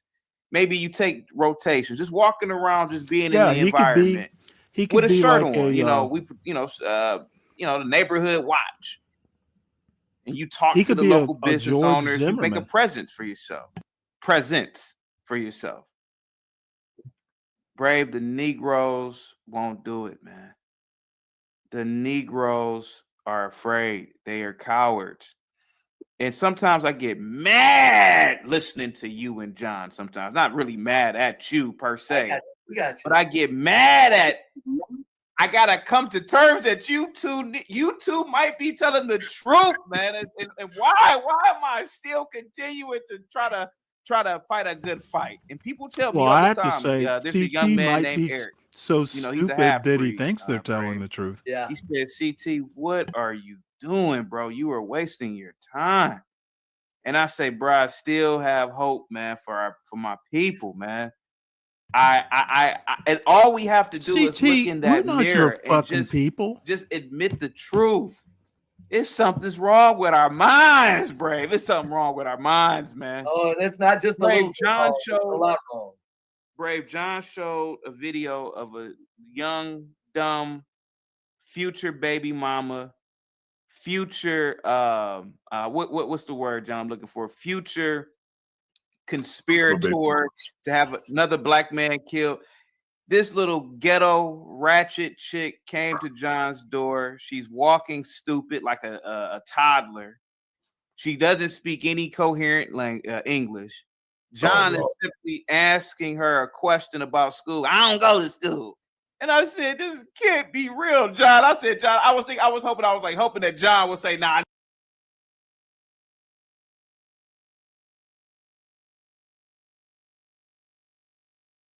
This all an act. Brave, it wasn't It would an have act. been nice. I seen that too. It would have been nice. It was John Turner real. says, "Oh, I'm only kidding. Hell, she's a 4.0 student." It was real. The girl didn't even understand that a passport was an ID, and not just that.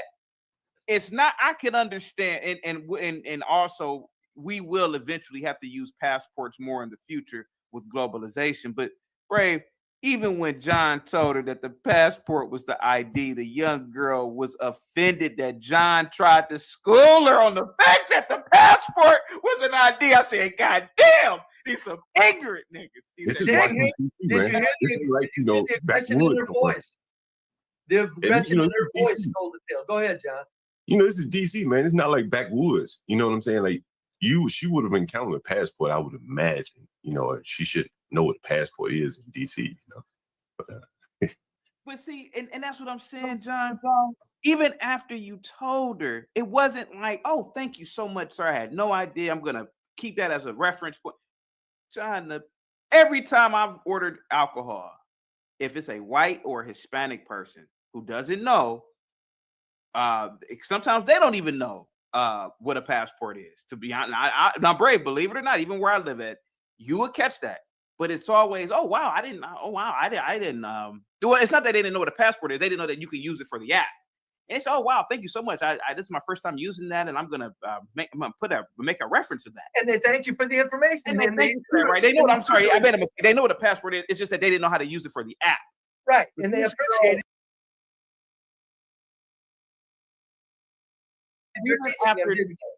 Even after John told her, it was like, why are you talking to me? Yeah. And it's like, God damn, you two are correct. There's something wrong with our minds, Brave. There's something wrong with our minds, man. Over, CT. It's over. And so, no, see, that's what I'm saying. No, it is. No. I want you and John to be wrong, man. I really do.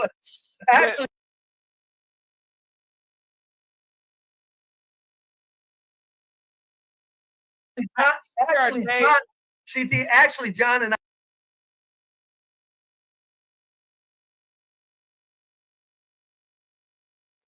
I would like to be wrong. You. I would like I don't to be know wrong. if that's brave. I think this thing goes with John. But sometimes in order to look at things, that might actually be me. you just got to point at what the hell's going on. But I don't know. Go ahead, CT. It's Brave. Before I start my show, man, it's over, man. John called in the other day. He said it's over, man, and it's over. Even the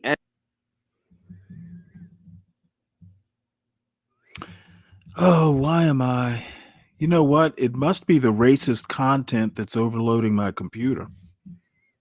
you got litter everywhere. You got racist RAM issues, huh? Abandoned buildings, high crime Yeah, rate, higher than my the national RAM average. overheats. Why do you think they do it? And then the boy, now he may be some Negro that works at a little Amazon fulfillment center. Probably has a lot of criminal friends and shit. But even him, man, wearing a hood.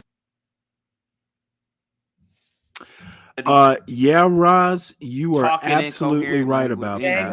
Gangland. I've heard Be And so the thing Brave is that you're not even going on into many the people occasions in the going, hey, you know what? John Galt says it. Therefore, basically you're right. CT and John Galt are his validation. And I don't know whether they do it just to egg him on. Again, it's hard to read the racist mind.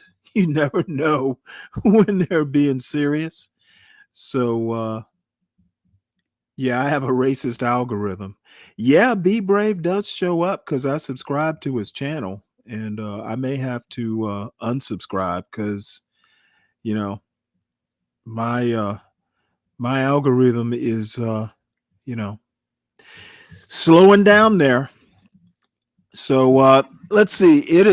I'm at 7:26. I'm gonna go for another half hour or so. Then I'm gonna call it quits. So that's gonna be around 10:15 or so.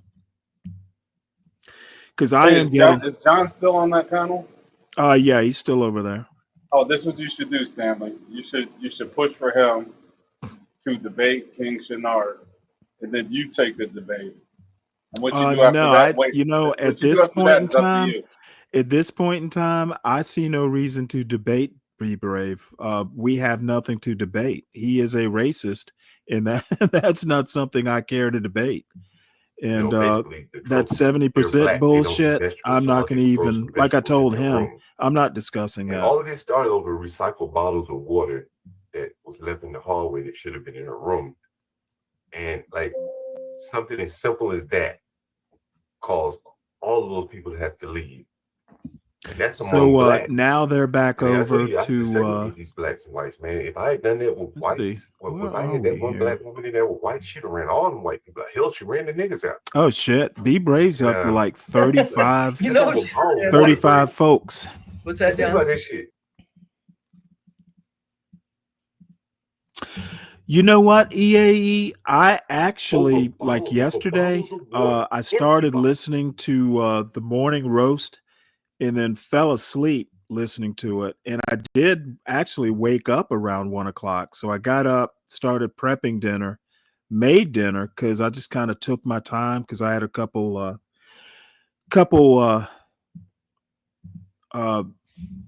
don't know if you're familiar with Wolf Hall. It's basically a masterpiece theater period piece that I've been keeping up with.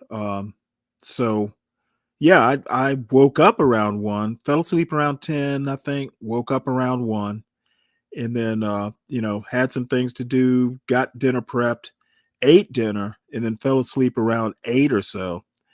And well, no, actually I didn't even do that because I started listening to T's show. Then I fell asleep about 8 listening to T's show, then woke up. I don't even remember when it was, 11, maybe 12. But anyway, I got up on her panel and pretty much just, stayed up on her panel till it was time for this show to begin. So I've actually been up for a few hours. So I deserve a rest. Let's see, Blue Chunks. I'd like to see the chaos of a panel with B Brave, John, CT plus Ben and Stanley. Yeah, good luck with that, whoever Blue Chunks is. Hopefully that's Blue Chunks like blue cheese dressing. So let's get back to their blubber. Anything where they work, I wouldn't even trust them to secure anything. They got so much fucking shit going. I mean, they're fighting all night. How the hell can they go to work the next day with any kind of, peace of mind? And I think that's why they perform so poorly in the workforce. The ones that are willing to try to work, it's just too much shit going on. Yeah. I will not buy food, and I don't buy it very often anyway, hardly at all. I won't buy food from a fast food restaurant with blacks working in it because of the way this fucking idiot on the screen, Frompong, has blacks hating whitey. I'm saying no, thank you. I'm not buying food from you. Iramiose Frimpong has blacks hating whitey. Which is a throwback to this white man is literally get the fuck out of my fucking chat, a degenerate. Piece of His shit. racism has turned him into like the emperor. I can't believe people come out. You know how the dark side of the force kind of warps your spine and ruins your skin. I want to rule the world. Okay. I want the black man to be in rulership. And you're stupid. Be brave is like Emperor Palpatine. That everything around us, all the inventions, the innovations, whites and Asians, it's disgraceful as a black man. I don't know if anybody thinks like that. I know I do. What else can you think? Sometimes I feel like, jumping off a building sometimes. Not really, but it's disgraceful. Oh, he was giving me hope. Hold on a minute. He was giving me hope. Shenard, you unhide Ignat, What's and up, I'm gonna throw Diwali? you off. You'll be banned forever. You understand me? Unhide him. I gave you a wrench. You unhide him, and you're done, pal. I ain't playing, Ken Shenard. I don't dislike what the fuck Lolo. you think you're trying to do with that shit? EAE. Go ahead. I'm sorry. I look at the major companies, industries, and I see To do what? Asian. I say, God damn, how come the black man can't build a goddamn hold on one sec. Let me mute this right quick. No. Bitter old Uncle Stanley, who is cantankerous and disrupts everything. I'm not gonna go and pollute Lolo's community. They're perfectly fine without me. Every now and again I hop into the chat to hear what he's talking about. No. I know myself. I know I'm disruptive, and she, it's kind of like the Prime Directive. She is a new channel. I will not go over there and interfere with her success. She's had what's his name, Imperius over there. I don't want to be, the Black Imperius. So I will hop in and listen to her every now and again. I think she's a perfectly wonderful young lady. She needs to do her thing, and she doesn't need me to go over there because I am cantankerous, and we don't want to mess with her success. I'm a politics guy, and she does other things. I think she's really more into like entertainment and just kind of chilling out and all that. And I'm not really a chill out guy. So there's a little bit of a difference. And for those who want to go over there and chill, it needs to remain a chill space. Chill is something no one ever calls me.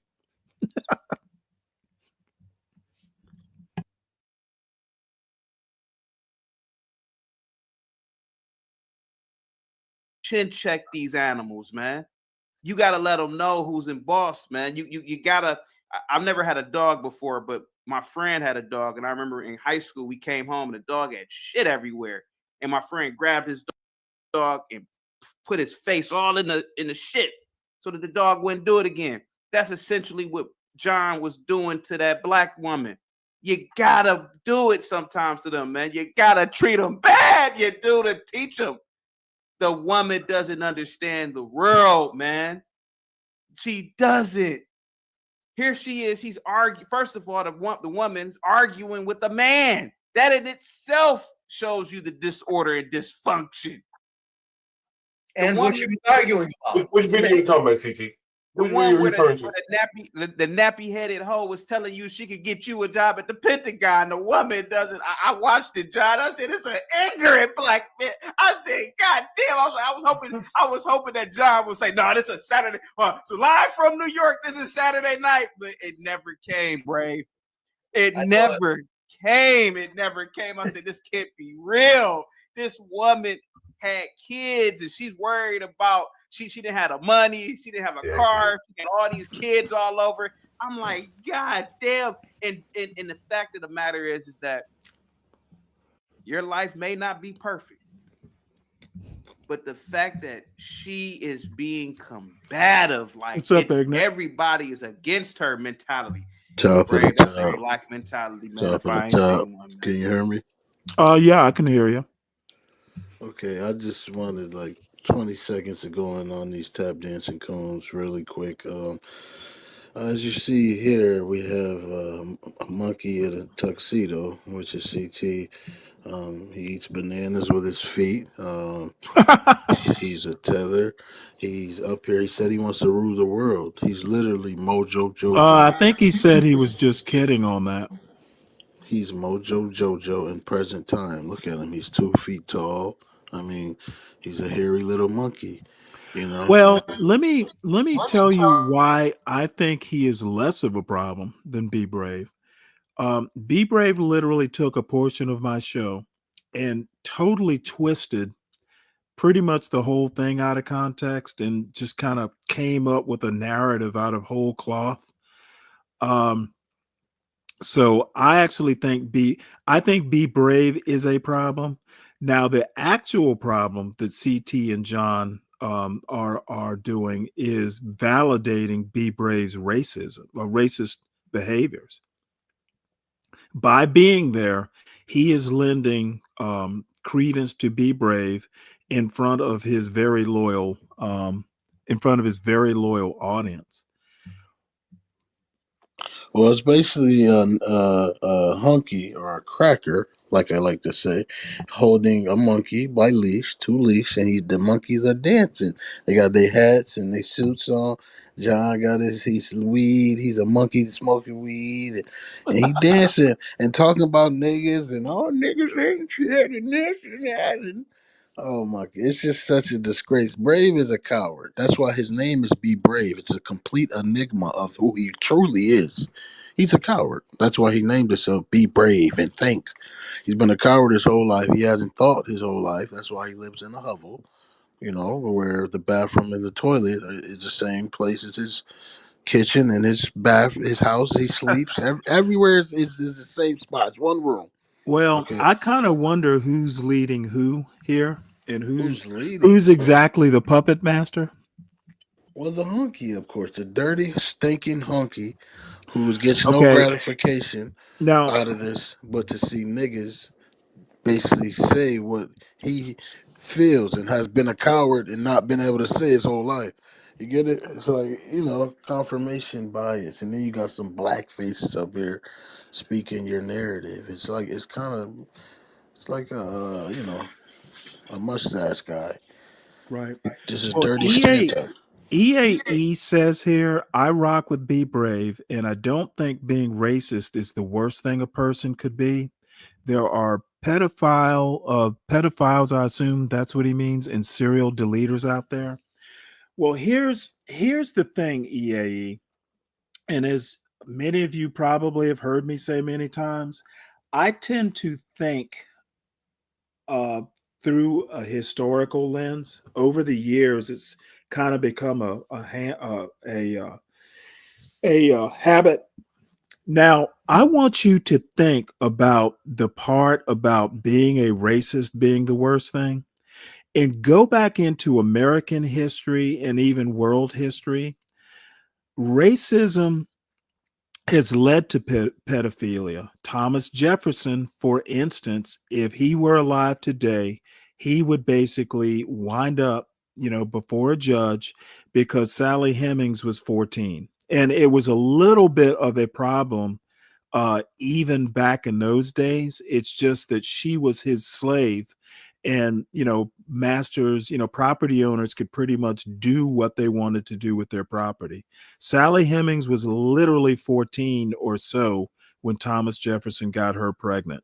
So by today's standards, and there is a presentist argument against what I'm saying, but I'm going to argue that he was a pedophile. And there are plenty of examples. If you go back, there are plenty of examples of race being like supporting a racist using race to support their pedophilia because that particular 10-year-old might be their property and property owners can do what they want with their property. Now let's talk about serial deleters out there. Hitler, that's all I have to say. If he was not a racist and a serial deleter out there, I don't know who would be. If you want to say, well, Stanley, that's being presentist in 2025, being a racist isn't the worst thing you could be. I'm sure if I looked hard enough, I could find where, race plays a part in even school shootings. So, this loose with logic, this non-critical thinking sort of statement that people seem to want to just throw out there because they're thinking that if they say some shit like that to me, I'm not able to think through it.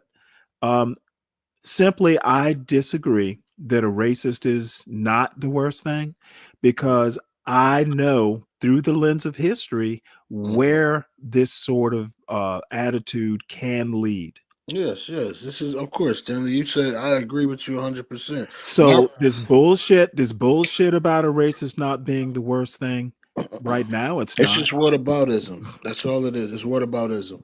That's all. It's That's what close to it. cowards do.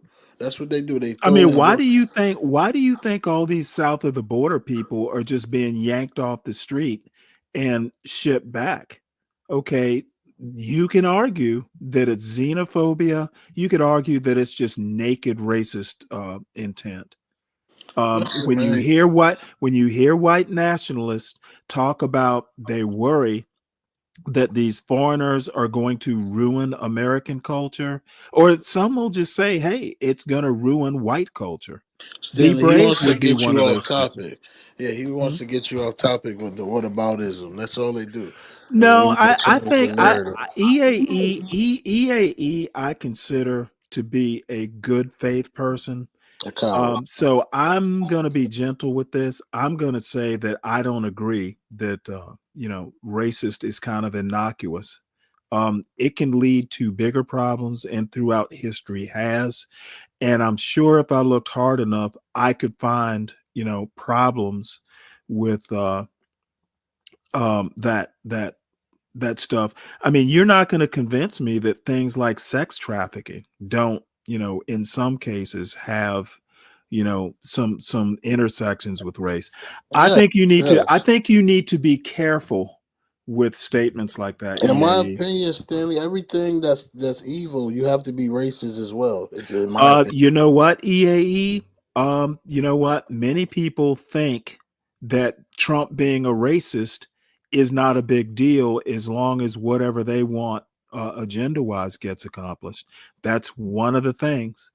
And I don't think Trump is the worst thing.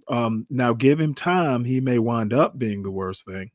But again, America, when I say America tolerates racists, as long as they're useful, America's a racist country. And I don't care if it pisses people off to say that. I have ample historical proof. Absolutely right. I agree with you. It's built on a racist foundation and built on Look, read the Constitution. built on the backs of blacks. And any of you Okay, and look at honkies, Diwali. You don't want to talk American culture with me. You don't know enough about it. Diwali, I'm gonna be blunt.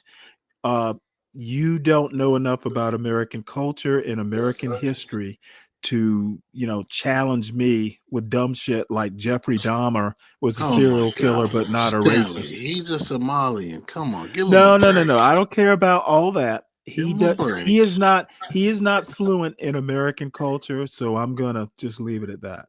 Of course he's not. The guy's only fluent in bananas and apples and whatever Oh, he come eats on out now. of a tree. How are you not being a be brave here? How am I? Phoenix Fish? Be No. brave could never say that. If we solve racism, which will probably never happen, but even if we did, there are still problems. So I'm not I'm not naive. Yeah, Duale brushing his teeth with a stick. Like, come on, They don't brush their teeth with a stick, do they? I thought it was chewing a stick. These guys brush their Do teeth they with chew it into like a sticks. brushy sort of thing? They brush their teeth with sticks and they use the sticks to clean their butts. Oh, that's right. You've been to Africa a lot. So Yeah, these okay. Somalians are animals. Okay. So, you might have some experience I don't. I've been to Egypt, but that's about it. Man, they use everything. Like with a dead corpse, they would use every bone, they would make cups out of the. It's unbelievable. You wouldn't believe it. They make all type of things out of the bones of their deceased. It's just crazy. I seen a Okay. hat. Well, you know what? They've been doing it for thousands of years. Who am I to criticize? So they eat with their hands. They eat with their feet. They put their Yeah, well, feet right. no, hold on now. Don't they use injera or some sort of bread as a scoop? Or is that yeah, That's more so the that's Muslim. Ethiopians. That's I'm sorry, it's Muslim. Ethiopians. I don't know. I would imagine Somalis, have something similar. They don't use their hands, they use the injera, right? Well, Somalia is really far from Ethiopia, though, Stanley. You know that, right? I thought they bordered. No. It's pretty far. Yeah. Damn, they're like it's like, let's say we in Texas, right? Somalia would be like fucking what we got up there. Fluent in piracy, really? Canada. Like Canada. Come on now, speak. Fluent in piracy. I don't know what that is. It's something he and Dwally are going back and forth with. All right, let's see what these fools, if there's anything else. I'm I actually can tell about you to. what they're I saying. think, Black, and black, it is black, true. I nigga, don't nigga, think anybody's nigga, got the nigga, same nigga, rules as black, white black, people, but black. white people more or less govern themselves. Yeah. I think blacks are desirous of kings and shit like that because they're more Told than you. a big man. What? Like I said. And they need somebody gonna go around, slap people around, or maybe they even have to just keep things kind of in order. And even You if it's need just a small neighborhood, small Remember, little area. John, remember I told you the blacks need a hard master. Told you. And I You think don't know that's the black. why historically we've pretty much have had either dictators, chiefs, or we've had some sort of dictator or dictatorial. We never really had true democracies, right? CT, Unless we were you've living had around white dicks, or with not white. us. Only you, Because a CT. lot of these blacks still have this. Brave, They you go may not black believe again. this, man, but DNA, man, is Brave. Do you realize, Brave, that for historically we have more hunter-gatherer history than being civilized as human beings. We were hunter-gatherers for thousands of years, probably. So hunter-gatherers very can't far be away from hunting civilized? and gathering now in Africa. And so the thing is that a lot of these blacks, man, maybe even myself, Brave. Everybody had to one be a step, hunter and we are gatherer to one survive. collapse away So from he's an living idiot. in the Stone Age, man. And Brave, I'm telling you, if the white man were to just Brave, if the white man were to Okay, leave the this planet, is Brave, why people like CT either don't know or don't want to actually be thorough. While Africans were hunting and gathering, have you ever read? I've been watching something called Wolf Hall. It's basically about part of the reign of Henry VIII. This motherfucker beheaded his first wife because she didn't bear him a son and didn't want a divorce. So what does he do? He basically forms his own church so he can divorce the woman and then eventually beheads her. Now, how the fuck is that civilized? That's in their nature. So, and the people who disapproved, like Sir Thomas More, who was so Catholic, he basically said, "Hey, I'm not going to bless this divorce, but I'm not going to oppose it either." Well, that wasn't good enough, so they burned his ass at the stake. I think I can't remember whether they burned him at the stake or whether they I'm trying to think now. I can't remember. But how is the reign of Henry VIII, while Africans, of course, by that time, um, um, I'm pretty sure the Portuguese had already been down to Africa. As a matter of fact, slavery had probably started by that time. Slavery started in the 15th century, roughly.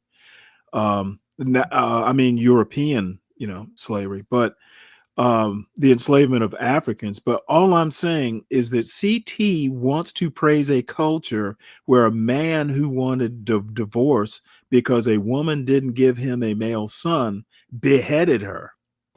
But he calls that civilized. That's a culture of men that like wearing wigs and they wore Okay, heels. all I'm saying, I don't care about facts. any of that. That's facts. I'm basically saying I'm questioning what CT calls civilized. Victoria's Secret was made for men. That's for those people. Just a fact. Google it. So these are the people he praised. He don't know that. These are the boy lovers. He doesn't.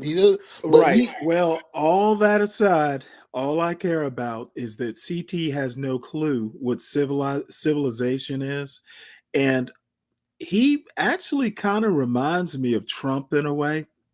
These and politicians in what general, way? politicians depend on their voters not being able to think critically or know much at all. So while he's calling hunter gatherers who tended to be fairly passive, they didn't go around killing each other because a lot of times they were family or very close knit, maybe clans. So the hunter gatherers weren't going out beheading their wives because they couldn't give them sons. Savages. This is who we. This is. But this is a guy who claims to be smart. Yeah, he has nothing with Trump. Only thing they got in common is like he's probably the size of Trump's shoe, Like that's about it. Okay, I'm not comparing physical. I'm comparing mental. I I'm don't saying his think whole I body. don't either. CT's not very bright, or he doesn't think his audience is bright. His audience Because definitely isn't right. being able to think through the notion that hunter gatherers aren't civilized compared to the English kings. I mean, European royalty were number one inbred. They tended to intermarry, and Yeah. they were beheading people and fighting crusades and just all kinds of atrocities. Yeah, say white king. Say white king. John and CT, they will. You know what I don't get about them? They'll never say nothing about a white motherfucker. Okay, And well, they I don't do care it. about any of that. To be honest, I had an argument with well, I wouldn't call it an argument, but a discussion where I'm trying to figure out why we even care about half the stuff, at least conservatives, black conservatives, the anti-blacks, why they care about half the shit they care about. Just the golden rule plus mind your own business would probably eliminate 3/4 of all the issues they bring up on any given chat or any given panel. I agree. What's up, Gary? How you doing?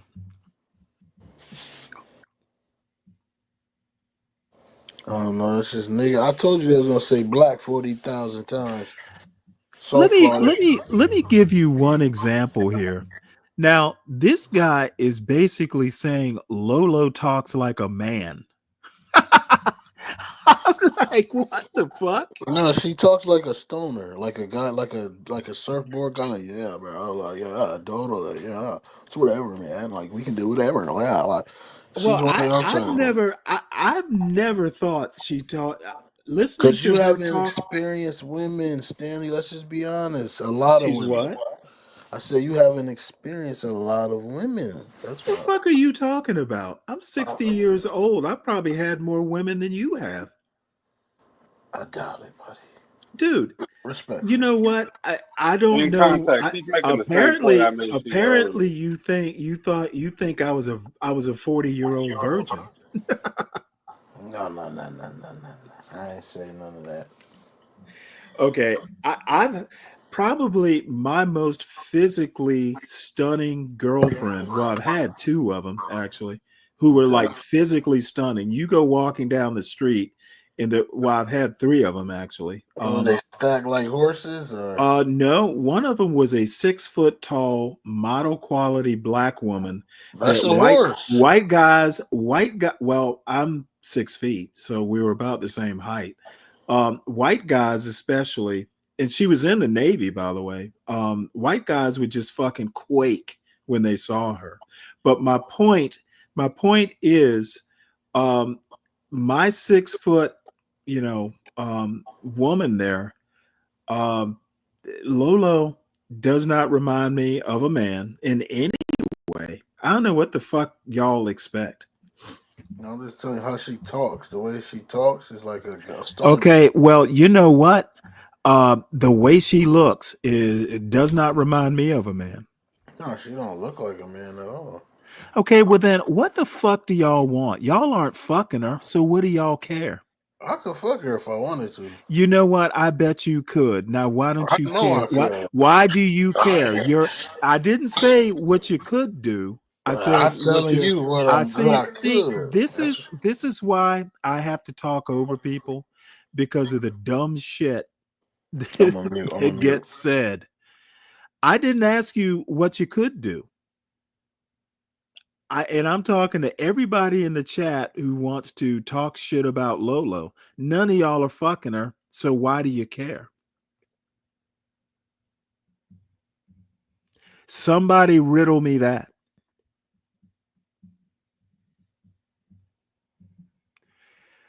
All right, well, let's see what the other fools are saying. It's almost magical. And Brave, you don't know how magical it is. from a perspective of a black seeing it. Oh, Yeah, look at I can look at imagine. You're right. look I at don't have CT quite the being same, all but it's not, minstrel I like. get it. You're right, CT. From a black man's point of view, it has to be something to behold. I'm the Negro whisperer, but I think John is the Negro wrangler or something. Like Jesus like Christ. you know, Brave. You know, and let me know if I'm talking too much. Oh, go Yeah, ahead. you're fucking talking too much, Here goes Sammy a nigga Davis chick. midget. I don't even know why she was renting the room, John, but here she go, renting a room. Homeless. Oh, She she was homeless. homeless. No car. Yeah, most of these blacks are homeless now. No car. She got kids she ain't taking care of.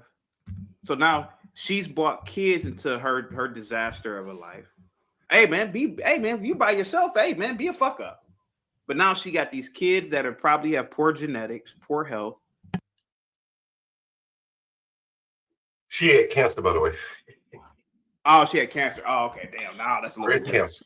CT the same height as Peter I don't give a Dinklage. damn good for you, CT. Yeah, I'm saying you don't have to be a dumbass because you're Do dying. you think he's as That tough? is true. Well, add that Very to the health true. disparities, right? Add that to the health disparities. You raise this kind of hell while you're trying to overcome cancer, bro. You're not gonna make it. Yeah. You understand? Like, how much of that is behind? So now they got a glass ball where they can see They in a down bad. motherfucker They down trying cells. shit. They doing it to themselves. Yeah. You know. They're gonna sit around. Now, see, this is the And so other I see thing a that guy, amazes me. John, They'll be talking about this poor he's woman for going like into these weeks. environments with these unpredictable But you don't animals. even. The funny part is she's probably lied to him, and he gonna go off And with a you are narrative. recording it, John. He don't really know the truth. John, I'm telling you, man. But they'll make it up. You don't know. It's the John. I used to be a big sports person, so I use a lot of sports. I don't know. I think the internet just gave What like you a do, ear John, to like is cowards, like literally, people that wouldn't address people like this in real life. the catch.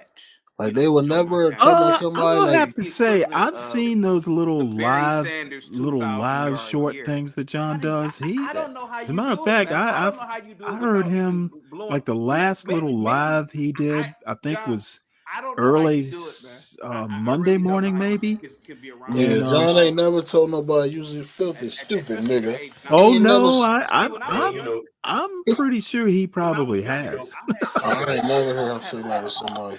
I saw a short of a live that he was doing. He was fussing at somebody. And the cops were there. The cops basically told him not to say the N-word. And he's like, "What do you mean I can't say the N-word?" Well, shit, that don't count. Stanley, the police, that don't. I'm saying face Well, to face. the police aren't going to be.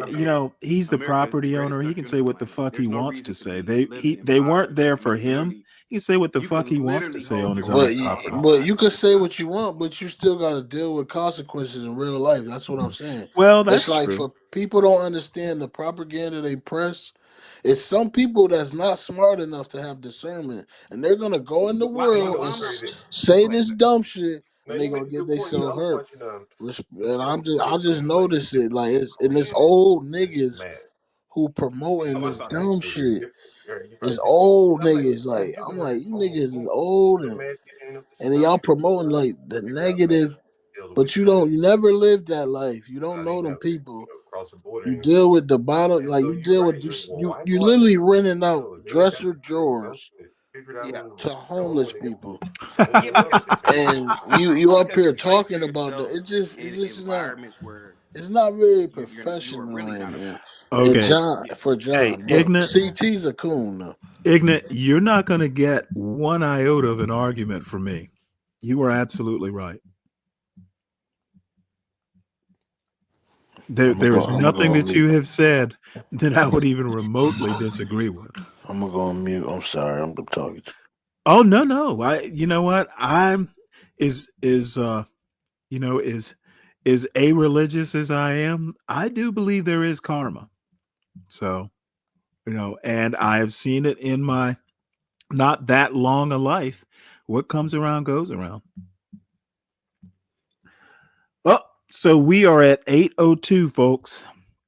I think I want to call this this racist Newzoo review.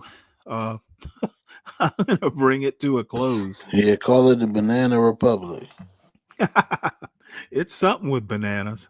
I don't know exactly what.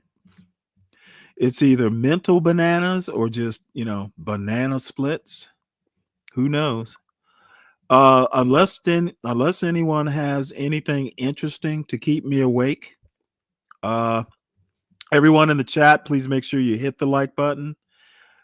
Please make sure you subscribe to the John Galt Urban Landlord channel. Make sure you subscribe to the Stanley Cross 6000, my channel. You know what? I'm not gonna force everybody over to Brave. I think I'm done with Brave for the day. I just hate to see stuff that I actually probably spent maybe 20 minutes on, get mangled to a point to where there is literally nothing that Be Brave said that was even close to my intent or what I said. The most amazing thing is once I started speaking, he would literally fast forward through it. Because there's nothing that I said that would even remotely resemble, his takes on it. But anyway, so we go. Yeah, my last words are salute. Everybody hit the Porsche J. What is Be Brave? Oh yeah. Yep. Can I get my I forgot. Make sure that you hit my Cash App, sometime towards the weekend, because I will need libations, and I may not even drink the beer. I might just pour it on the ground, just so I will Better do that some. way if you're I will drinking do that some fucking Bud Light, religious boy. ritual for the healing of human beings, so we don't produce any more Be Braves. At least get some Heineken I over want there. I want humanity to be a one and done with that type of human being. You Yeah, can water the subscribe. flowers with that piss water, bro. Subscribe to Igni Oh, TV. you know what? So what if it's piss water? It's good enough to drink, and it's at a good price. Come on now, Dave. Stop being such a snoot. Now I bet you put a poke a hole in the bottom and drink it from the bottom. That's called shotgunning, my son. And quite Damn, you frankly, won't what get I drunk like are beer bongs. You know what I'm talking about, where you take the long hose. I've seen people literally have hoses long enough to pour like a 12 pack of beer in, and then it's instantly, once you open the clip, gravity just feeds it directly into your stomach. Which is why college kids get alcohol poisoning. Alcohol poisoning happens when you get so much alcohol in your system at one time that your system basically can't process it. So I want to say it's called like alcohol shock or something like that. But Yep. beer bonging is incredibly dangerous. They're safe with Bud Light though. Come on now, the alcohol content is the same, I think, pretty much is regular Bud, which I don't like regular Bud, by the way. Nah, me either. I don't mess with neither one of them. But if that's what you want to do with your life, go ahead and drink Bud Oh, Light. come on, it's not my life, damn it. Fucking it But up. in any case, also make sure you hit at some point Portia's Cash App. I think it's still here. Like I said, there would be no Stanley versus the world. It was her idea. So she should be you should either contribute towards her mental health fund for being crazy enough to propose to propose such a bad idea, or congratulate her for such a great idea. You all decide. And I see that why is her Cash App not in this crawl? I'm gonna have to talk to her about that. What is she thinking? So, this is funny. I just noticed this. This was the Keep Snake on the Panel Fund. Hey, Solid Snake, if you're in the chat, you remember this night? Solid Snake pissed me off so much that basically I kicked him off the panel. It basically said, if y'all want him back on this panel, I need $50. So we did raise $50 to get him back on the panel. So I forgot this even existed. I'm gonna have to start using that overnight. Yeah, Snake's a good dude, man. I paid on that Hey, fund right hey, there. I have no problems with him being a good dude. He is a loud dude, and he is once that mental rock starts rolling, it's hard to get it back under control. Speaking of mental rock, man, Rolling Rock's a good beer. You should try that. No. I've had Rolling Rock, and you know what's special about Rolling Rock? It is bottled in Latrobe, Pennsylvania. And you know what else is in Latrobe, Pennsylvania? Anheuser. I don't know. No, it is the Abbey. I was taught in high school by Benedictines, and this particular group of Benedictines had their monastery up in Latrobe, Pennsylvania. Same. So I don't know whether it was next door. It wouldn't surprise me if the monastery wasn't next door to the Rolling Rock Brewery. Wouldn't surprise me if they owned that brewery for that matter. But so yes, I know about Rolling Rock, and you're right. I might have to try some. It's been years since I've had any. So, all right, folks. Good Ignat, stuff, man. I Have a enjoyed good it one, as Sam. always. Deacon Dave, as always. Look forward. Hopefully, you and Tom can come up tomorrow morning. I will more than likely be, starting up at might be 3:30 this morning. I think that time actually works better. So with that, I bid you all adieu. If John or somebody starts up a stream, it's possible I might join, depending on the topic. I will not be going over to Be Brave, so don't look for me there. I've had my fill of swill for the day. So that is it. That is all. I will see you all in the morning. Feel like I should, feel like I should, feel like I should, feel like I should go. Go. Feel like I should go.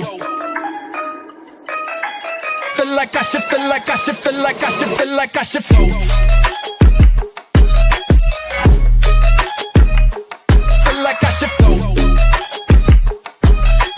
Feel like I should, feel like I should, feel like I should, feel like I should.